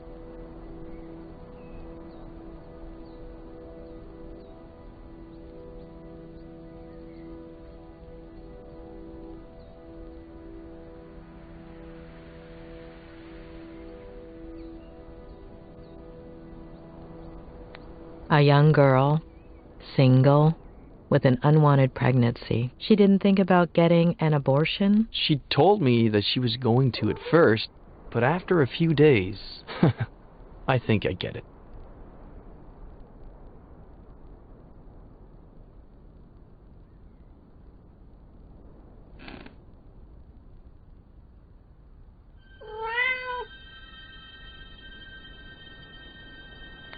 When you slept together the first night, she said she was on birth control, didn't she? Did you talk about it afterwards? She was sure she hadn't skipped a single day. But, of course, no method is 100% effective.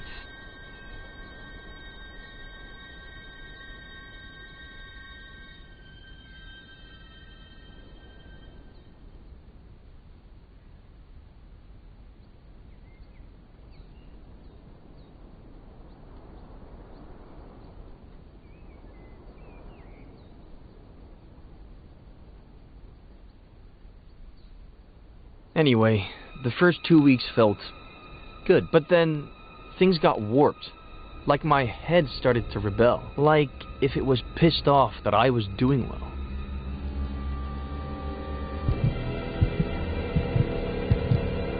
Wake up, Eddie. Wake up. Why'd you do it, sweetie? Mom?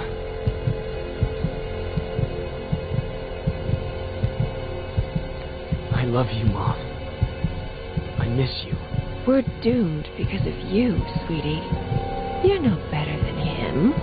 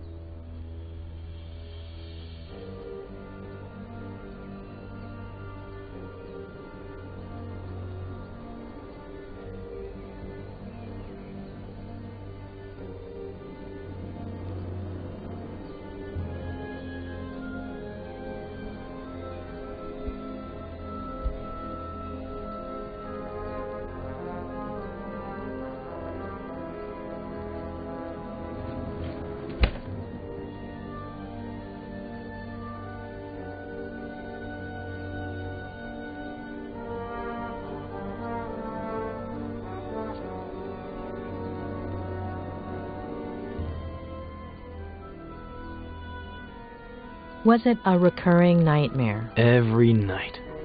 Always the same message. And the days weren't much better. I'd wake up exhausted, couldn't focus on anything. For years I hadn't thought about them constantly. I hadn't relived their deaths over and over again until...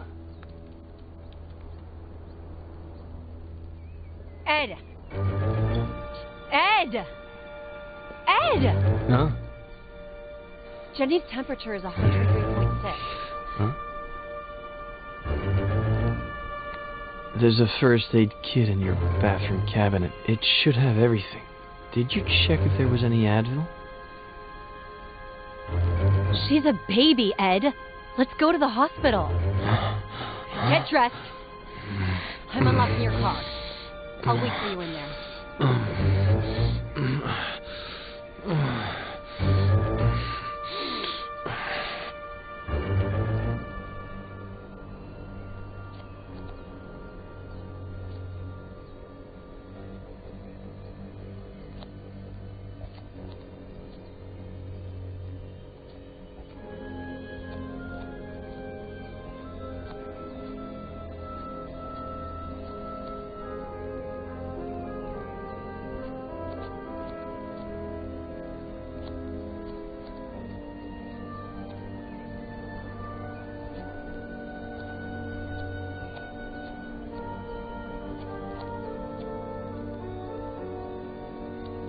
To the hospital in pajamas?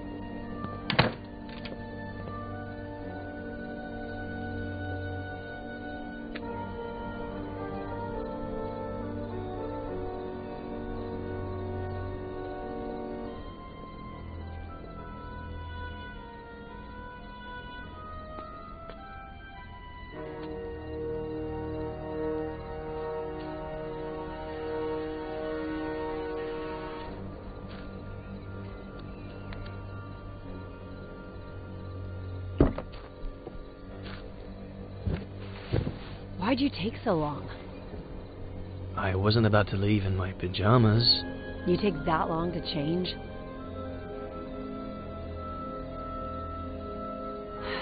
Okay, sorry. I'm just stressed out.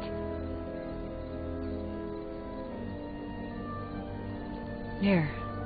No.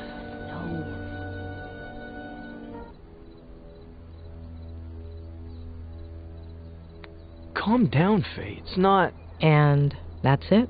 Until I woke up on the bridge. Yeah.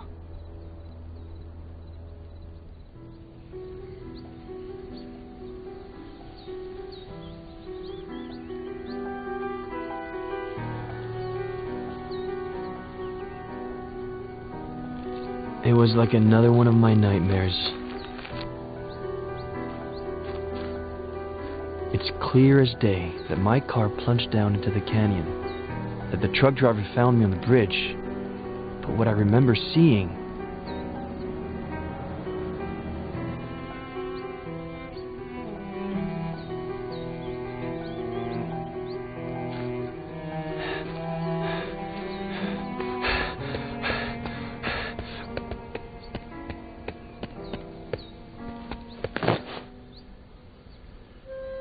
is my dad once again choosing to abandon me.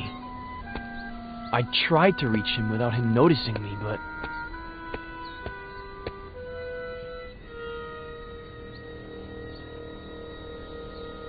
No!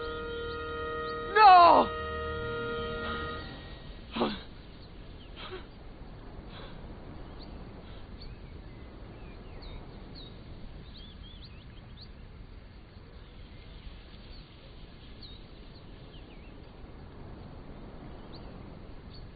Well, we both know what I remember. Should we try what I forget?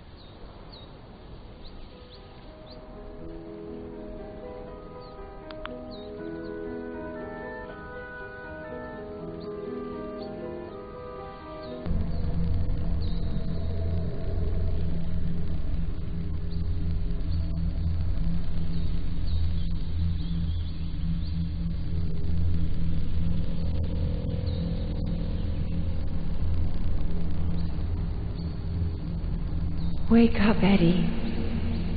Wake up. Why'd you do it, sweetie?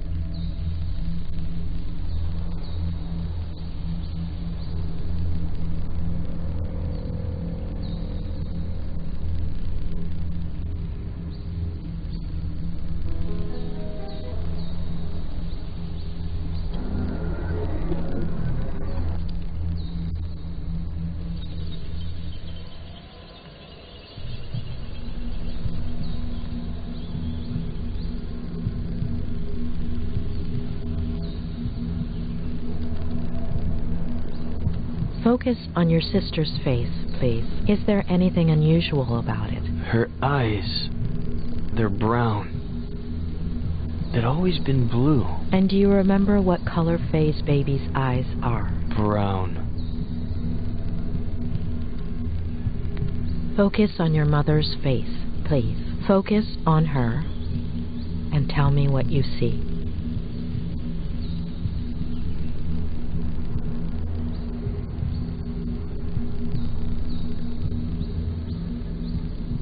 She has Faye's face.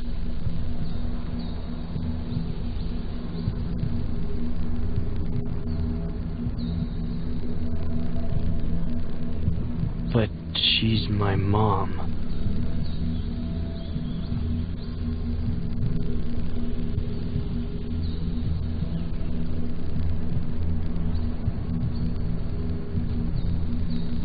Do you remember what time you went to bed that night? Around 11? Very early for me, but I was exhausted.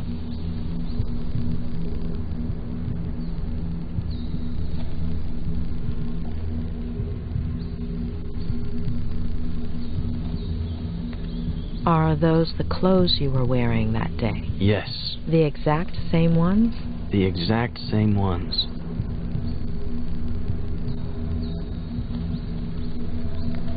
Can you see anything unusual outside? No, there's nothing weird. The moon, the stars, the lake, everything's normal. Nothing missing or extra. Nothing.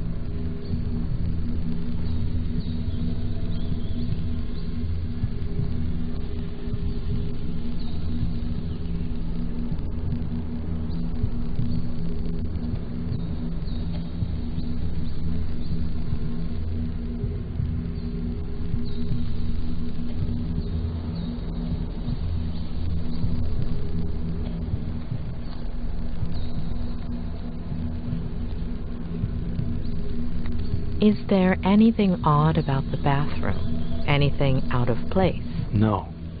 Everything is normal.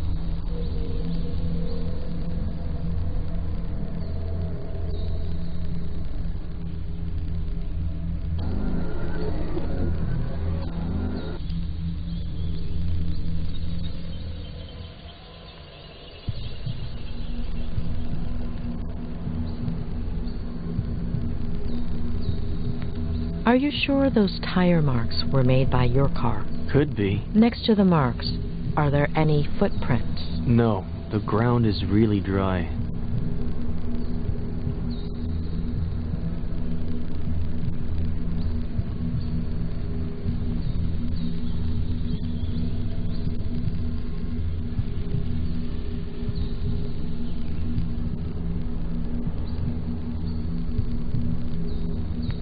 Can you make out your father's features? He's really far away.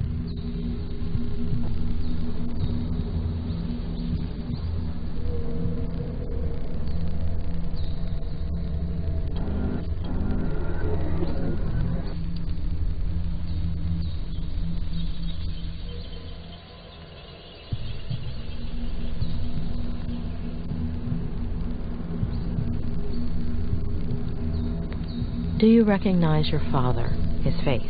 His back is to me. And his body? He looks a little shorter.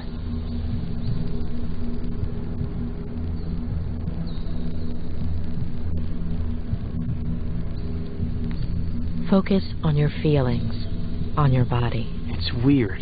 I'm exhausted and at the same time full of energy. My head hurts. My neck, my eyes feel heavy and tired.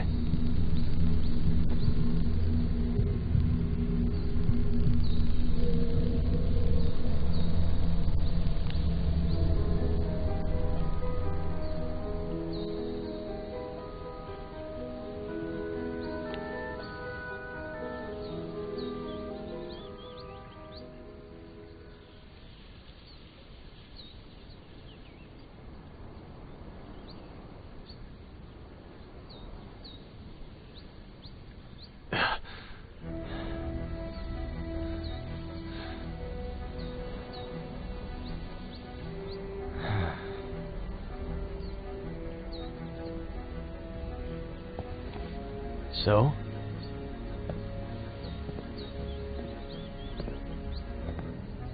So?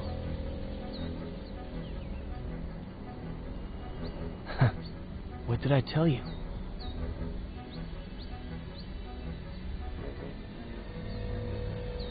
Doctor, you're scaring me.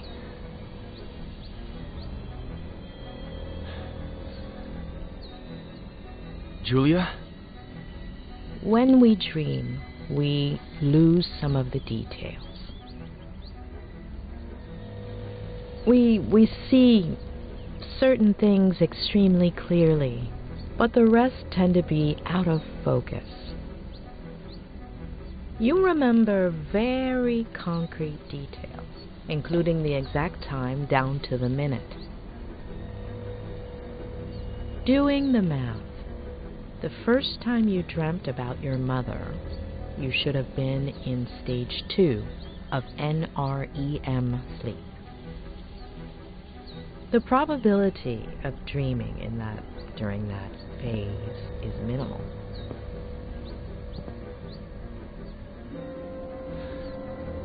Am I supposed to be understanding something of all that?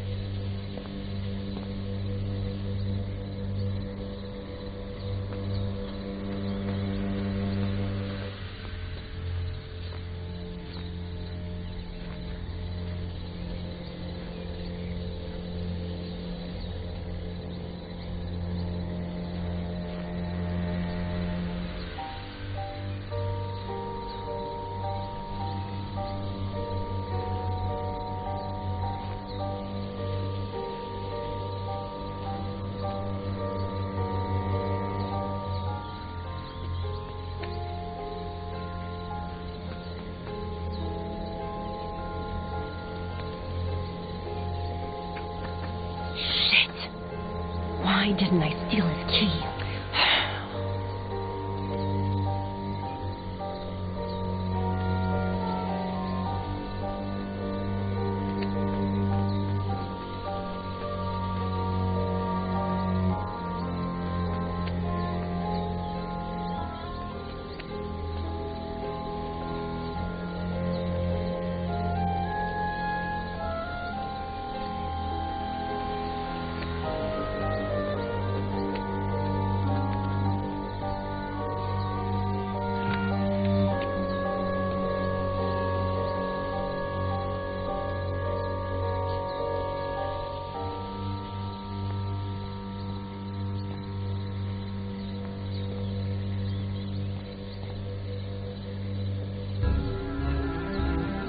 Your little sweetheart is drugged up, but if you start meowing and wake him up...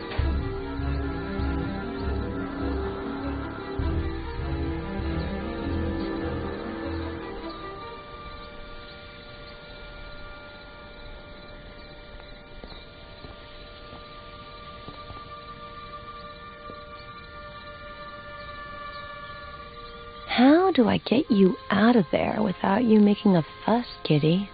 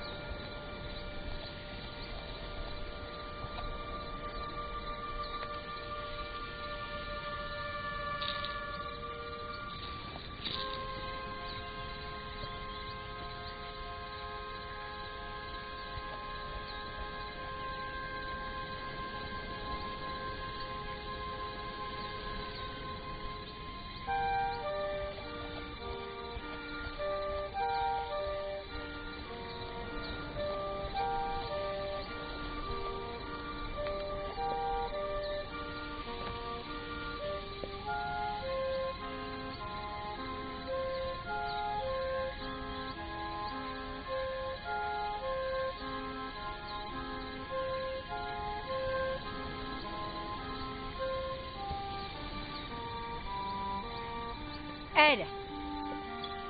Ed! Ed! Huh?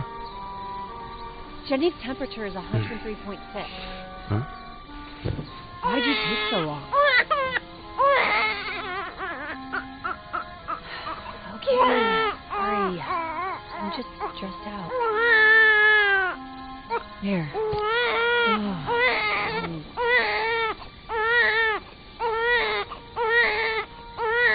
Calm down, Faye. It's not...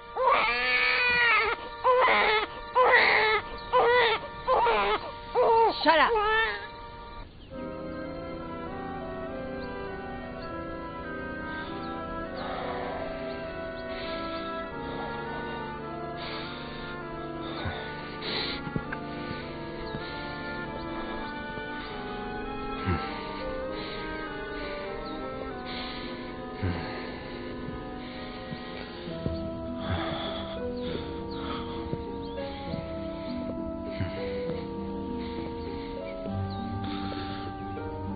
Seriously?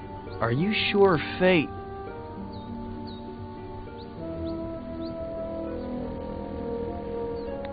There could always be something that we're missing, but I'm almost positive.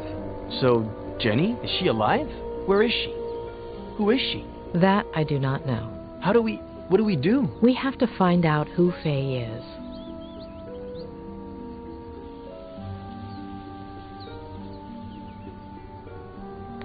Could Faye be a girl who got offended by the way you ended things? There are quite a few of those. Don't look at me like that. I never make any promises, and I'm always honest about what I don't want. But I know what you're thinking. I could look, I don't know, through my text messages.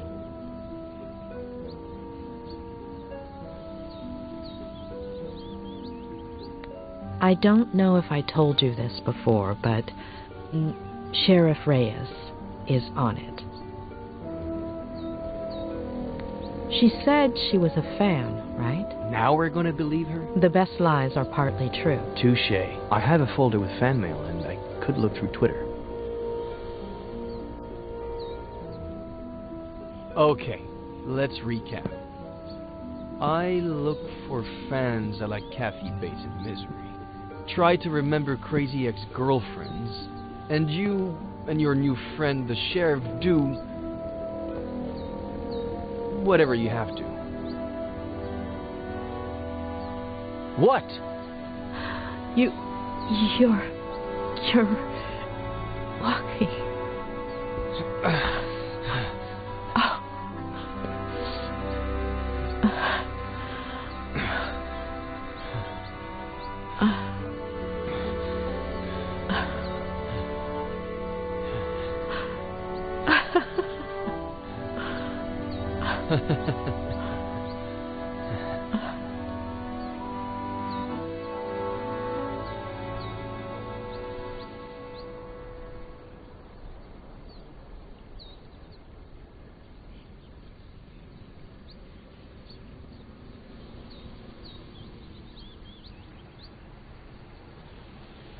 It's a fucking gunshot. Just analyze the damn bullet and see if it came out of Miller's gun. What's taking them so long? Why don't you call them? Get serious. Tell them Reyes is pissed off. If there's still no word by the time I'm back, I'll call them. Alright. Are you gonna be a while? In 500 yards, take the exit towards Airport Road. Hold on. Are you at the airport? It's kind of hard to explain. That's out of our jurisdiction. I'm following a false lead. What? Why? It's information that Dr. Lomas got from Miller. I want her on our side. So however distorted the lead may be, we have to keep her happy. Jewel that doctor? Am I missing something? If I tell you I'm attracted to her, will you shut up or shit? What's wrong? I missed the place because of you. If I get a ticket, you're paying for it. Alright. Will you make it for the search party? South Sector, 5:30? South Sector, 5:30. I'll be there. We'll find her today, right? Better believe we'll find it, kid. You have my word. Thanks, Nick. We'll talk later.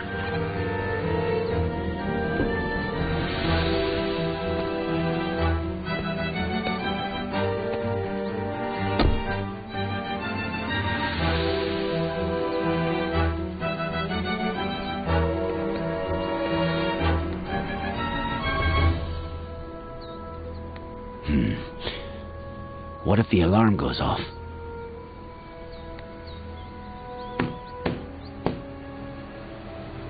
Damn.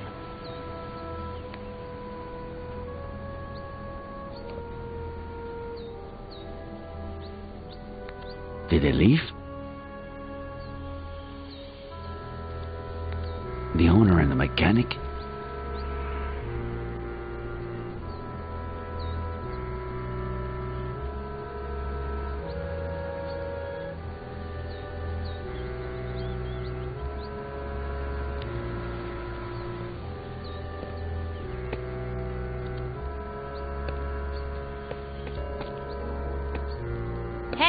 Hey, you! We're closed. Estamos cerrados. Ohne ferme. Wir haben geschlossen. Siamo chiusi. Moshiwake gozaimasen.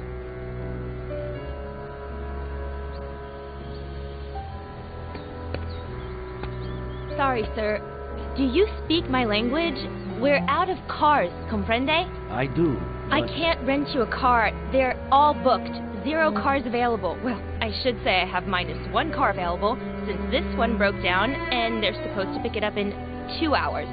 But I have 0 mechanics plus 1 shitty day, so if you'd be so kind, take a right on your way out. You'll see my competition in 300 yards. Tell them Amber Wong sent you, and that they owe me one. Have a nice day.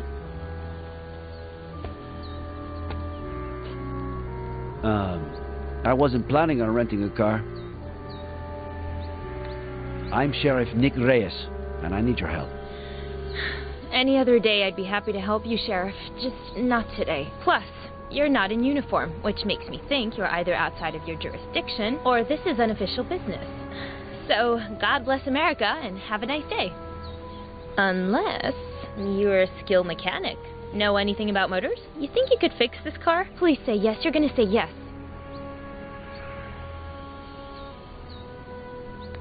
Better believe I'll fix it. You have my word. It turns on, but no matter how much I step on the gas pedal, it doesn't budge. That selfish bastard. I should have known he'd bail out on me, asshole. If you ever start a business and hire your significant other, well, never break up during high season. Can you open the hood for me, please?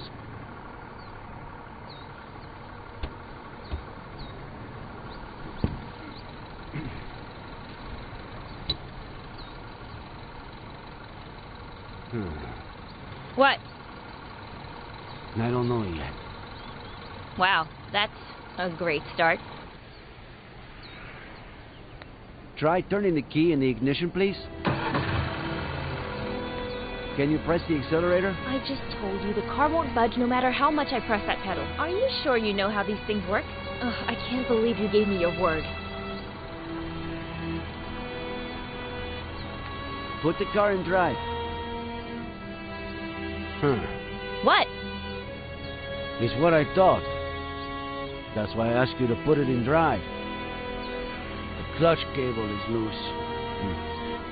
I'll need to unscrew the cables from the terminals, remove the battery, attach the loose cable. Where do you keep your tools? In the parking area. The big chest.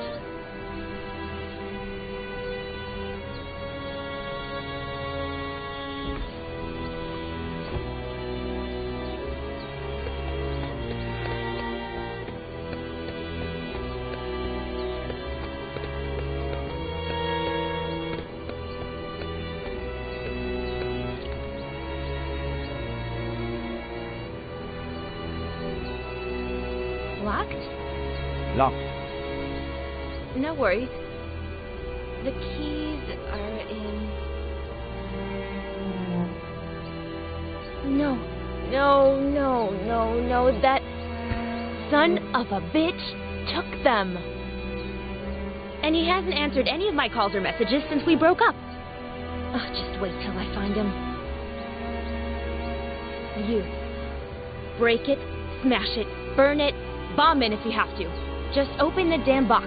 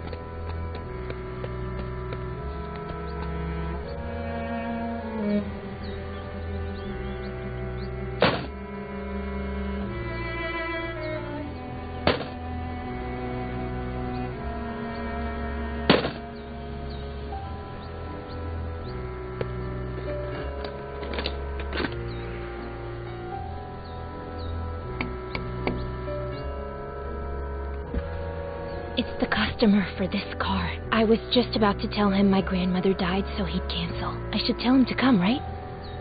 I gave you my word.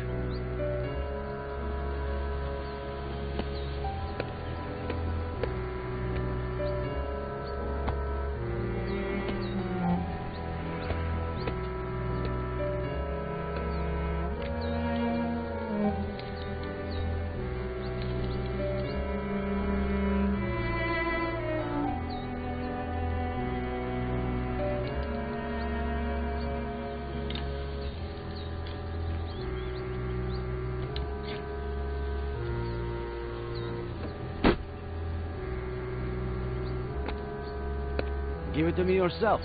Start the car.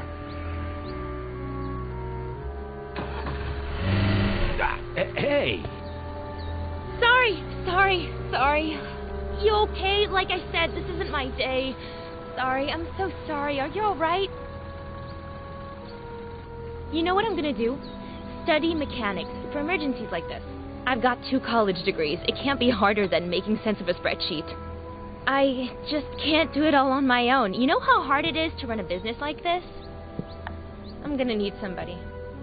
A good mechanic. Better one than that idiot. Your turn.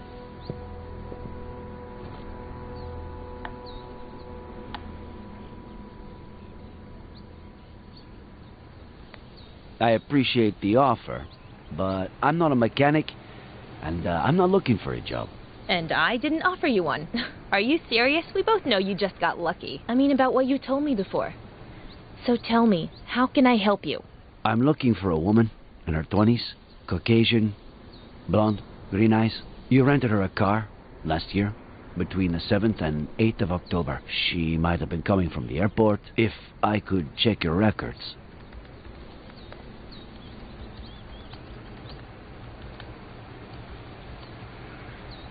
It'll just take a second. Please? No. Any idea how serious the authorities are these days about data protection? So, I'm really sorry, but I can't help you. Of course, I can't stop you from stealing the information when I'm not looking. What's a girl to do if she has to run to the bathroom and has, say, 0 mechanics to watch her desk for her? Given the insane morning I've had, you'll excuse me, right?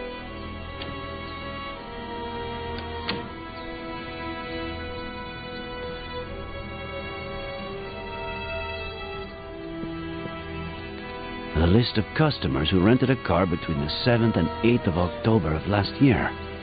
How about that?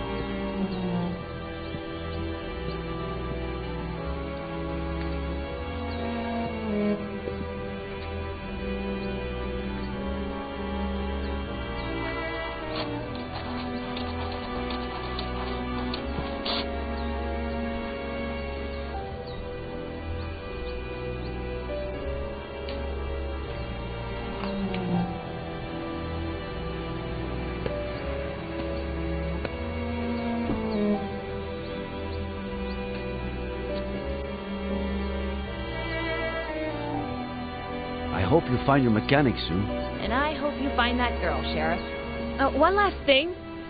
Is anything you told me true? Every last bit of it. Of course. I'll hold the job for you until Monday. Deal?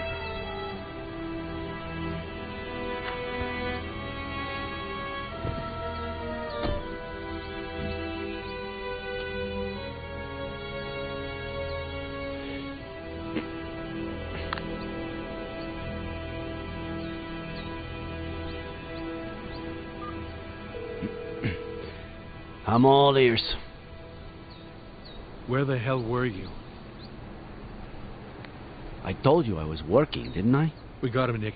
It's Miller. The bullet that killed my uncle is from the gun you found in his car. I'm gonna kill that son of a bitch. I know how you feel, kid, but... No, I'm not gonna kill him. I'm gonna smash his face in until he tells me where my aunt is. Adam, I'm your superior, and I explicitly order you not to do anything. Wait for me at the station. We'll go together, all right? Adam?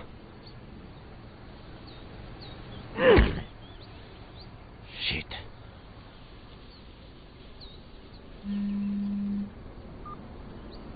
Sorry, kid, but... Sheriff?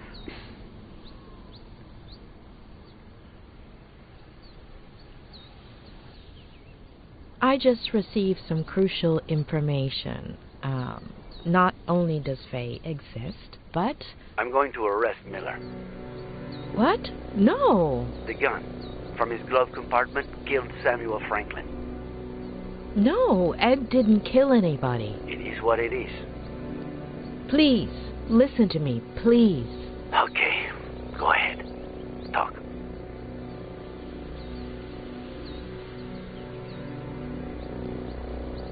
I know everything points to Ed, but it's a ploy meticulously organized by a sick mind. Faye. Do you have proof? Not yet.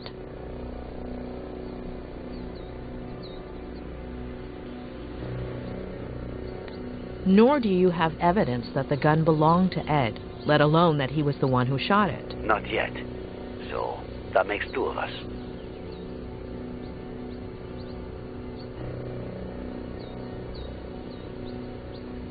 I want to find Esther Franklin as much as you do. Arresting Ed won't help. Quite the opposite. Did you visit the car rental agency? Yes, I had the names. No Faye. If I'm right, it makes sense that she wouldn't use her real name. I'm not 100% convinced, but what do you want me to do?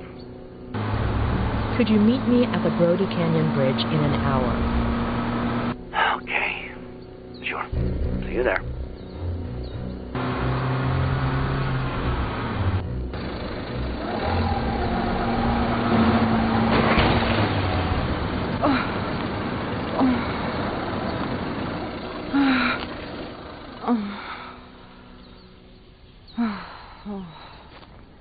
Are you all right?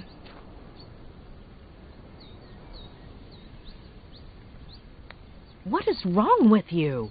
You almost killed me. The county will pay for any damages. What are you looking for? He's at the house, isn't he?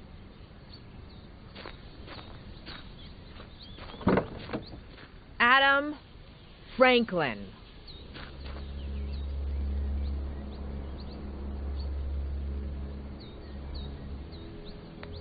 He would never hurt your aunt or uncle. He really cares about them.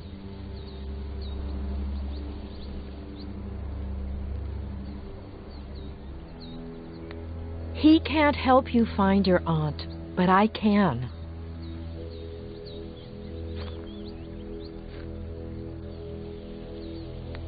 I understand how you're feeling, but don't let anger blind you. Listen to me, please.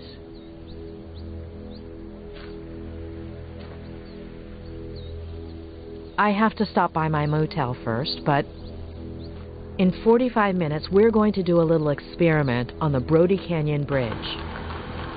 See you there?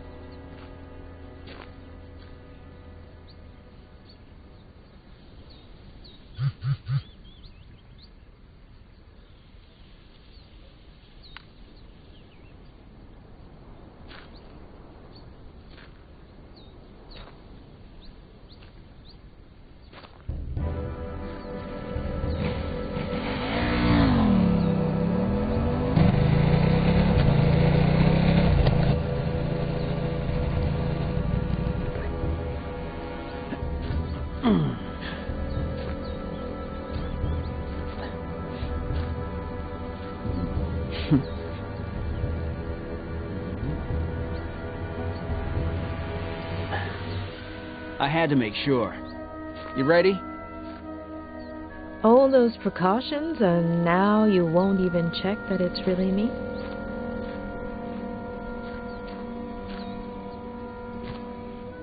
Come on.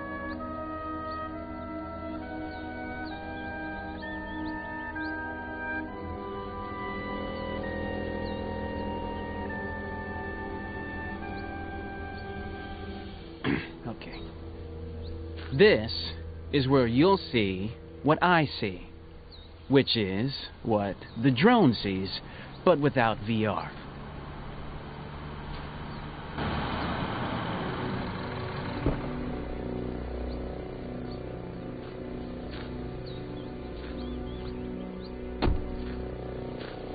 Dave, do I have to arrest you again?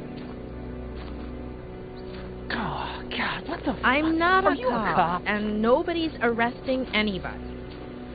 Sky D, Dave, offered to help us.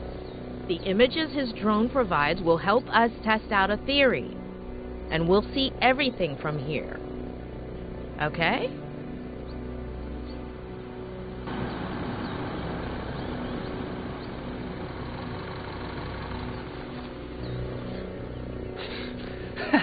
Are you giving away free donuts? Or what?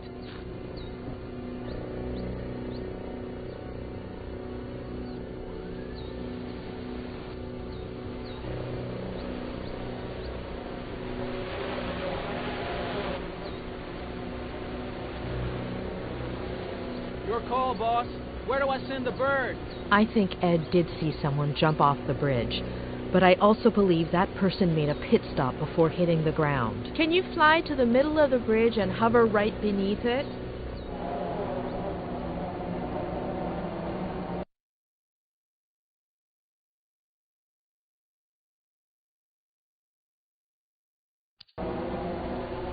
You're veering away from the middle of the bridge.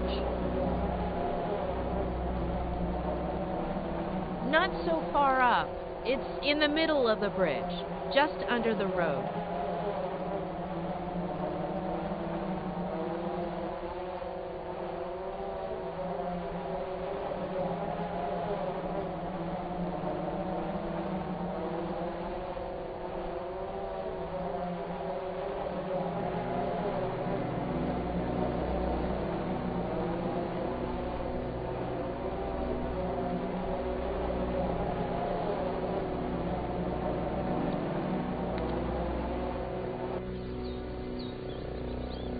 A double bag? So what? People come here to do yoga? For the views? Adam, call Harley, all right? We need a tactical unit to deploy rope operations under the bridge. I'm on it. Oh, and one more thing. Find that good Samaritan who saved Miller. The truck driver. In case we forgot to ask him anything. So now what, boss? But why would she leave that bag there? Unless... Dave? Can you cross over to the other side of the bridge and head straight down to the bottom of the cliff?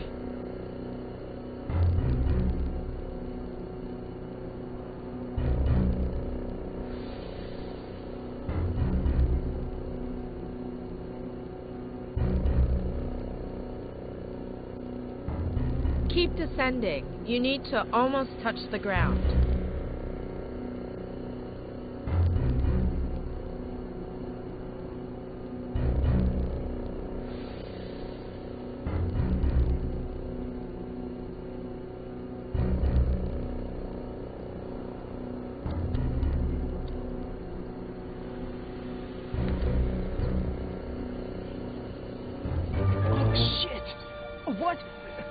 What do I do? It can't be Esther. Boss! I didn't hear you! What do I do? We need a clear view of the face, Sky-D.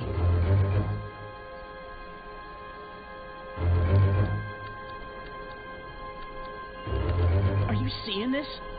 Anybody know that chick?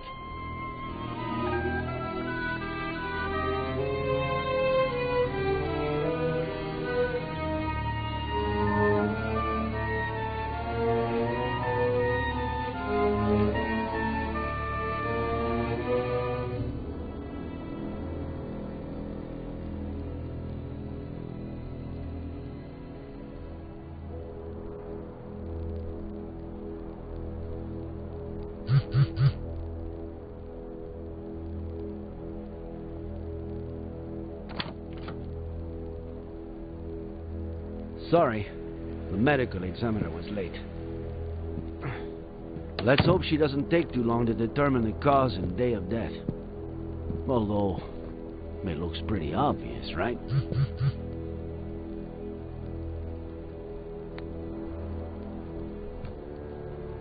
Yes, it looks pretty straightforward. Well, it always looked pretty obvious to you. If only I had listened to you sooner.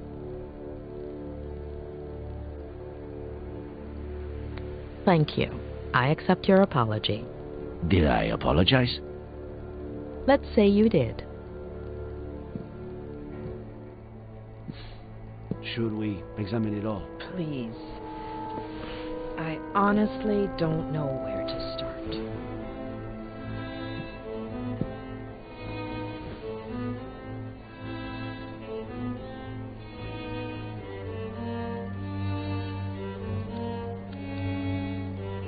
Any idea what it might open? I'd say it's for a car or some other vehicle. According to Ed, Faye took an Uber this time and a rental car the time before, so I don't know. I still have to check the names I got at the agency. That's a really strong neuroleptic. In layman's terms? An antipsychotic used in acute cases of schizophrenia or manic disorders. Medication belonging to Faye, or? It has plenty of side effects, the mildest being its narcotic properties. It can cause almost immediate sedation. Narcotics and antipsychotics. Both were found in Miller's blood.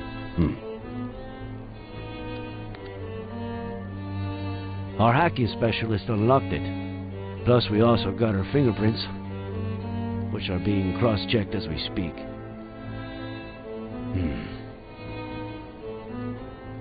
No text. No contacts. No calls. And I'm sure there aren't... Wait. We do have some photos.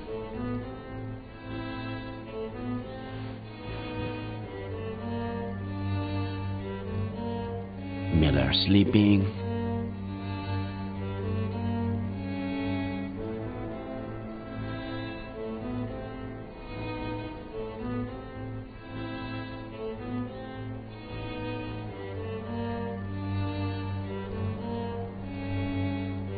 Miller on the computer. Miller at the window. Damn, she was obsessed. Miller and... The girl exists? She exists. But where is she? Oh, God. The living room. More living room. More living room. The kitchen. The office. What does she want? To build a model of the house? Basically, a mental one. Her smiling. Another smile. And another smile. Why all this smiling?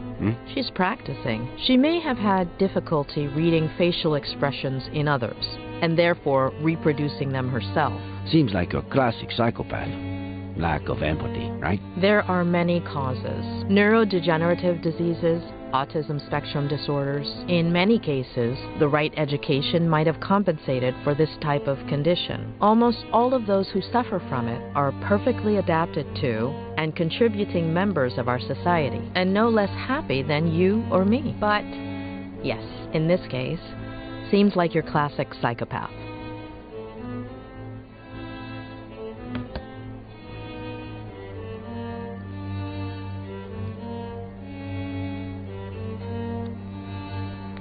So, Faye dressed up as John Miller. Did he always dress like that? Well, when he was young, he was more casual. Ed would have been, I don't know, 5 or 6 when John started dressing like that.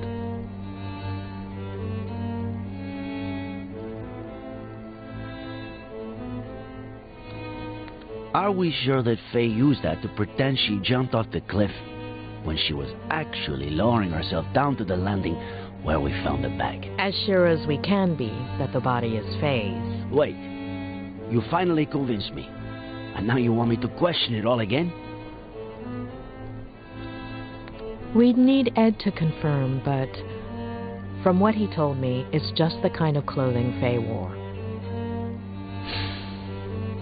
Okay. I don't know how I'm going to take this all in. We haven't finished yet.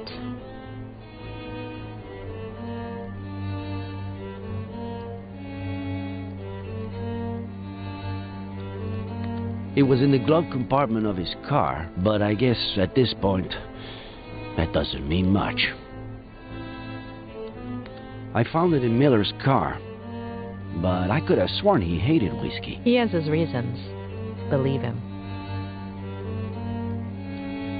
Where'd you get that? I found it on the cliff, near Miller's car. I thought it was his, but I guess I was wrong. Faye was a psychopath. She was obsessed with Miller. She sedated him, drugged him, planted false evidence all over the car, including the gun that killed Samuel Franklin. Dressed up as John Miller, waited till Ed woke up, pretended to jump off of the bridge, and ended up killing herself? Was that her plan? There are too many loose ends. And a baby that we have to find. And Esther Franklin. What's missing? What aren't we seeing? It's mine. What is with these young people and all these voice messages? Hey, I went to the company that truck driver Barry Dennison works for, but he was done for the day. They told me about this bar he goes to, but he wasn't there either. But I did see this picture on the wall. I'll send it over.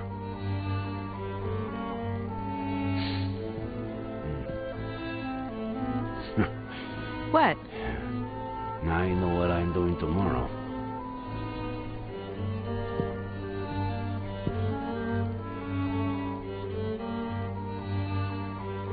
I'd go right now, but I'm hungry as a wolf, and this place, they should have been closed down months ago.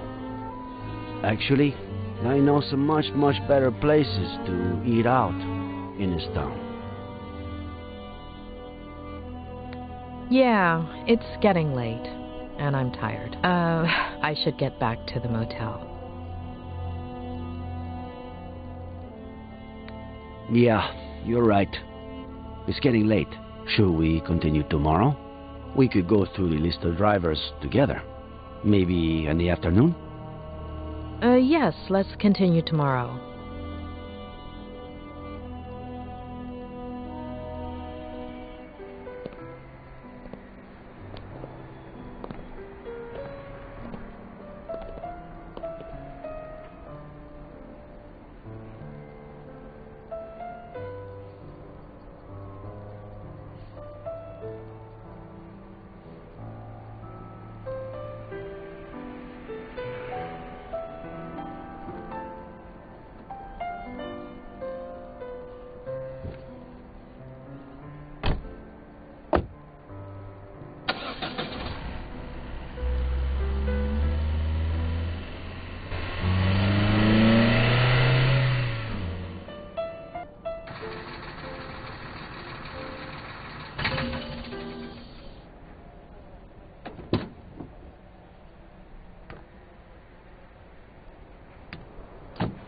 Here he comes.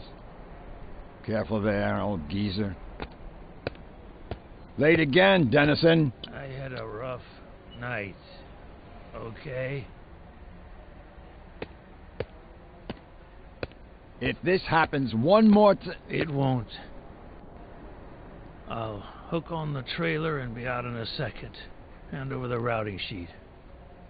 Boss. There won't be any routes today, Mr. Dennison. The county, in appreciation of your work as a good Samaritan, on the 20th of September, on the Brody Canyon Bridge, would like to offer you a guided visit of the police station. Bastard.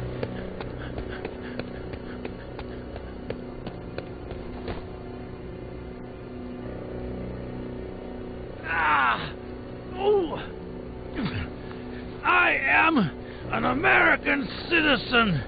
I have rights. Does he? I do. And now I'm one driver short, thanks to the county. Fishing this Sunday. I'll get the bait.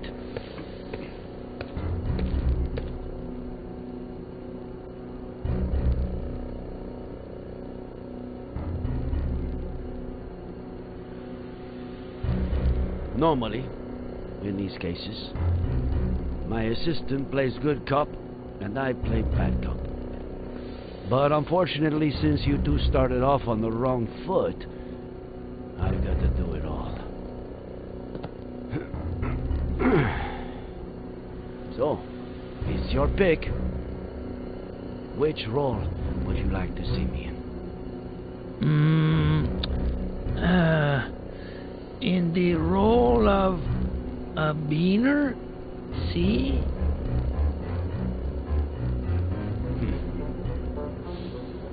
I pick. We know you've been involved in something real ugly.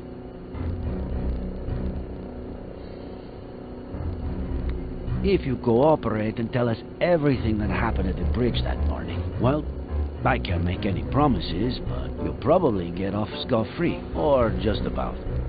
I have no fucking clue what you want me to tell you. I see.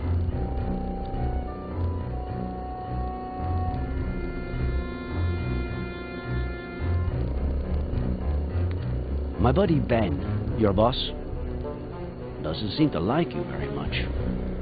Being sheriff, I got connections. It wouldn't be hard for me to get you into a better position. Working for the county, for instance. I hope your wingman is better at playing good cop because...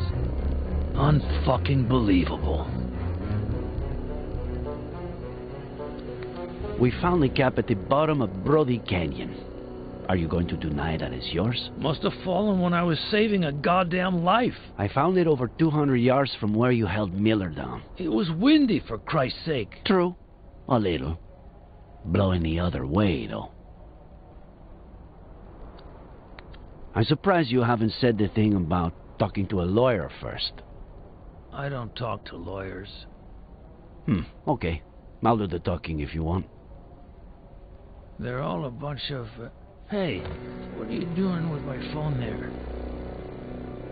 Saving you the trouble. I have my rights. Let's see. Lawyers?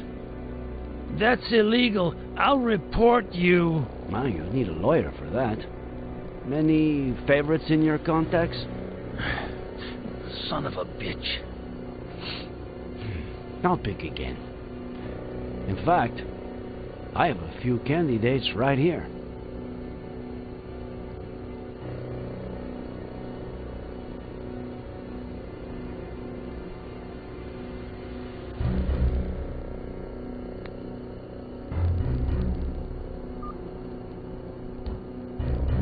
Hello? Sheriff Reyes, why is this number in Barry Dennison's contact list? Barry who?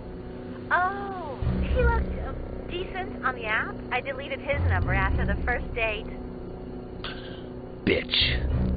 Thanks, Miss Thompson. An agent will call you shortly.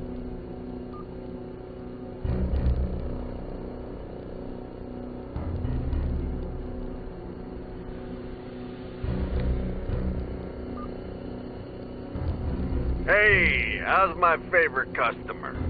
Detained. Sheriff Reyes speaking. And you are? Oh, Tom DeLucci, owner of the Golden Blonde. So, what did he do? And why is he your favorite customer? Yeah, sure. Always happy to cooperate with the police, Sheriff. Been a regular for a while, but he spent big money recently on girls and drinks. How much is big money? Almost 10 grand. Listen, if he stole it, I had no idea. My clients prefer I don't ask, you know? Fucking greaseball. We'll be in touch, Mr. DeLucci.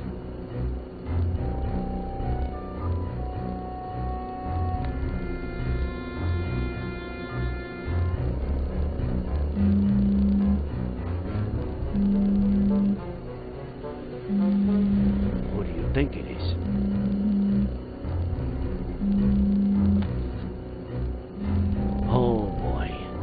Looks like someone named Brainless Loser Barry is calling Crazy Bitch.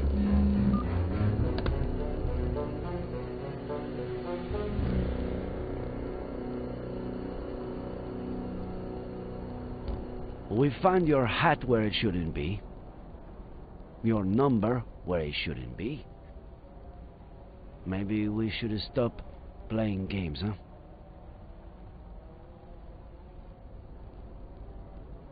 Sheriff, I just...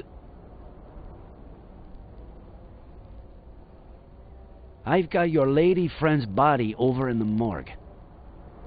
And good cop or bad cop, you're looking at a first-degree murder charge. I didn't. She jumped.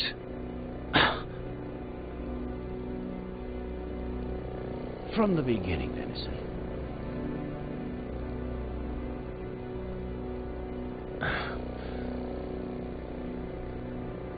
She came on to me at Lawrence, and I thought I'd be getting laid that night, but she gave me $200 up front and promised me 10 grand if I helped her with something legit.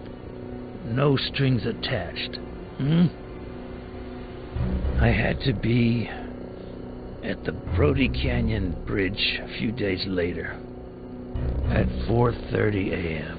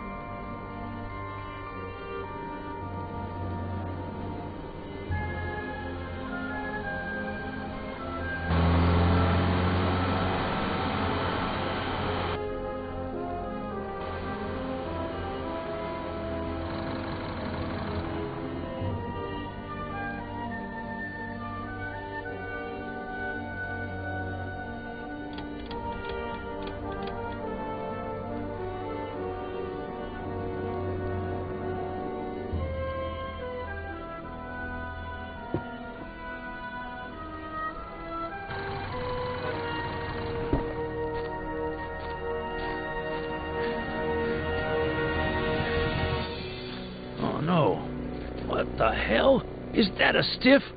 Darling, you can count me out. No way.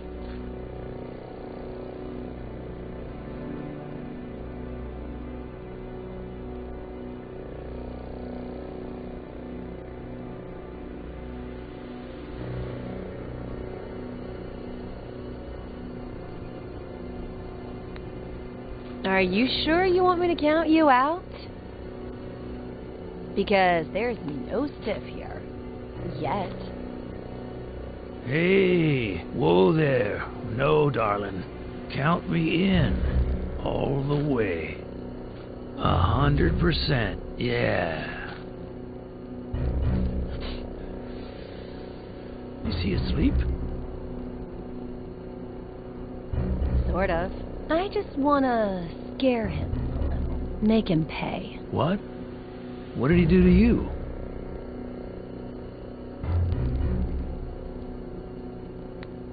He abused me.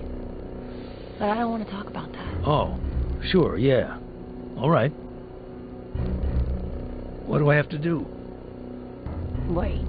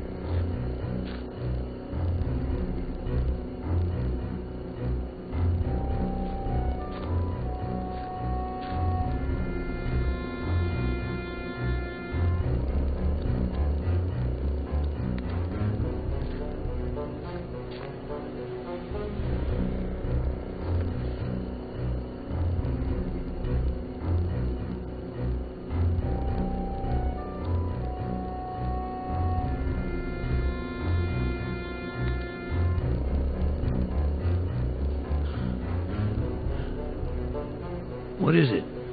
In your hand or in your vein?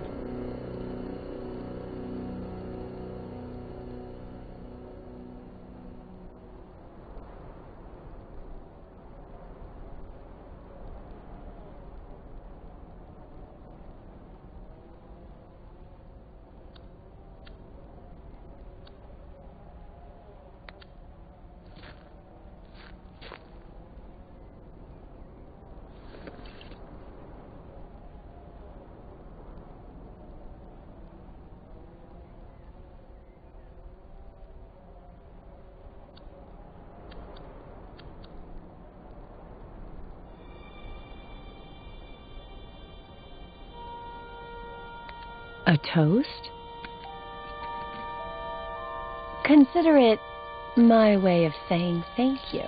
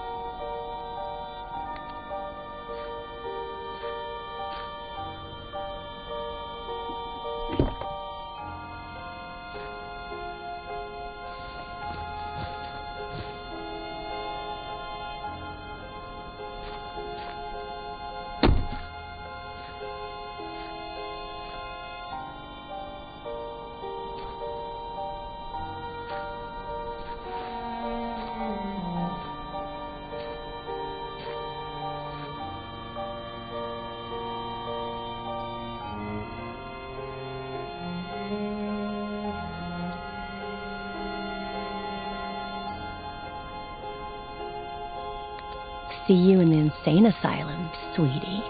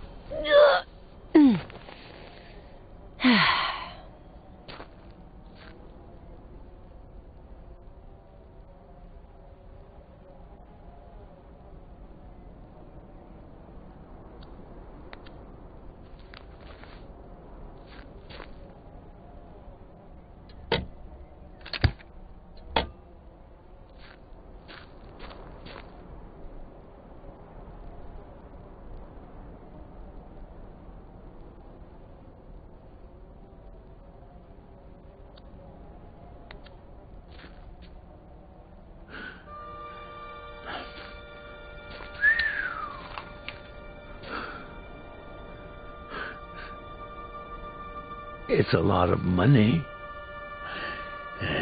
If you mention any of this to anyone, you won't have time to spend it.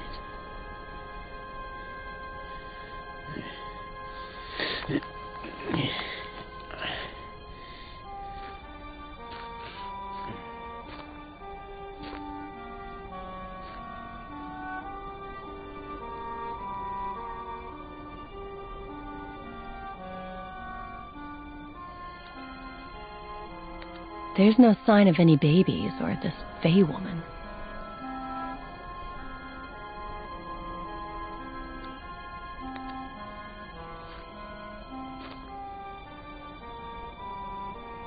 You. Come.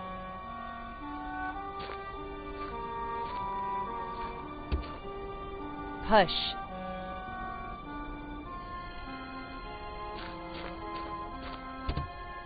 Come on.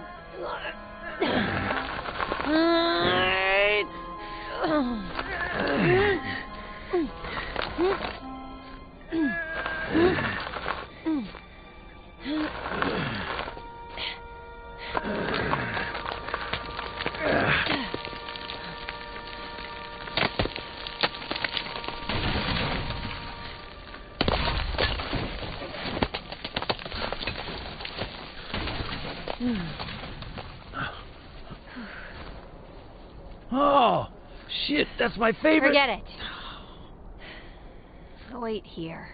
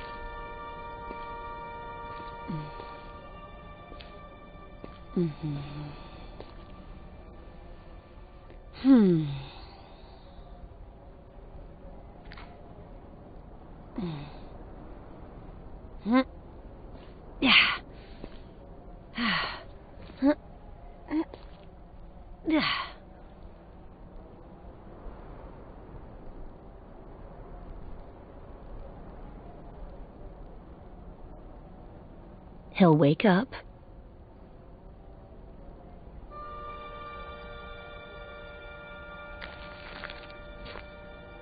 Don't let him see you.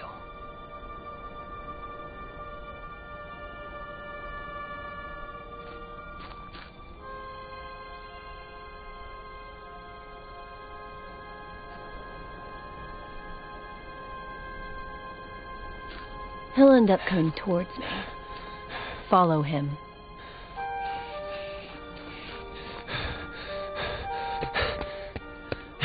Dad!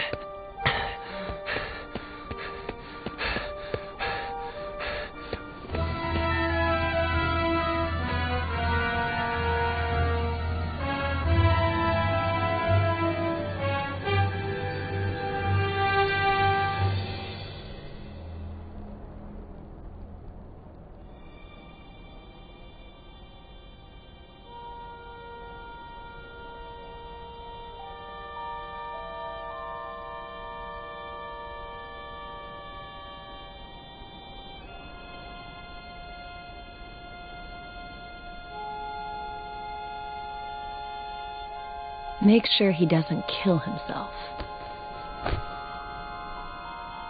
Let go! Let go of me! Then call the police and report an attempted suicide. Yeah. I'm on the Brody Canyon Bridge. I just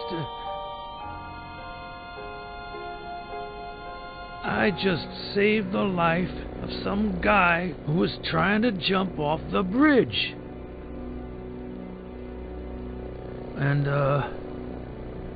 they came. And that's it.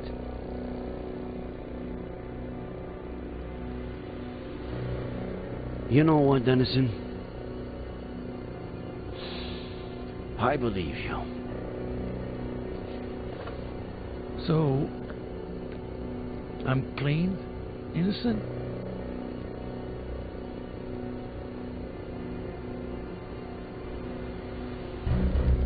How could you have left out the part about the baby? What baby?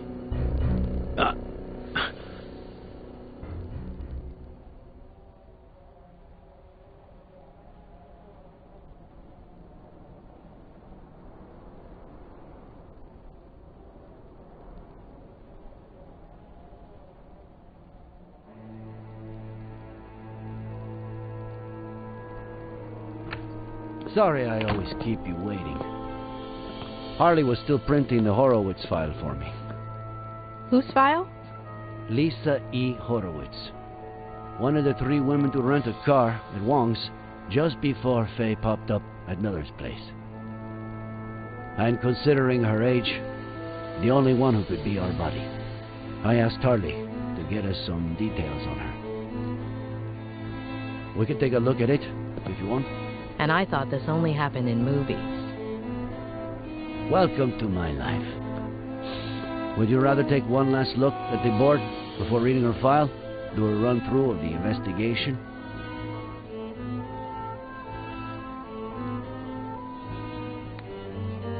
No, it's fresh enough.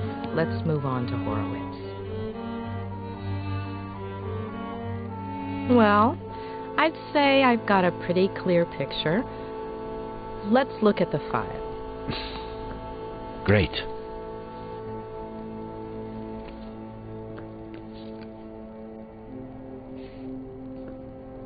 This is Lisa Horowitz, the day she graduated from Yale as a psych major, also as valedictorian. Anything come to mind? This isn't her best picture, but it's pretty clear this could be the same person.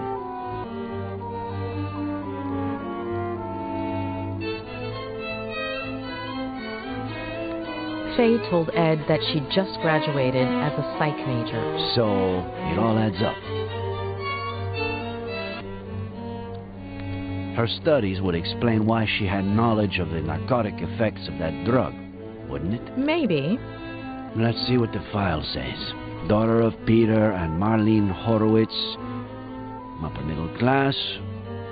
They were well off. They both died when Lisa was a little girl. Should we stick the picture on the board or skip to the next one? Let's move on to the next one. You're the boss. Now for the fun part. After her parents' death, she became depressed. Self-harm, suicide attempts. She spent several months in the New Jersey Psychiatric Hospital. Possibly the most expensive one in New England. Rings a bell. I think a patient of mine went there.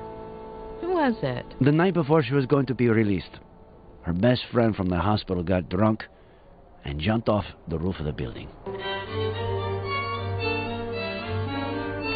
Her friend got drunk right before committing suicide by throwing herself over the ledge. Like Miller's father. Jeez. Why is everything so convoluted?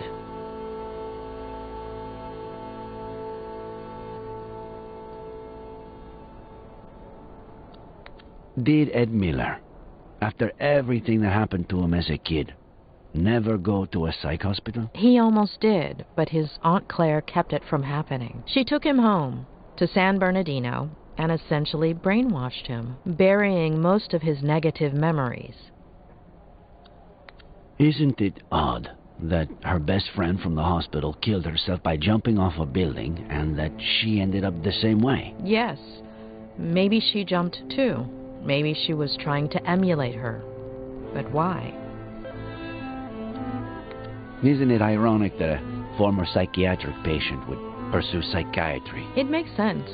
A few people in my class had similar backgrounds. Some did it to get to know themselves better. Others wanted to give back, help people who had gone through something similar. When she was released, Lisa went back to New York under the guardianship of her paternal grandmother, Diane Horowitz, who a few weeks later fell down the stairs, breaking her neck. What do we do with this one? Stick it there or pass?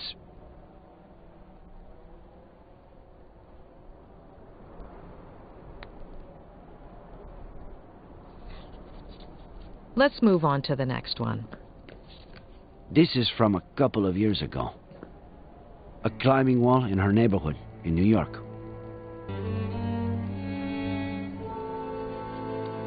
Another coincidence? There's no question. Lisa is our Faye. What? You're still not sure? I've been wrong too many times not to have my doubts. And this is from a few weeks ago.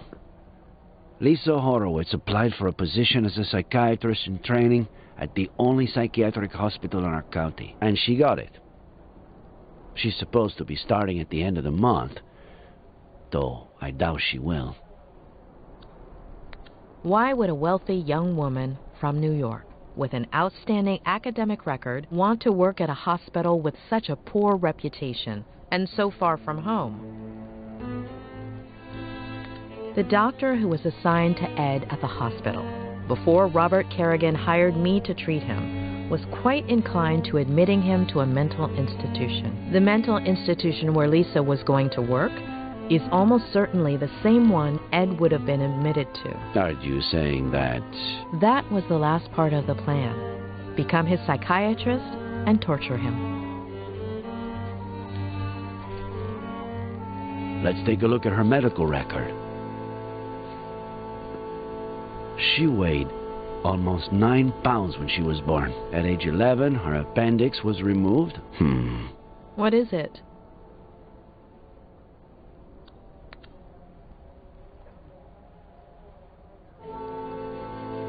Let me make a quick call, just to double check. Pat? It's Reyes. Remember the body we brought in yesterday? The blonde girl? Ah, perfect.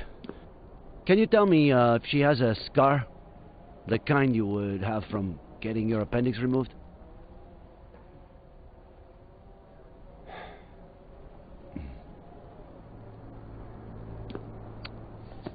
Are you sure?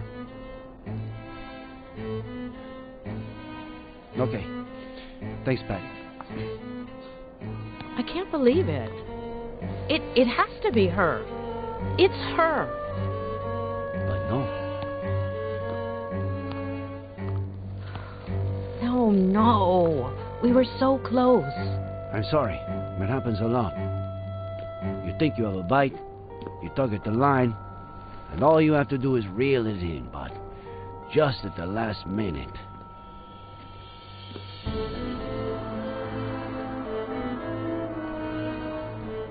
I wouldn't give it too much more thought right now.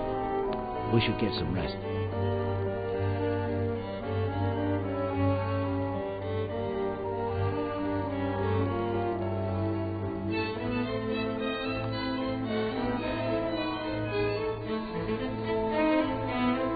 It wasn't my patient. Who? What are you talking about?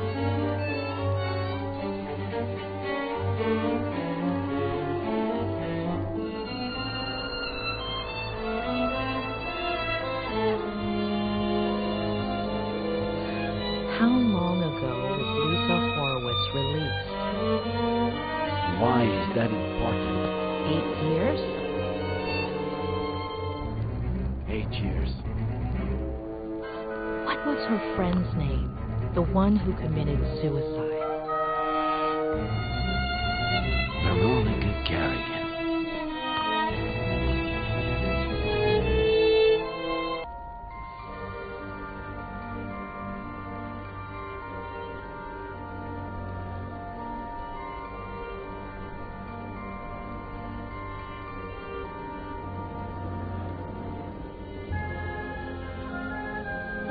Tremble not, my dearest one, because there's nothing to fear. Let's wait together for the sun to show us the monster's not here.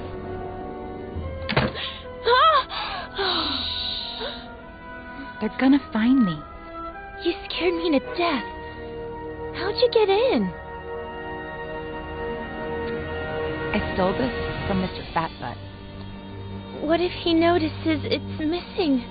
He got really sleepy all of a sudden. He'll be in bed for a while. If they catch you... I wasn't about to leave you all alone on your last night here. Are we best friends, or what?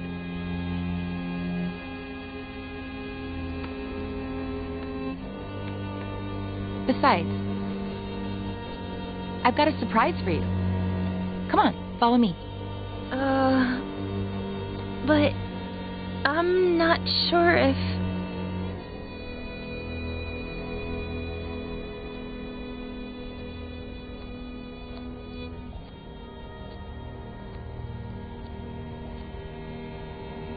Are we best friends, or not? Besides, you're not a patient anymore. They can't touch you.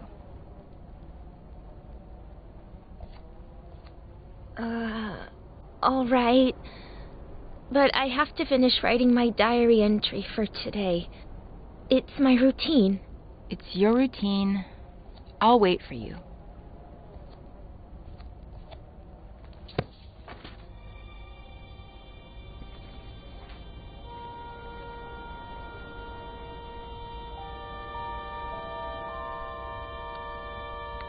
completely empty.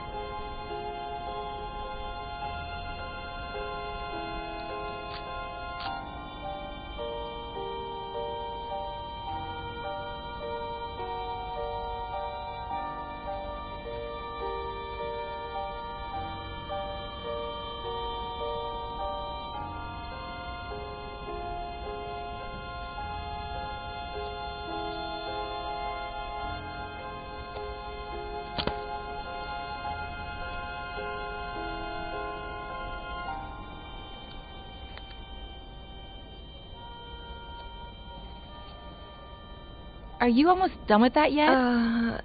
Yeah, just a minute.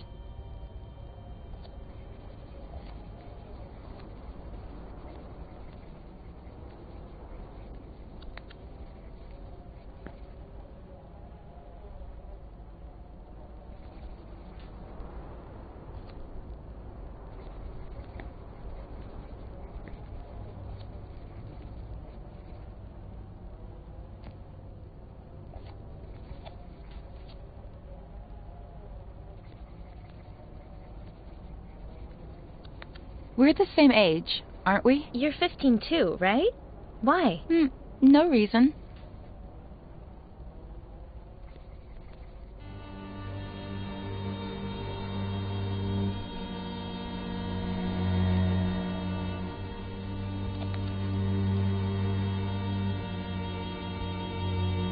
They let you wear earrings that aren't clip-ons? It's a reward. I haven't hurt myself in a long time. My grandma sends them to me. She's so sweet. You're so lucky. You know what? Take one. No, I couldn't. Are we best friends or what?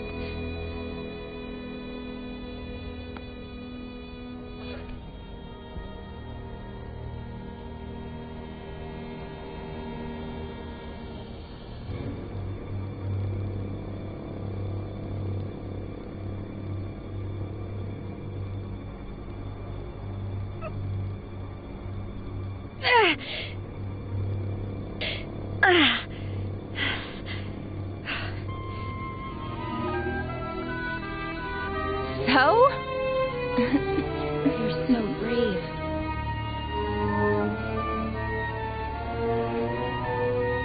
I finished my entry. I'm gonna go pee and we Hold can... on. I want you to have something of mine, too.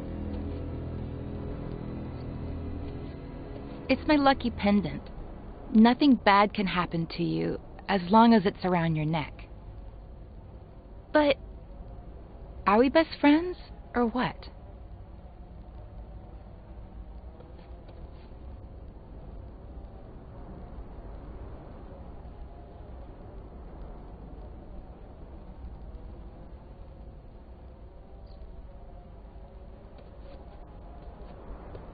That looks so freaking cool on you.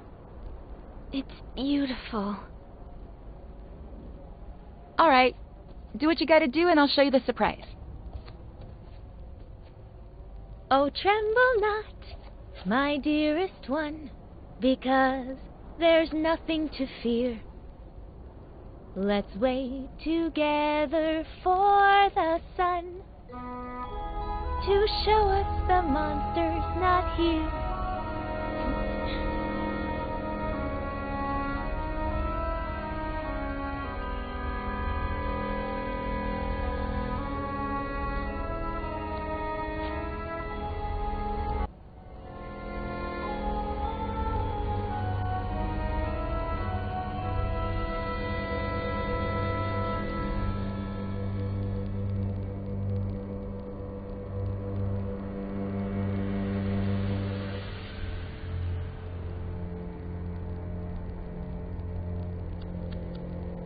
Hey, don't look! Whoops.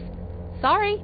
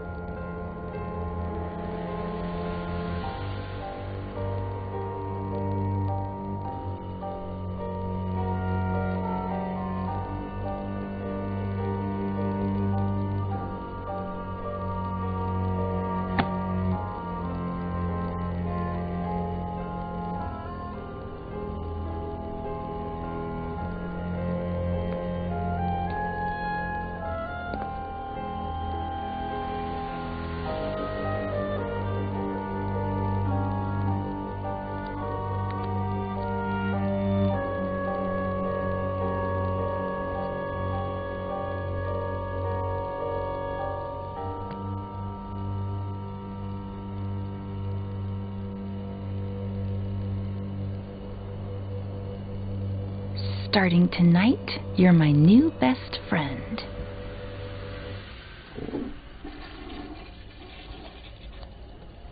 That surprise? You sure you can't give it to me here? Positive. Now I'm scared. What if you don't like it? Of course I'm gonna like it. This is so exciting. Wait for me here while I finish getting it ready, okay?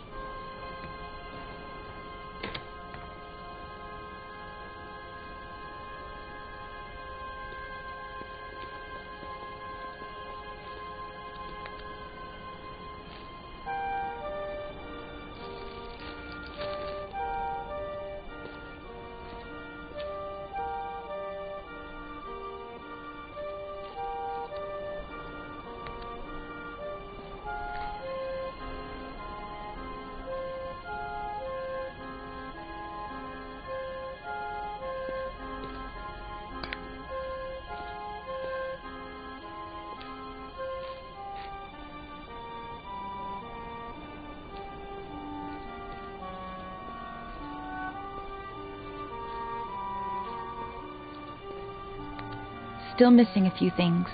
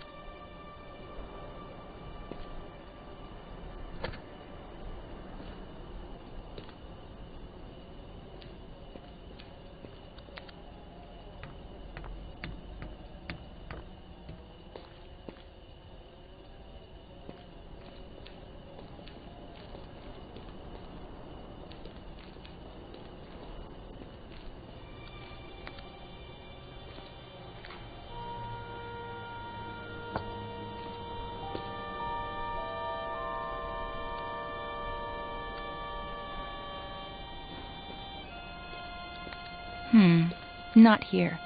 You wouldn't fall far enough. If there's one thing I'm going to miss, it's climbing therapy. I know what I'm going to do first thing when I get to New York.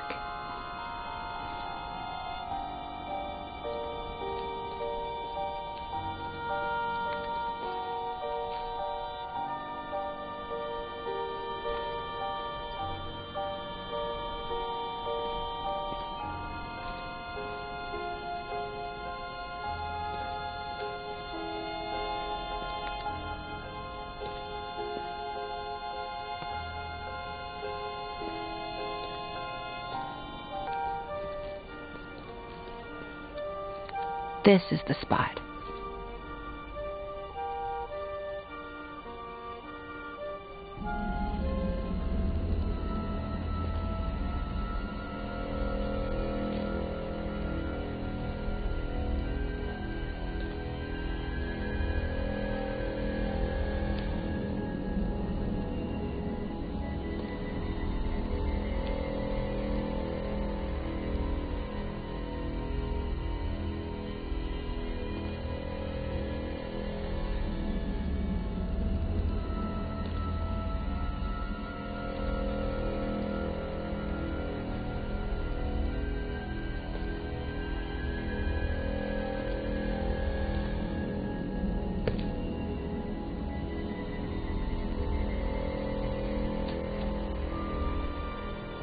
Close your eyes and give me your hand.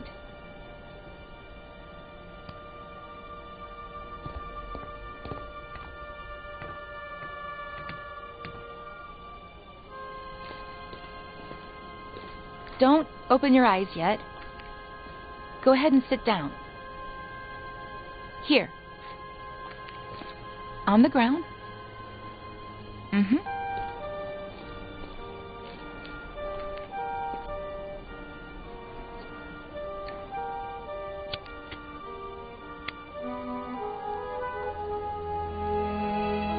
Ready. Open your eyes and make a wish.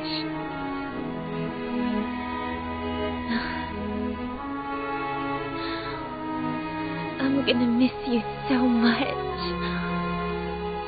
Whoa.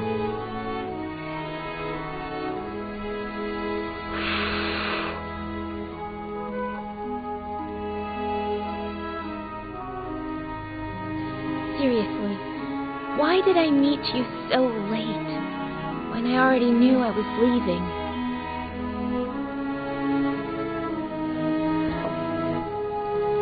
Want to open up a little more? What's that? Consider it my way of saying thank you for the best week of my life. But, Veronica... Oh, come on. You're out of the loony bin tomorrow. It's your last chance to do crazy stuff. I've never, ever tried it. Ooh, are we playing Never Have I Ever? My turn to drink then. Never have I ever...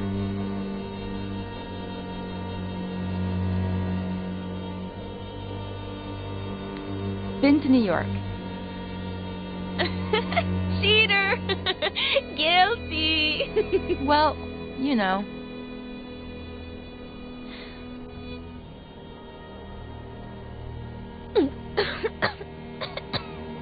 Oh, this is disgusting. You get used to it.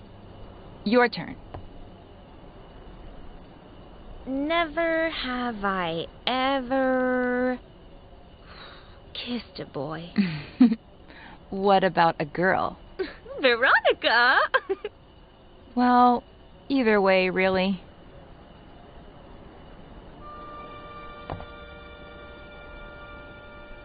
Never have I ever...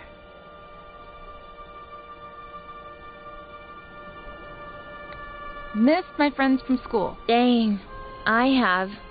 Ever since I first got here. But you're gonna see them soon, right? I have to know everything about my best friend's friends. But especially Faye. I miss Faye the most. She must be pretty rad. And I love her name. But it's my turn. Never have I ever made my own breakfast. You haven't? Back home, the maid did it. Here, who knows? Well, I've never made my own breakfast either, so I don't drink. Never have I ever... had a room to myself. You haven't? But here... Here doesn't count. This isn't real life. Ugh. I had a really pretty room at my grandma's house. And now you're going to be living there again. Tell me everything about it. So yeah, it's a really sick house. New York is so cool. My turn. Never have I ever... Come here. I want you to feel the coolest thing you're ever gonna feel in your life. I think I'm a little cold.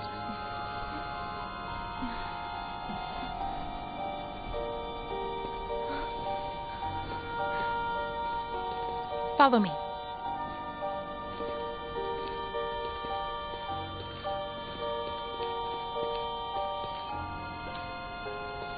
I'm scared.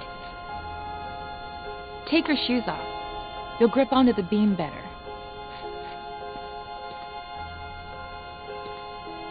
But I'm scared. What did we say? That this was my last night to do crazy stuff. Plus, not only am I your best friend, but also the best climber in this madhouse. Who would you be safer with? But I'm a little drunk. Give me your glasses. That way you won't see so blurry.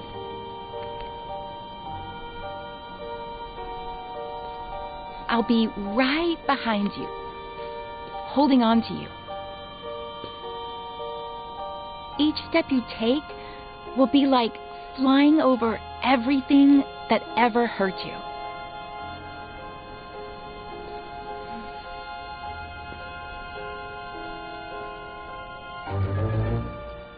Veronica? When I'm not here anymore, will we still be friends? You'll always be a part of me.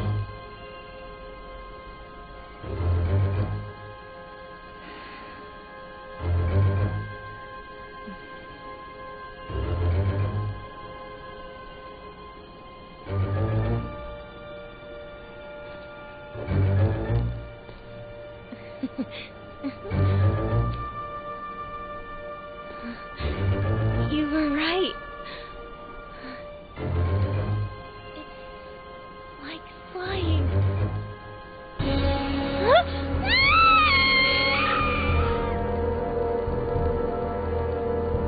Face to the ground. Look what you've done.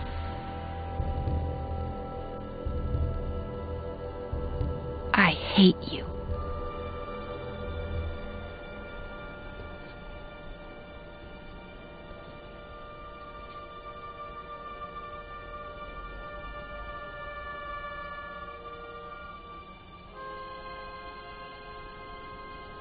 Oh, tremble not, my dearest one, because there's nothing to fear. Let's wait together for the sun to show us the monster's not here. I have to talk to Ed. Julia!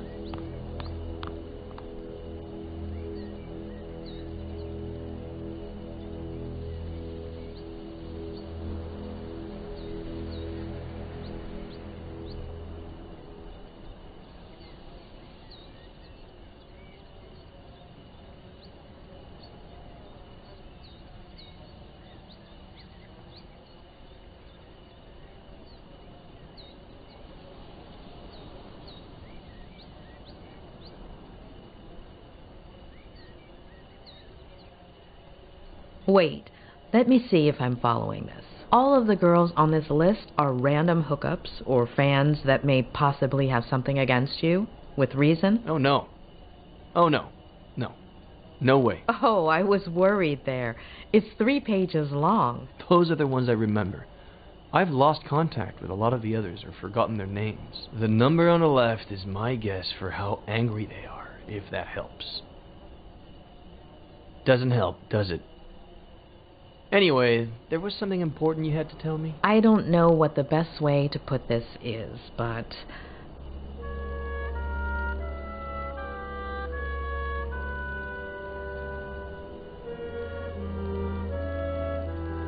Why isn't Veronica Kerrigan on the list? What? Why are you asking? I know it sounds strange, but I need you to tell me about everything that happened. What is this? Don't let a single day go by without Ed telling me about some childhood trauma. Ed. Even with what she did to me, tarnishing her memory isn't what I had planned. She was completely off her rocker, but she was a kid and the daughter of a good friend of mine. Well, at least at the time. Trust me. Please. Only since I owe you one.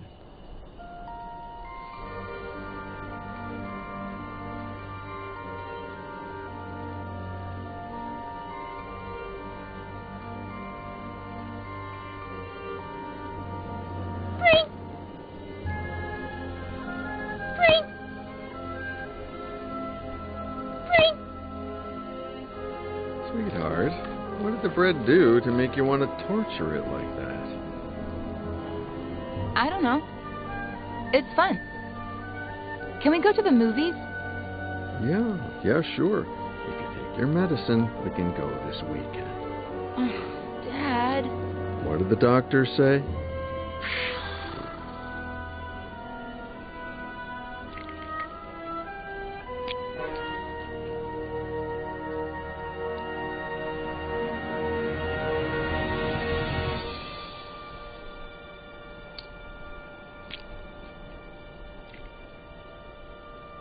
That's better. Can we go to the movies today? Oh, right. Not today. I have to work. You always have to work. Sweetheart, I'm meeting Ed Miller at 5, so... It's always Miller. Did you like our vacation last summer? Mm-hmm.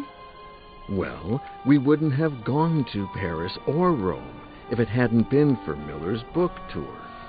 Always that Miller guy. And that's a good thing. If his second book goes like the first one did, I'll have a ton of time to spend with you. Besides, he's a great guy, and he really cares about you if you just give him a chance. But it's just... Sweetheart, I'm running late. I have to brush my teeth. We'll talk about this later.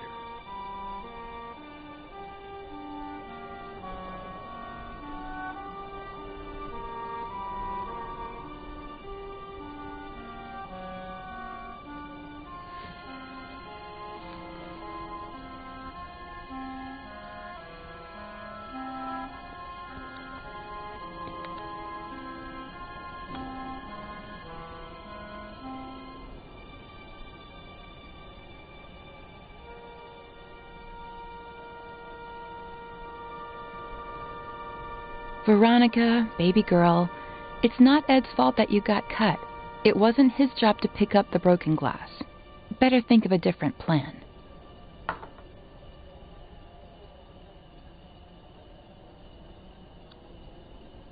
Pick a wine, Ed.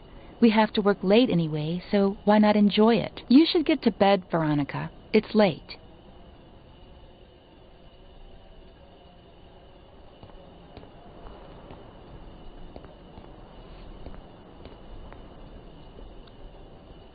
I'm not gonna let them. Not the doctors, not Miller, not anybody. No one's turning me into a lame brain or stealing Dad from me.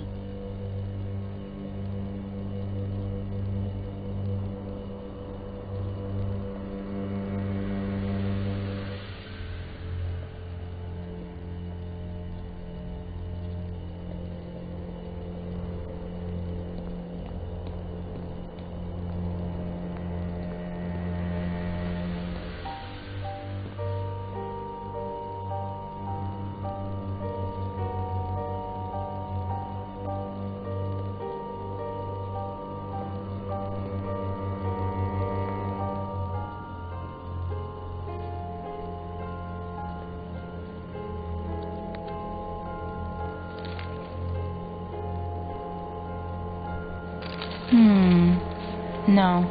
What if something happened to Dad?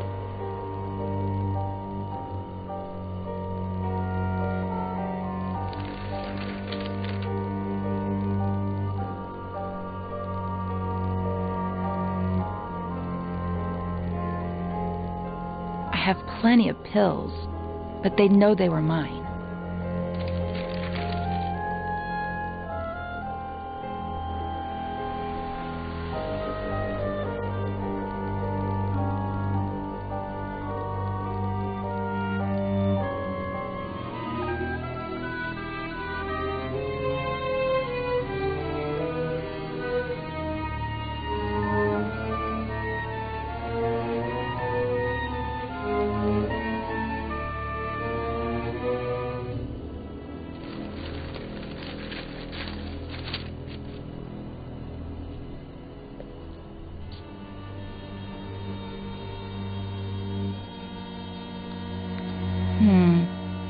What if Dad walks in and catches me?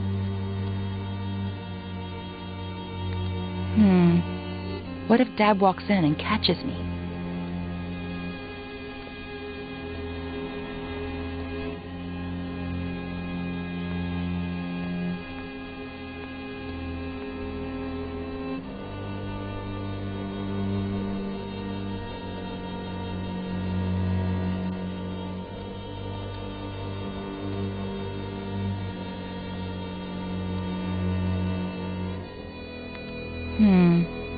What if Dad walks in and catches me?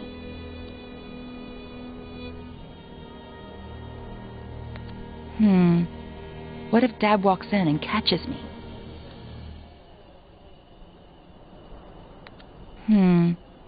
What if Dad walks in and catches me?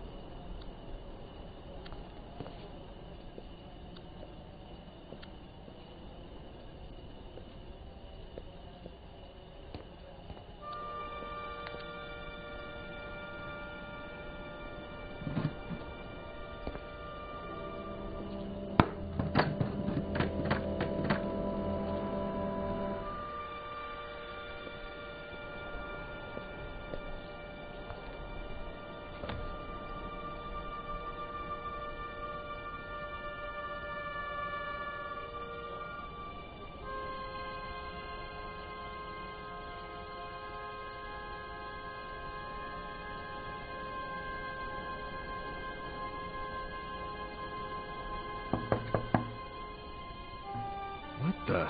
Sweetheart? You in there?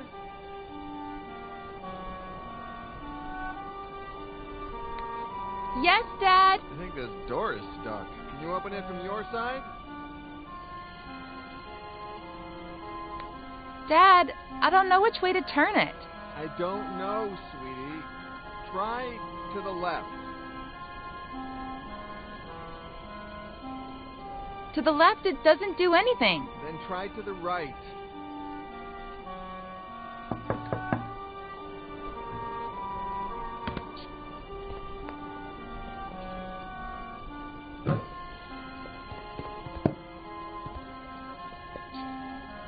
I was really scared, Dad. Hey, come on. It wasn't that bad. I love you so much, Daddy. I love you too, sweetheart. Get cracking. I'm going to be late for a meeting, and you're going to be late for school. Yeah, right. The bus comes in 45 minutes. Okay, but don't get sidetracked, because then you'll miss it again.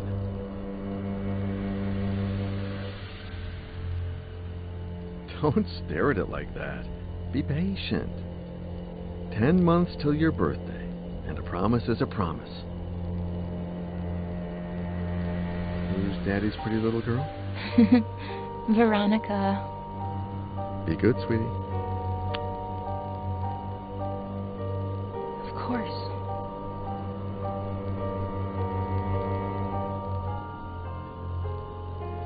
"45 minutes.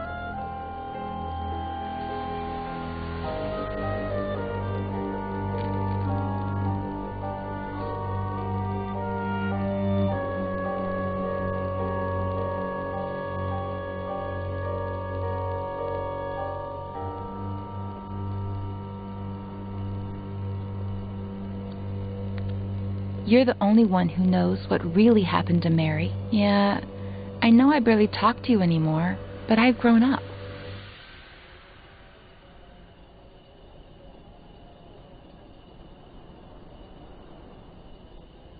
There we go.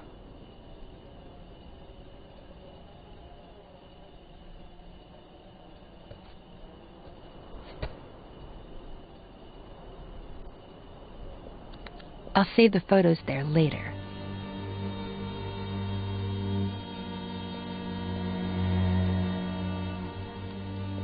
everything was going just fine till Miller showed up. Daddy is mine, and everything will go back to being just fine.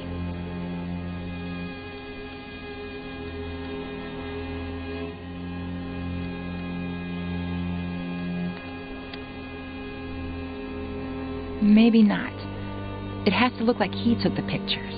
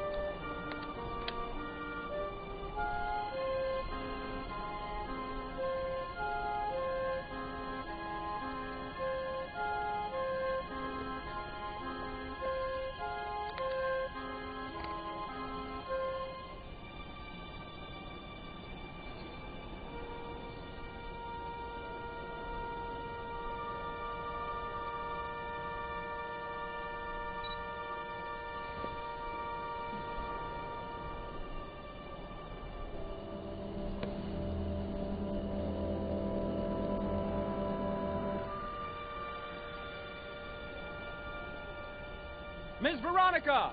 The bus! I'm coming, Reginald!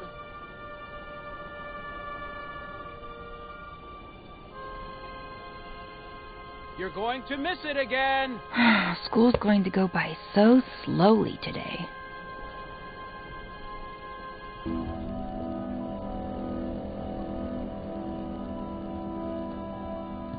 Hi, Ed. Where's my dad? I was just going to ask you the same thing. Oh. Then I guess I have to be nice to people at our house. Be the host. Yeah. You writers are so cool, knowing all those complicated Well, words. you know, we're not that cool. Should I tell Reginald to bring you something to drink? That's okay. I'm all right. Oh, man. I want to be a good host. Oh. Well, then. Yes. Whatever you want. Okay. Thanks.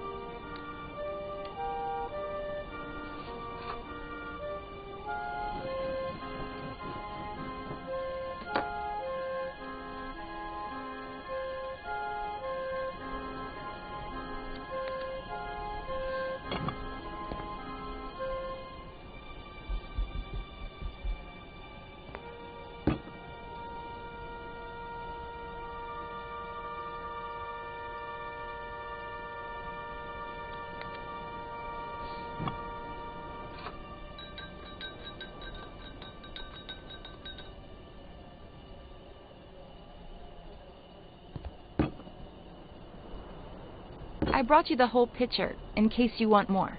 Wow. You're the perfect host. Well, it's hot as Hades. Even worse in this uniform. I'm gonna get changed. Have you heard from your dad? No!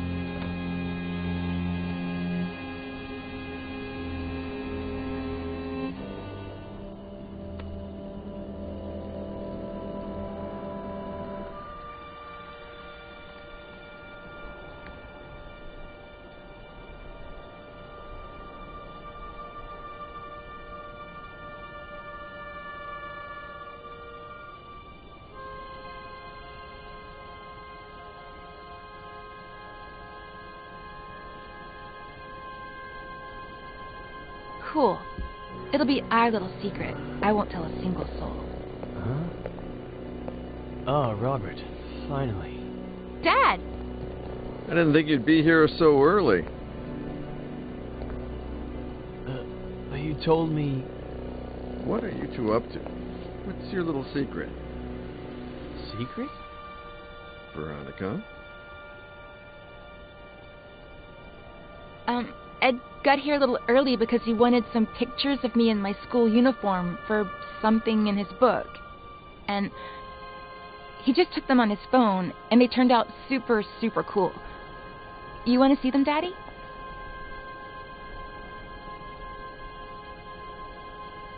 That was the end of a beautiful friendship. Robert threatened to report me to the police, but I did it myself. They arrested me, obviously. But when they inspected my phone, the picture's metadata indicated that the photos had been taken with another device. Plus, the time didn't match Veronica's testimony either. They found the same drugs in my blood as the ones present in Veronica's meds, as well as all the pills she hadn't taken still in her room. Robert apologized, but we decided not to continue working together. We grew apart. Not long after that, Robert checked Veronica into a mental hospital. When I heard about her death, I called Robert in case, I don't know. He thanked me. We hung up and haven't spoken since. And that's it. I have no idea how Robert's been these last few years. I do. He came to me shortly after Veronica's funeral. He needed help and told me his story. Veronica was 2 years old when Robert adopted her. I never looked into her previous life, nor her biological family story. But I have a friend who might... Doctor, are you going to tell me what on earth Veronica has to do with any of this? Veronica did not die in the psychiatric hospital. She died 2 weeks ago. What? Veronica is Faye.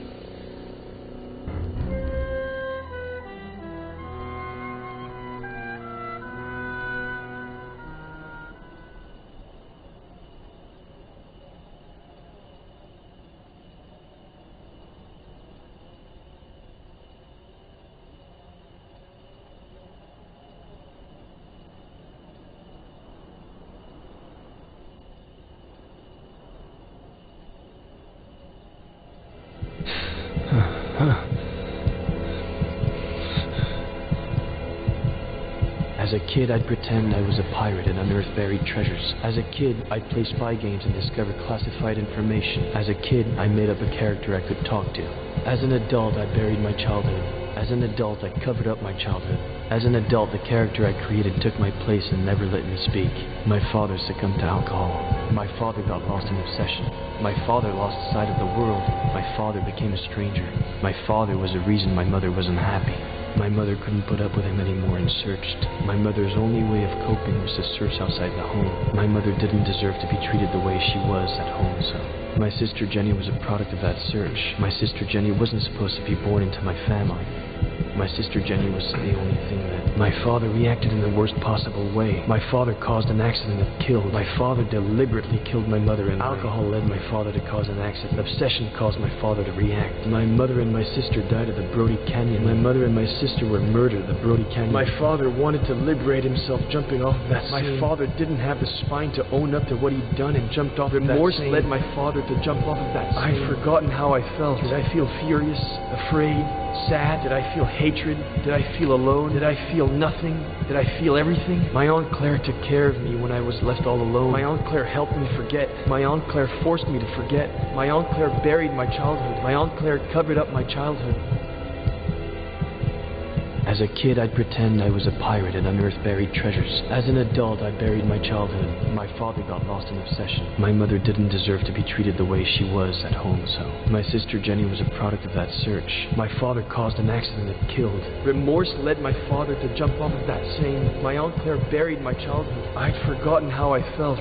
For 27 years, I haven't known who I was. 27 years of writing to hide myself, only to turn into somebody I'm not. Drowning in sarcasm and lies.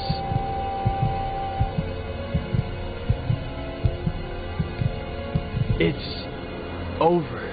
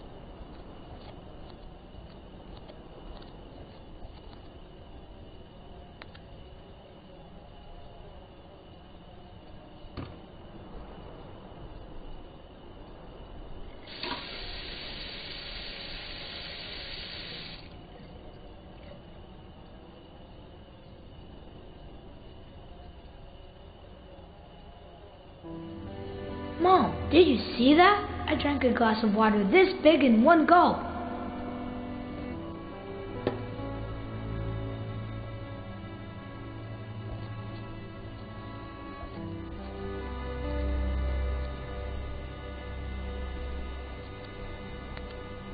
What did you say your name was? My name is Ed. Thanks, Ed. I'm Faye. If you could bring me some ice. How did she do it?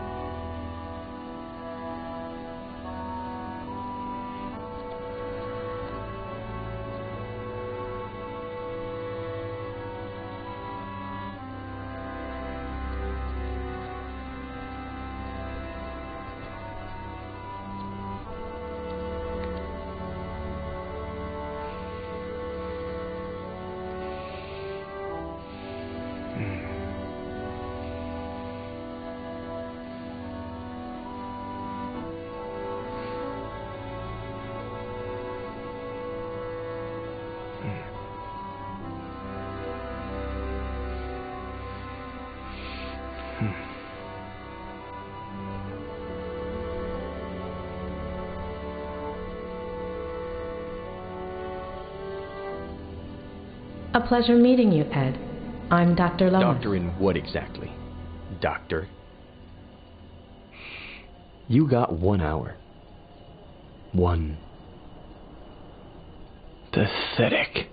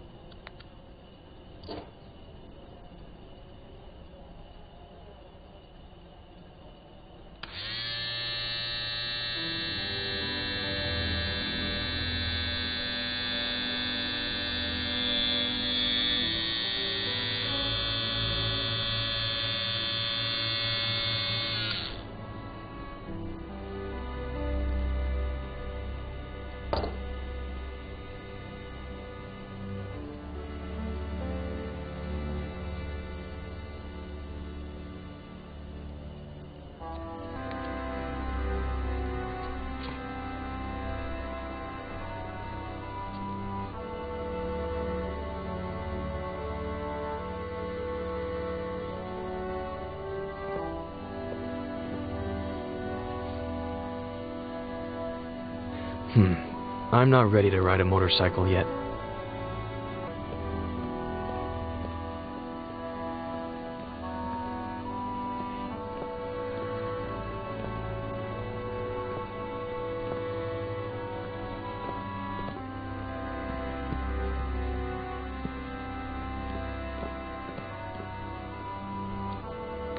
Hi! Guess who's calling?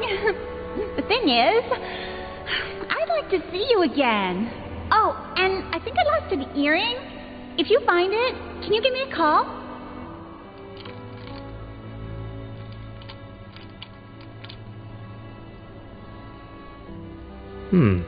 Maybe. We'll see.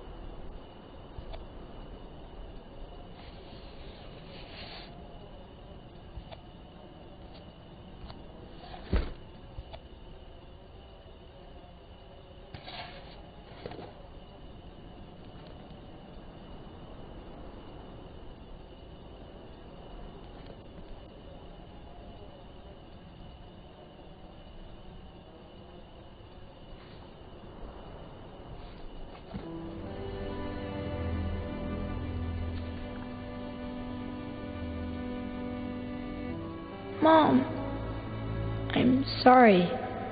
I didn't mean to. It's not your fault, sweetie. It's just that When Daddy's sad, he gets upset. You're never going to get sad or upset like that. Promise me. I promise.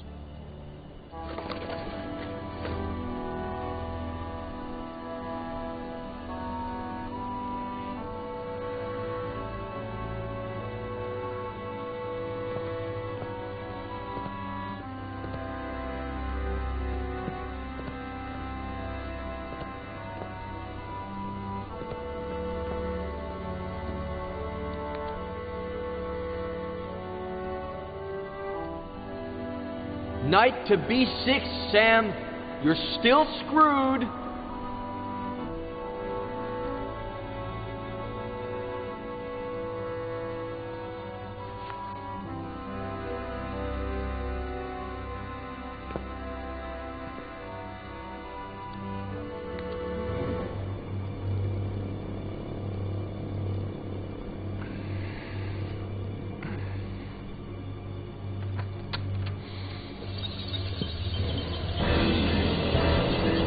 Where do you think you're going?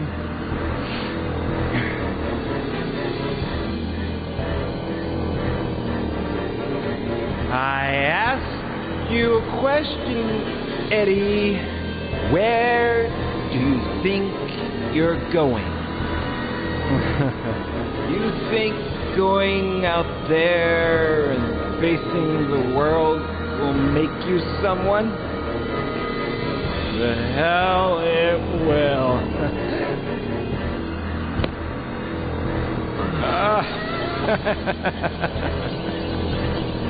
I know you, kid. You're a piece of junk like me. You're useless.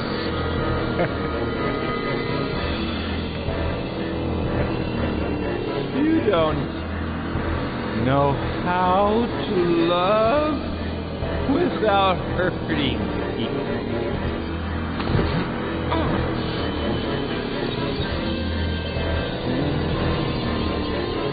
Give ruin happy, because you don't really care about anything.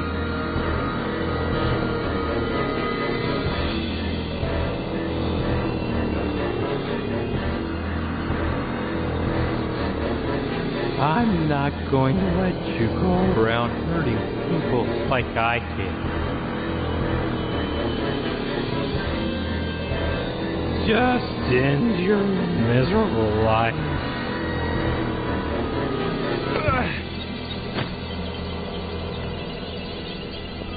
Ed, honey, you finally went outside.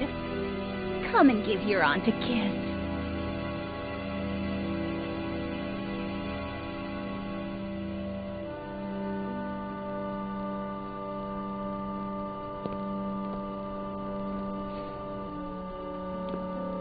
I knew we could do it together, just like we did last time.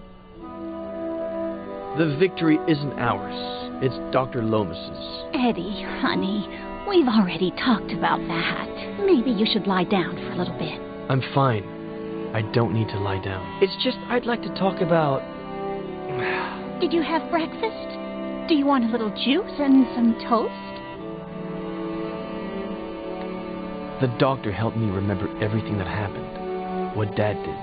Eddie, what have I always told you? Some things are better left unsaid. Or do you want some bacon and eggs instead? When Mom and Dad died and you took me with you to San Bernardino, I remember night after night of you telling me how much Mom and Dad loved each other. How both of them watched over me from the stars with Jenny, happy to see me happy, because I had to be happy.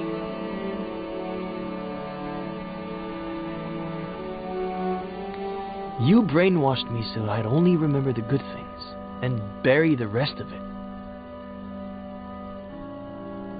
I'm tired. I'm going to lie down for a bit. Aunt Claire. There are eggs in the fridge and enough oranges. After the nap, I'll make some 3-bean chili. We ate some not too long ago, but it's your favorite, so I guess. Aunt Claire.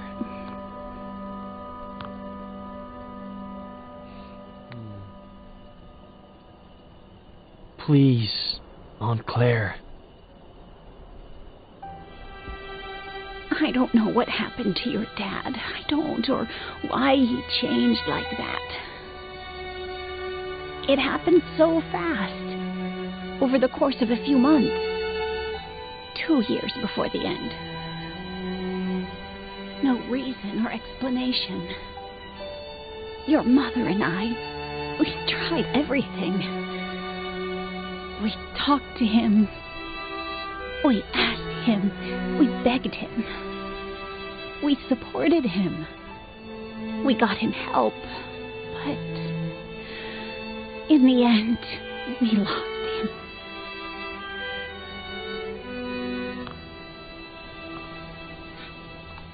All your mom had left was you. The possibility that you could still be happy in spite of it all. And when we lost her, I did my best.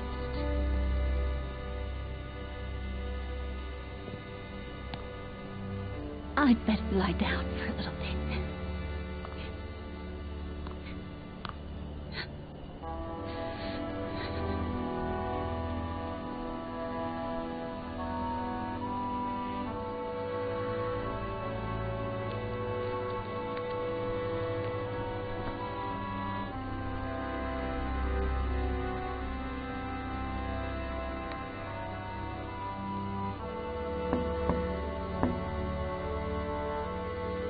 I guess she needs a little time.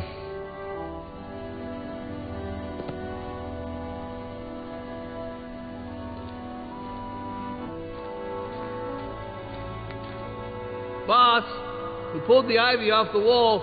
You want us to plant it somewhere else? Burn it.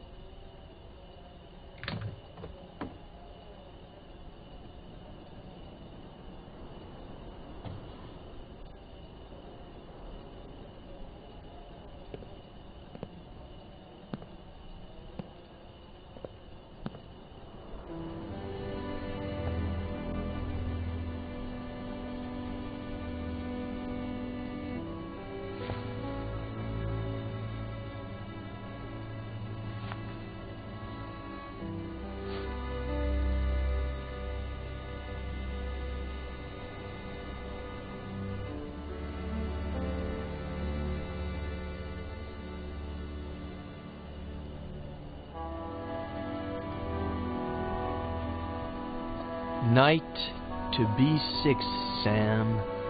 You're still screwed. Boy, don't you remember anything I taught you when you were little, huh?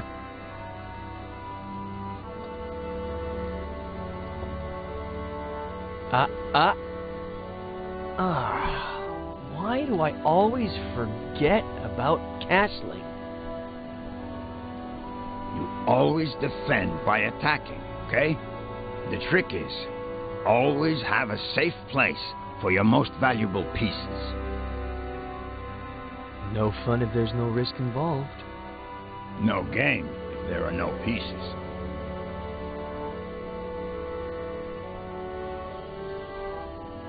What's wrong? Aren't you gonna move? You're a wise old man, Samuel Franklin. Your chess and fishing advice is never really about chess and fishing, is it? I'm just an uneducated old farmer boy. Stop reading into everything. The one using all the pretty words here is you. Not true. We're more alike than you think. You wish.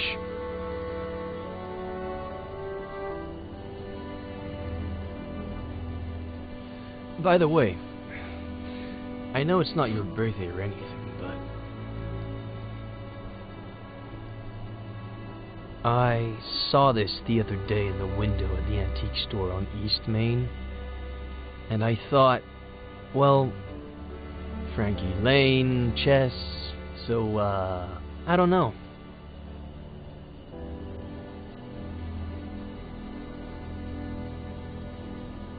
It's a valuable piece, so, you know. Keep it in a safe place.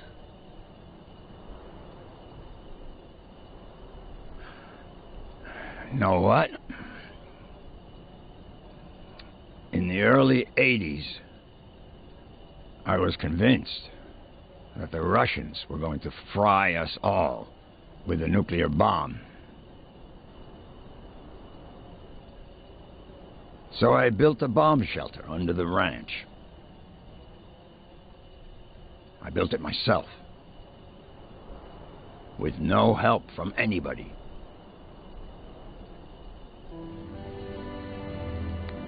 Ah, I knew that already. What?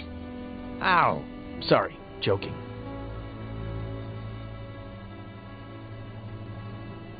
Anyway, it can house up to 7 people. Has running water, its own energy supply. No one knows it exists. Not even my nephew Adam. Just Esther. And me. Why are you telling me about it? Look at us.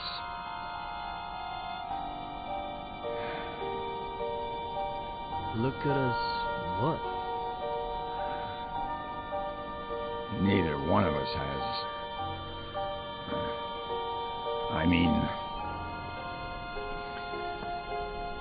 we're both missing.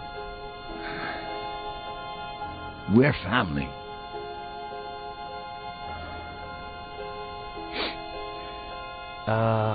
About that. I met, no. No what? How long have you known? Since Esther saw you leaving the mall. She saw the diapers. In the trunk of your car, too. I've been holding her back a whole week. So she wouldn't come drill you with questions. Well, I met a girl a while ago and, no. The baby is, I don't know where to start. No rush. Whenever you've got it figured out. As long as you know that if the Russians go crazy again, the girl, the baby, and you are all invited to live in the bunker.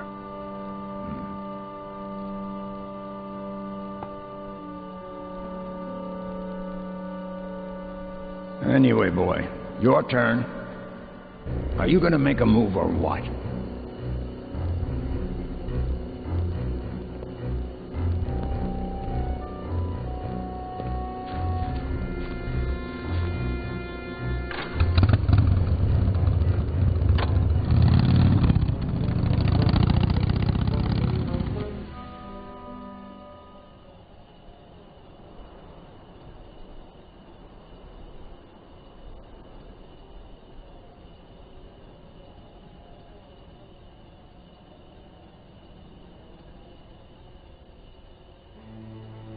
Thanks, Robert, for coming right away. It's no problem. I got the first flight available. Anything you need, sweetie. Robert, this is Sheriff Nick Reyes from Cerro Lake. Pleasure. Please.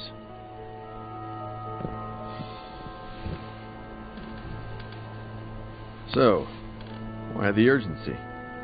Is this about Ed? Has he gotten worse?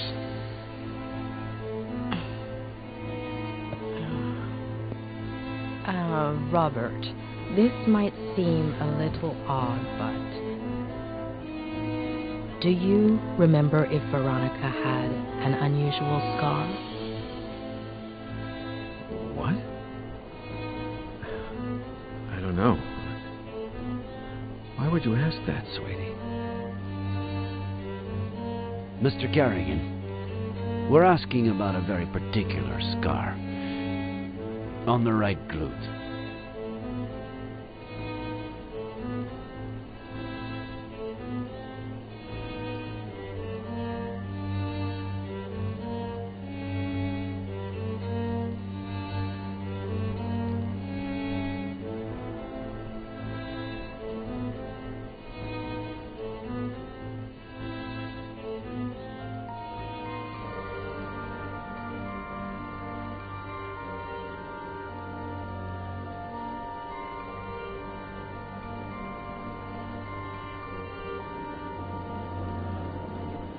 Barking too much. Honey, you can't just barge into the Cerny's yard without permission. And you certainly cannot take Skippy. But he was hot. He's a puppy, honey. He doesn't know how to swim. And that pool is really deep. Dear God. If I hadn't been there. Miss Cerny said I was a bad girl. Oh, you're not a bad girl, honey. She was just upset and said some things she shouldn't have. That's all. But she won't let me play with Skippy anymore. She's a stupid old fart.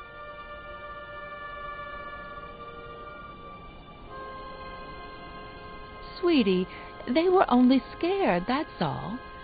They thought you wanted to hurt the puppy. But I...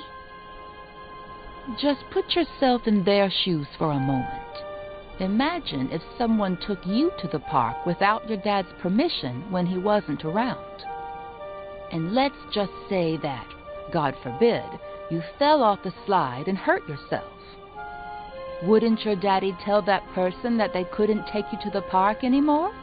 You can't tell Daddy. I don't want you to. I can't lie to your dad. Plus, we should always tell the truth. You're not my mother. You can't tell me what to do. Of course I'm not, honey. But sometimes it's wise to listen to your elders. Okay, here's the plan. I'll put the dirty towels in the wash while you think about what you'd like to eat. Then I'll fix it up for you in a jiffy. What do you say?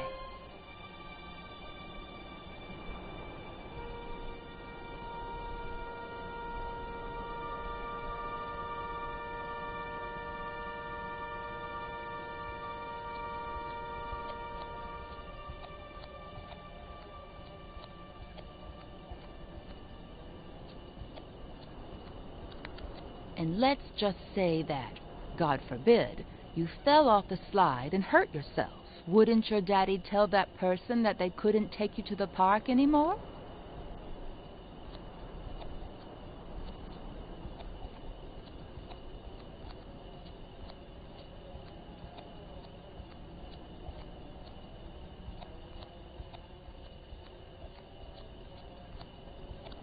I could cut myself with a broken glass, but she'd have to be the one to break it.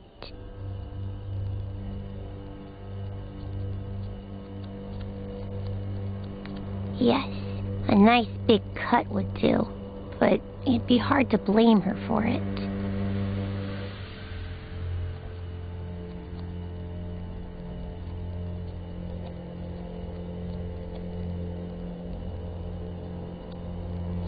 Gee, why do they always set everything up for the grown-ups?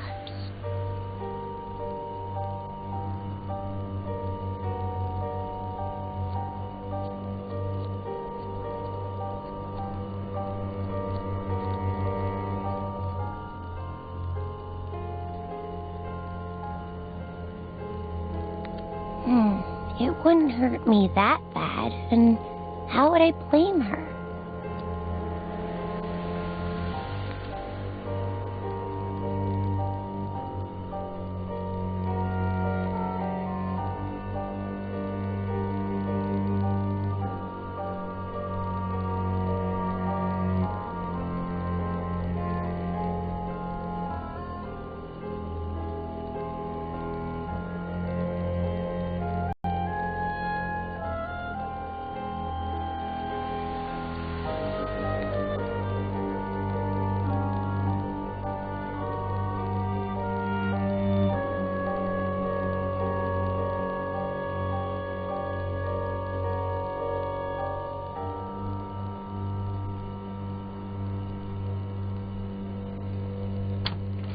So, Veronica,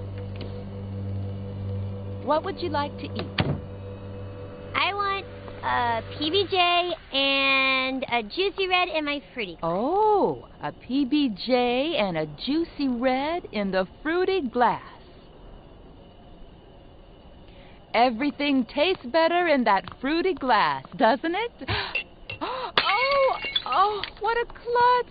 I'm sorry, honey.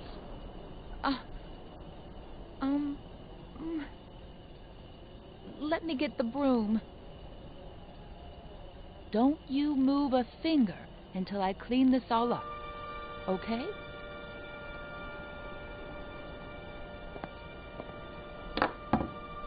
I'll get you another glass just like that one before you even know it. They sell them at the...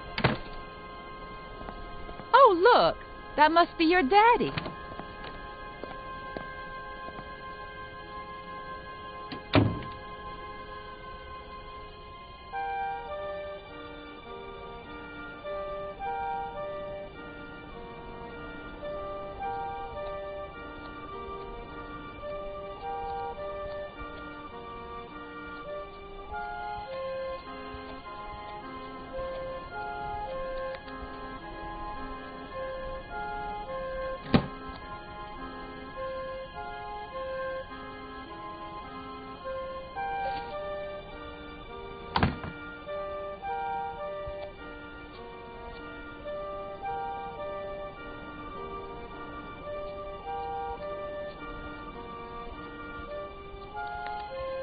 Mary, what's up? How's my little girl? She's fine, thank God.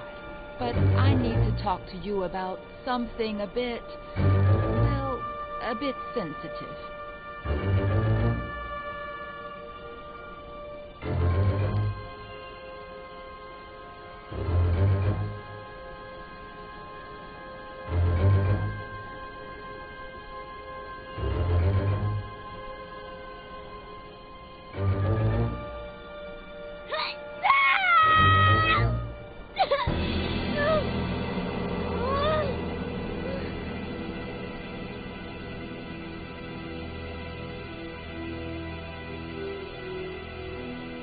Daddy, will it leave a scar? Did you know that most brave little girls have scars? Now you'll have one too. And you know what else? It'll be shaped like a V. V for Veronica? Yeah, V for Veronica.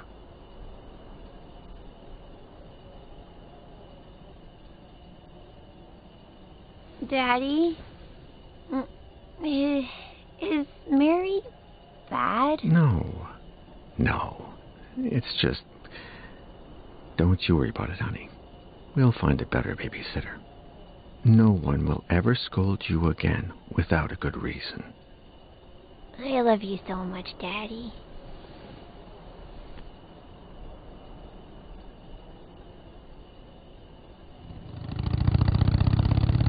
Where did you build it, Samuel?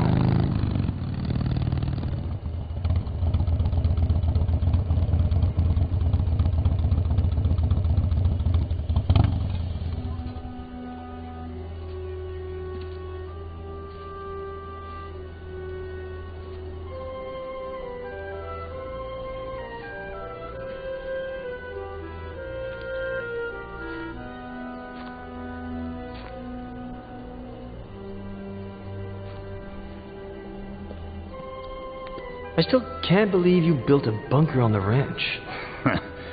Neither can I. There's so much to keep in mind. For example, it has to be close enough to the house so that you can get to it quick before the bomb goes off. But it can't be right underneath the house, because that's the first place they'll look. Knowing you, nothing in that bunker was left to chance.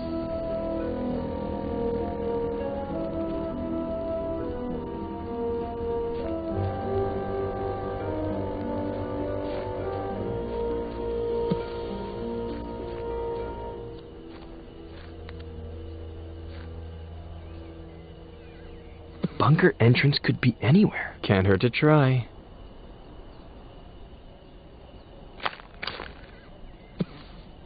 Nope.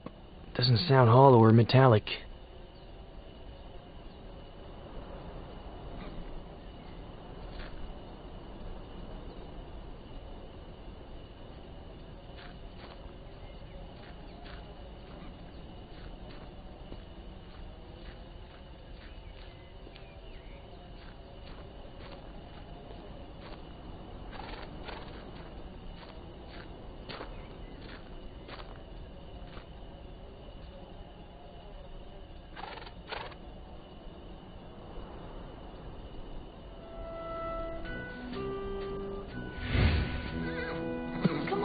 say it. Okay, but then off to the shower with you, or your mom won't let you come over. When the ship sinks and the rats take flight, who is the only pirate to stay and fight? Captain Roberts, who knows no fright. One more time. When the ship sinks and the rats take flight, who is the only pirate to stay and fight? Captain Roberts, who knows no fright. One more time. No, no, no. Captain Roberts needs to head to the sink. So much swashbuckling is making him stink.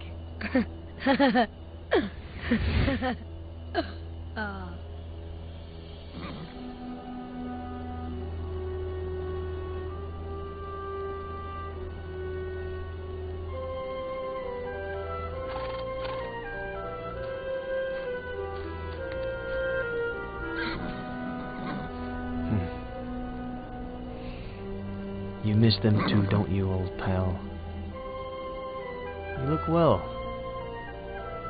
You've got fresh water, you're nice and clean. Who's taking care of you? Hmm?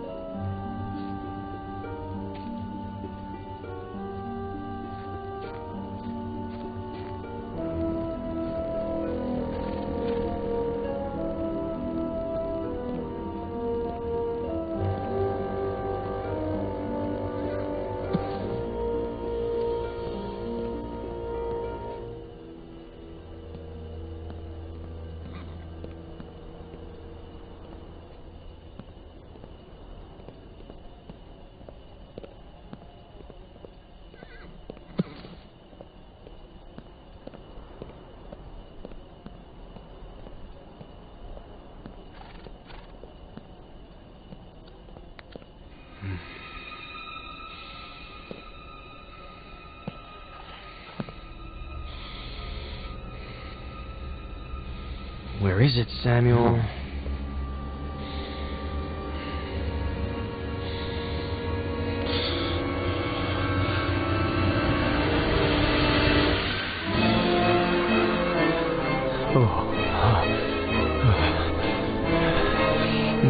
Okay, too soon.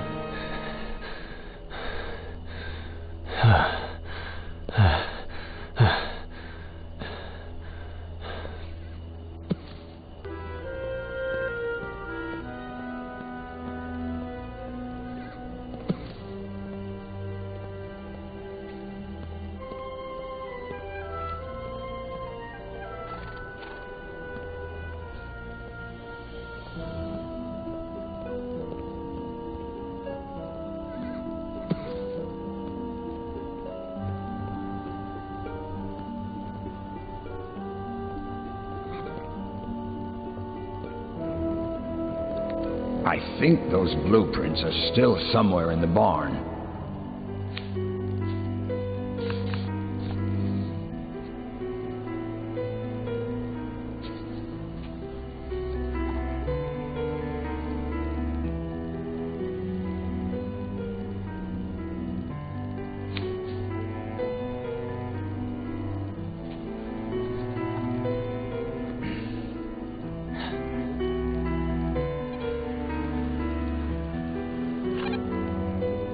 Anybody there?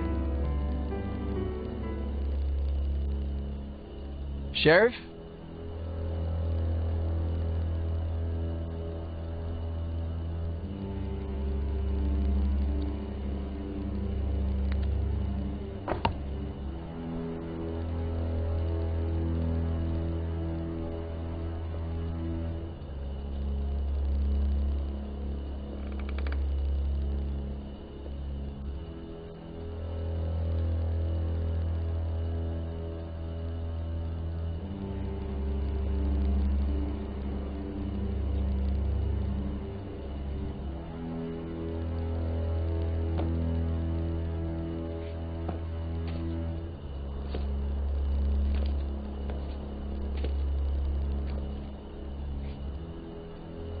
Give me a reason. Hey, come on. Chill.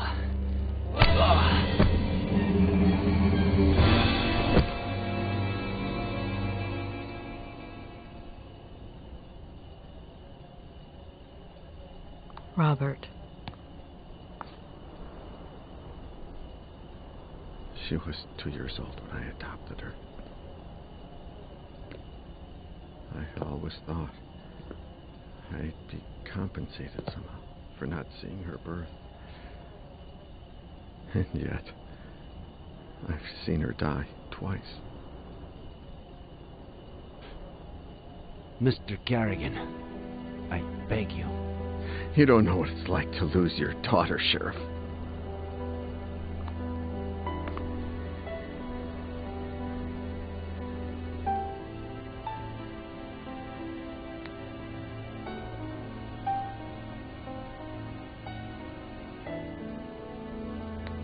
Sheriff Reyes knows what it's like to lose a daughter.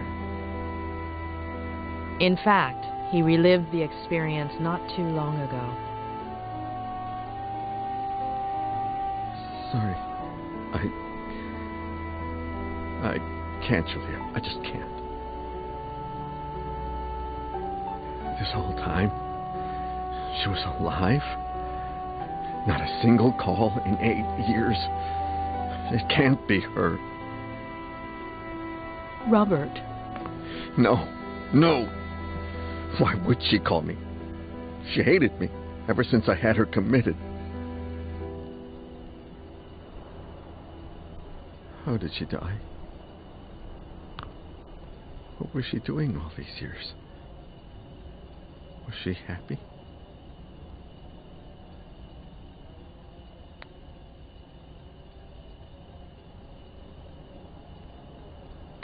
Her mental health got worse after she was discharged from the hospital.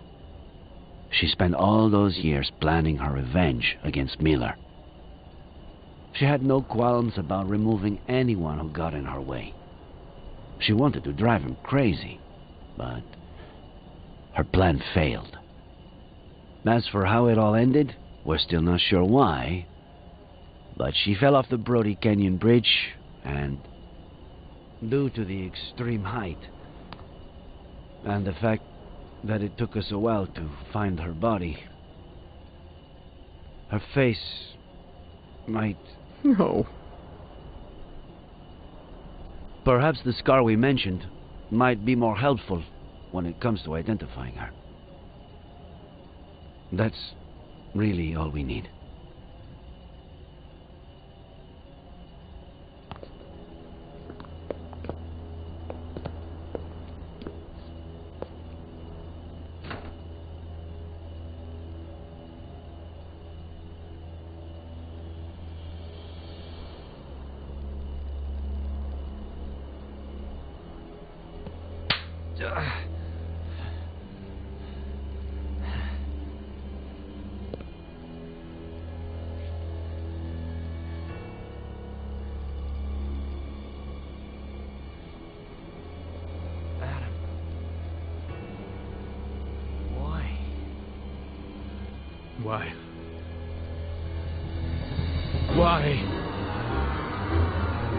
Why?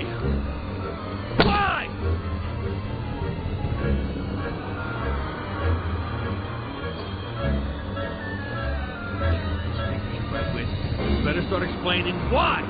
Why?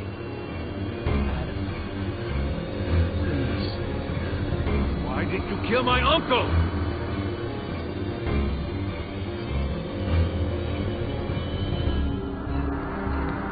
Adam, your uncle was my friend. I didn't kill him. Faye, Veronica did. Bullshit. Veronica, Faye. Who pulled the trigger doesn't really matter. You're an accomplice in his death. An accomplice? Adam! You always wanted to get rid of me, as a kid and as a grown-up. You took them away from me. You stole their love, fishing, chess, the shared afternoons. You took them away from me, and you still weren't satisfied. You wanted the ranch, but I was going to inherit it, wasn't I? You wanted to threaten him to change his will, but never had the balls to. Because you've never had the balls to do anything. Your little friend did the dirty work for you, and it all got out of hand. She killed my uncle, and you killed her for screwing up, out of rage, to tie up any loose ends. Adam, that's insane. I'm done.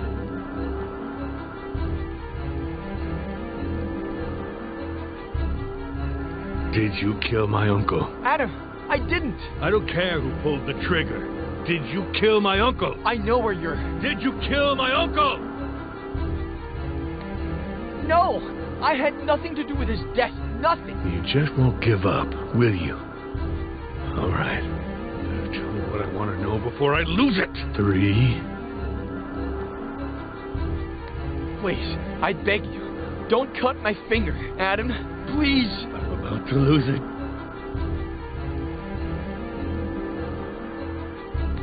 Your aunt is alive, and I know where she is. What? She's in the ranch bunker. There's no bunker on the ranch. The blueprints are downstairs. I know where the entrance is. How do I know this isn't just a plan for me to let you go? This is not who you are, Adam Franklin. You're a good man, but if you do this... You asked. Ah!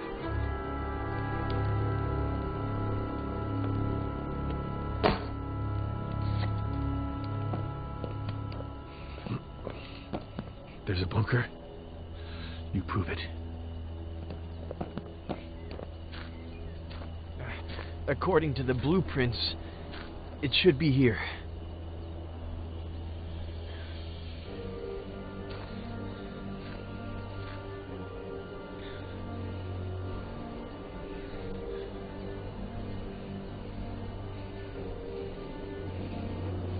We should hear the sound of metal.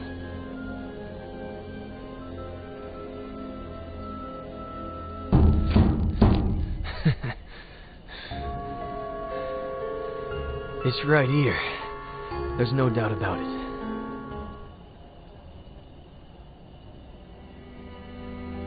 Visitor? Did you know that most brave little girls have scars? And now you'll have one too. And you know what else? It'll be shaped like a V. V for Veronica?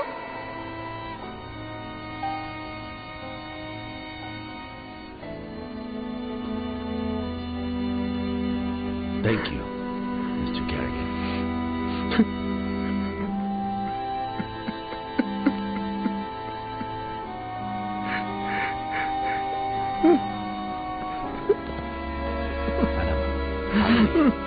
Where were you?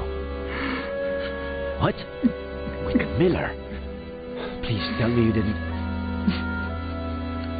What tractor? Come again? That has to weigh a ton. How did you plan to... We got the key. I'm on my way.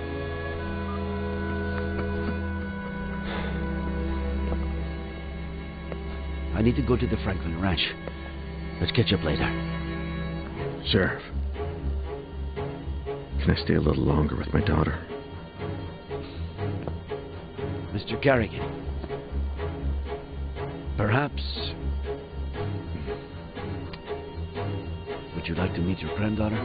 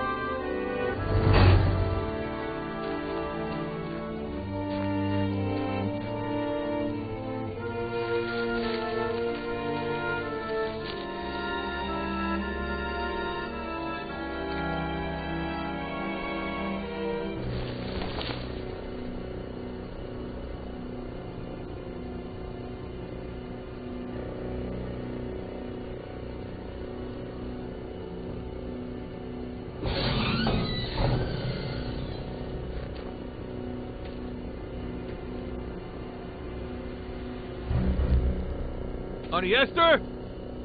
Can you hear me?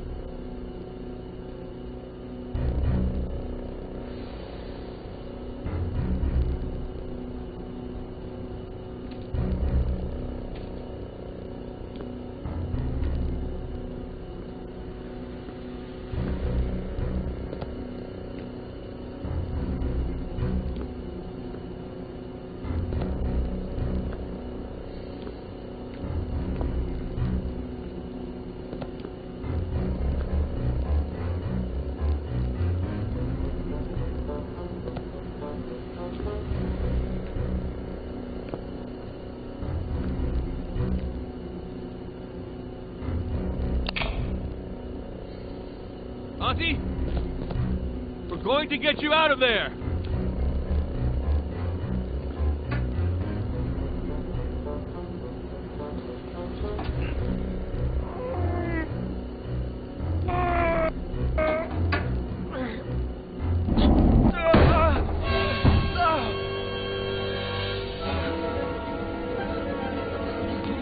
Esther, are you okay? It's me, Odie. I'm Adam, your nephew. Stay away, monster! It's okay. Put the knife down. Stay away!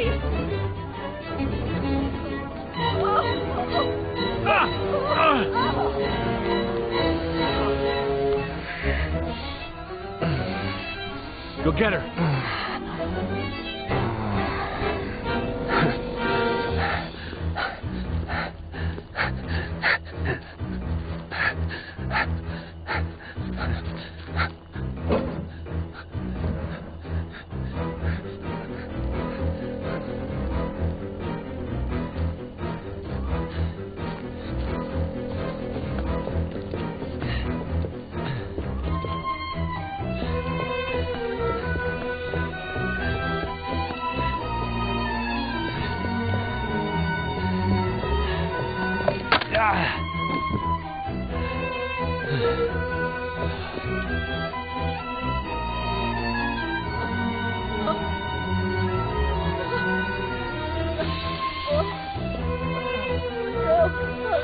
Esther, look at me. It's Eddie Miller. It's Eddie. You killed Samuel!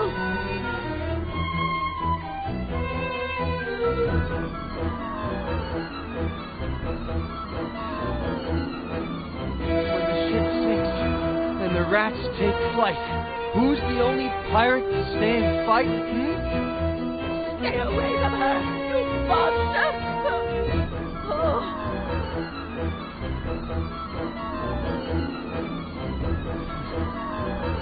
When the ship sinks and the rats take flight, who's the only pirate to stay and fight?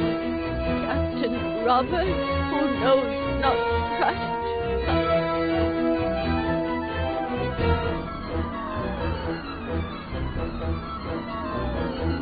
When the ship sinks and the rats take flight, who's the only pirate to stay and fight? Captain Robert, who knows not right. Eddie! Eddie!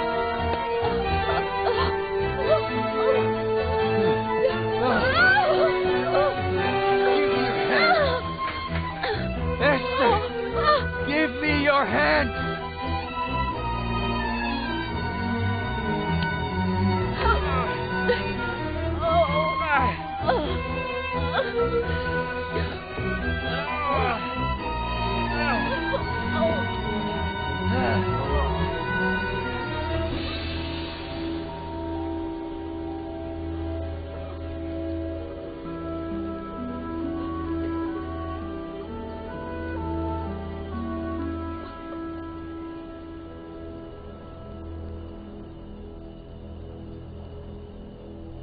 Oh, my dear boy.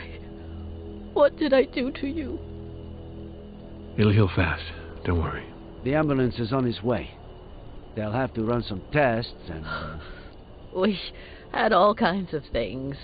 Food and water. You know Sam. Mrs. Franklin, if you could, you know, when you're feeling a little better, maybe you could tell us what happened? I told Sam that it was too late to cross the woods. That he should take the car instead. But he insisted on walking to your house.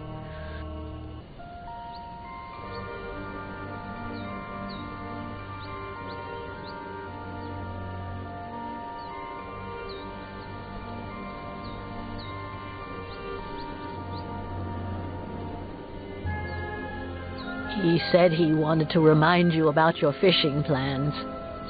But I know that he just wanted to have a beer with you. I was surprised when he came back so soon. He wasn't himself. I said, Sam, what's wrong? What did you see?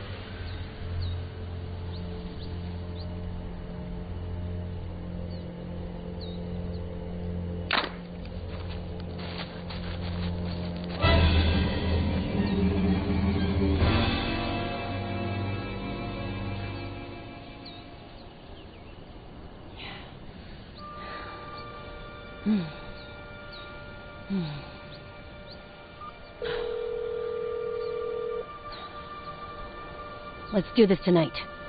Same time. You better not be late.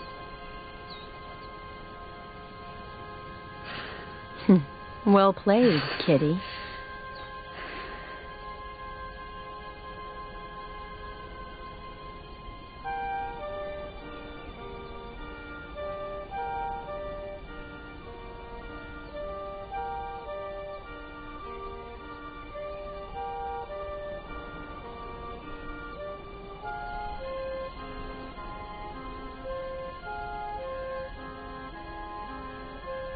I told Sam to call the police right away, but you know how stubborn he was. He said he'd tell you the next day when you went fishing. He didn't think much about it. He said a lot of youngsters did target practice in the woods and that she was probably shooting at squirrels. We didn't sleep well that night. Got up earlier than usual, just before dawn. While we were having breakfast, we heard a car. We thought that was odd.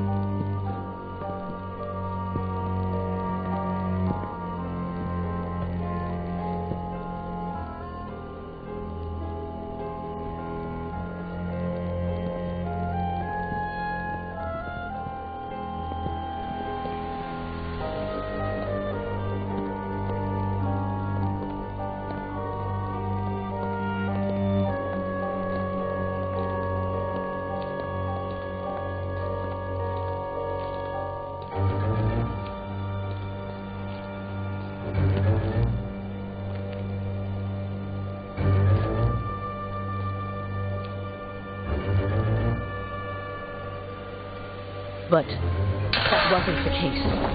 Sam! Oh my God! She made me cover him with a blanket, and then she dragged me away from him. She locked me up with the baby in the bunker and said she'd be back in a few hours.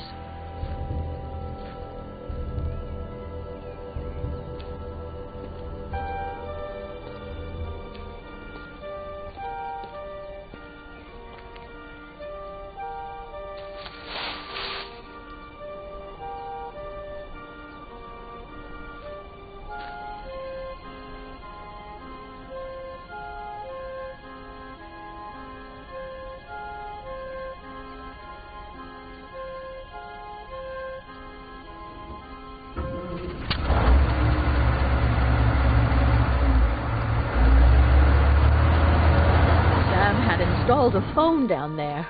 I tried to call the police, but I no longer knew what time it was, so I braced myself for her return.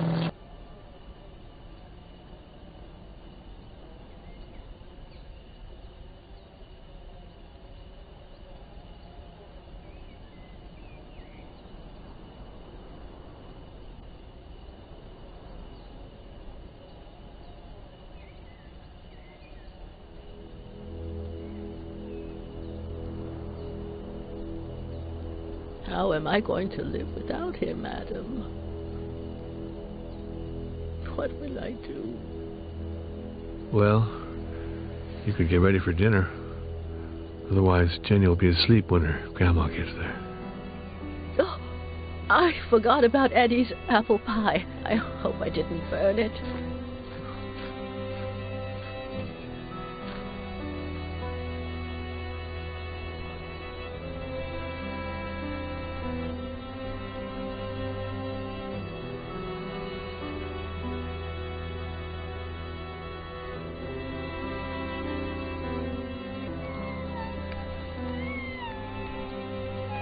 Jenny, sweetheart, tell your daddy to stop reading and come play with us. He's ignoring Grandpa. Huh? If you keep that up, you'll finish writing that novel in record time.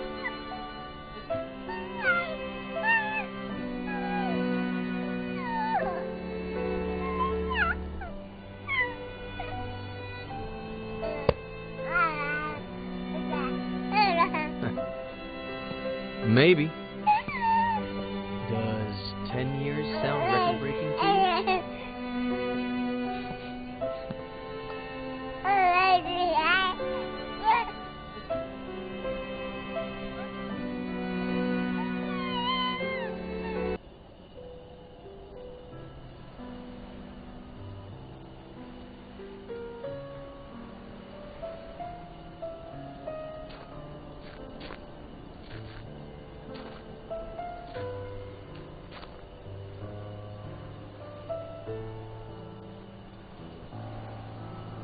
What's on your mind? This morning, I finally got a call from my acquaintance at the state adoption agency. It seems like the agency that Robert hired for Veronica's adoption hid relevant information about her biological family. What? They molested her. They broke her. I don't even want to think about it. Bastards. Does that explain everything? Why she was a psychopath? Many victims of abuse become abusers themselves. But sometimes, when they find a better family where they feel loved, that somehow compensates for the previous trauma. In Veronica's case, not even Robert's profound love could help her. The causes are multifaceted: personal, social, even biological. We'll never know. I suppose we are all broken in one way or another. We don't all become Veronica, but we're not saints either. I thought you didn't want to interfere with my job. Hey, who's been interfering with mine for the past week?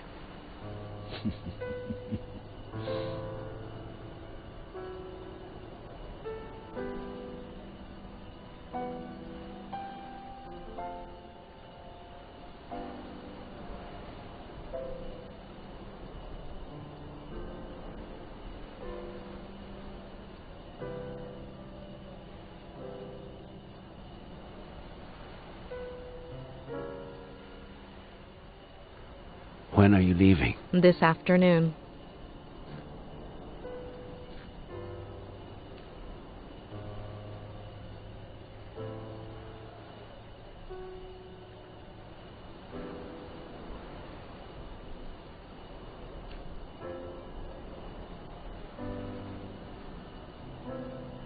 When I'm done with all the paperwork, you're not busy. I know there's someone waiting for you in L.A., but Cerro Lake is beautiful this time of year, and,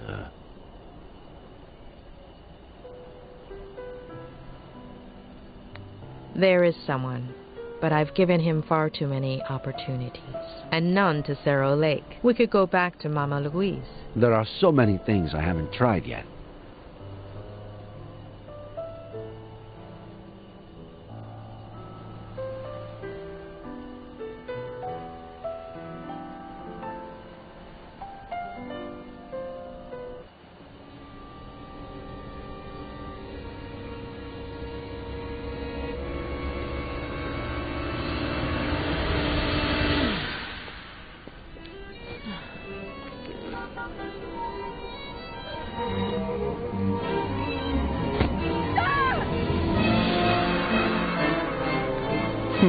Well played, kitty. Don't touch her! She's just a baby! Don't touch her! She's my damn daughter! Can you point where he touched you, Doc? I found you a new daddy. Do you understand what I'm saying? I love you too, sweetie. To the moon and back. You're not crazy, honey. You're not a bad girl.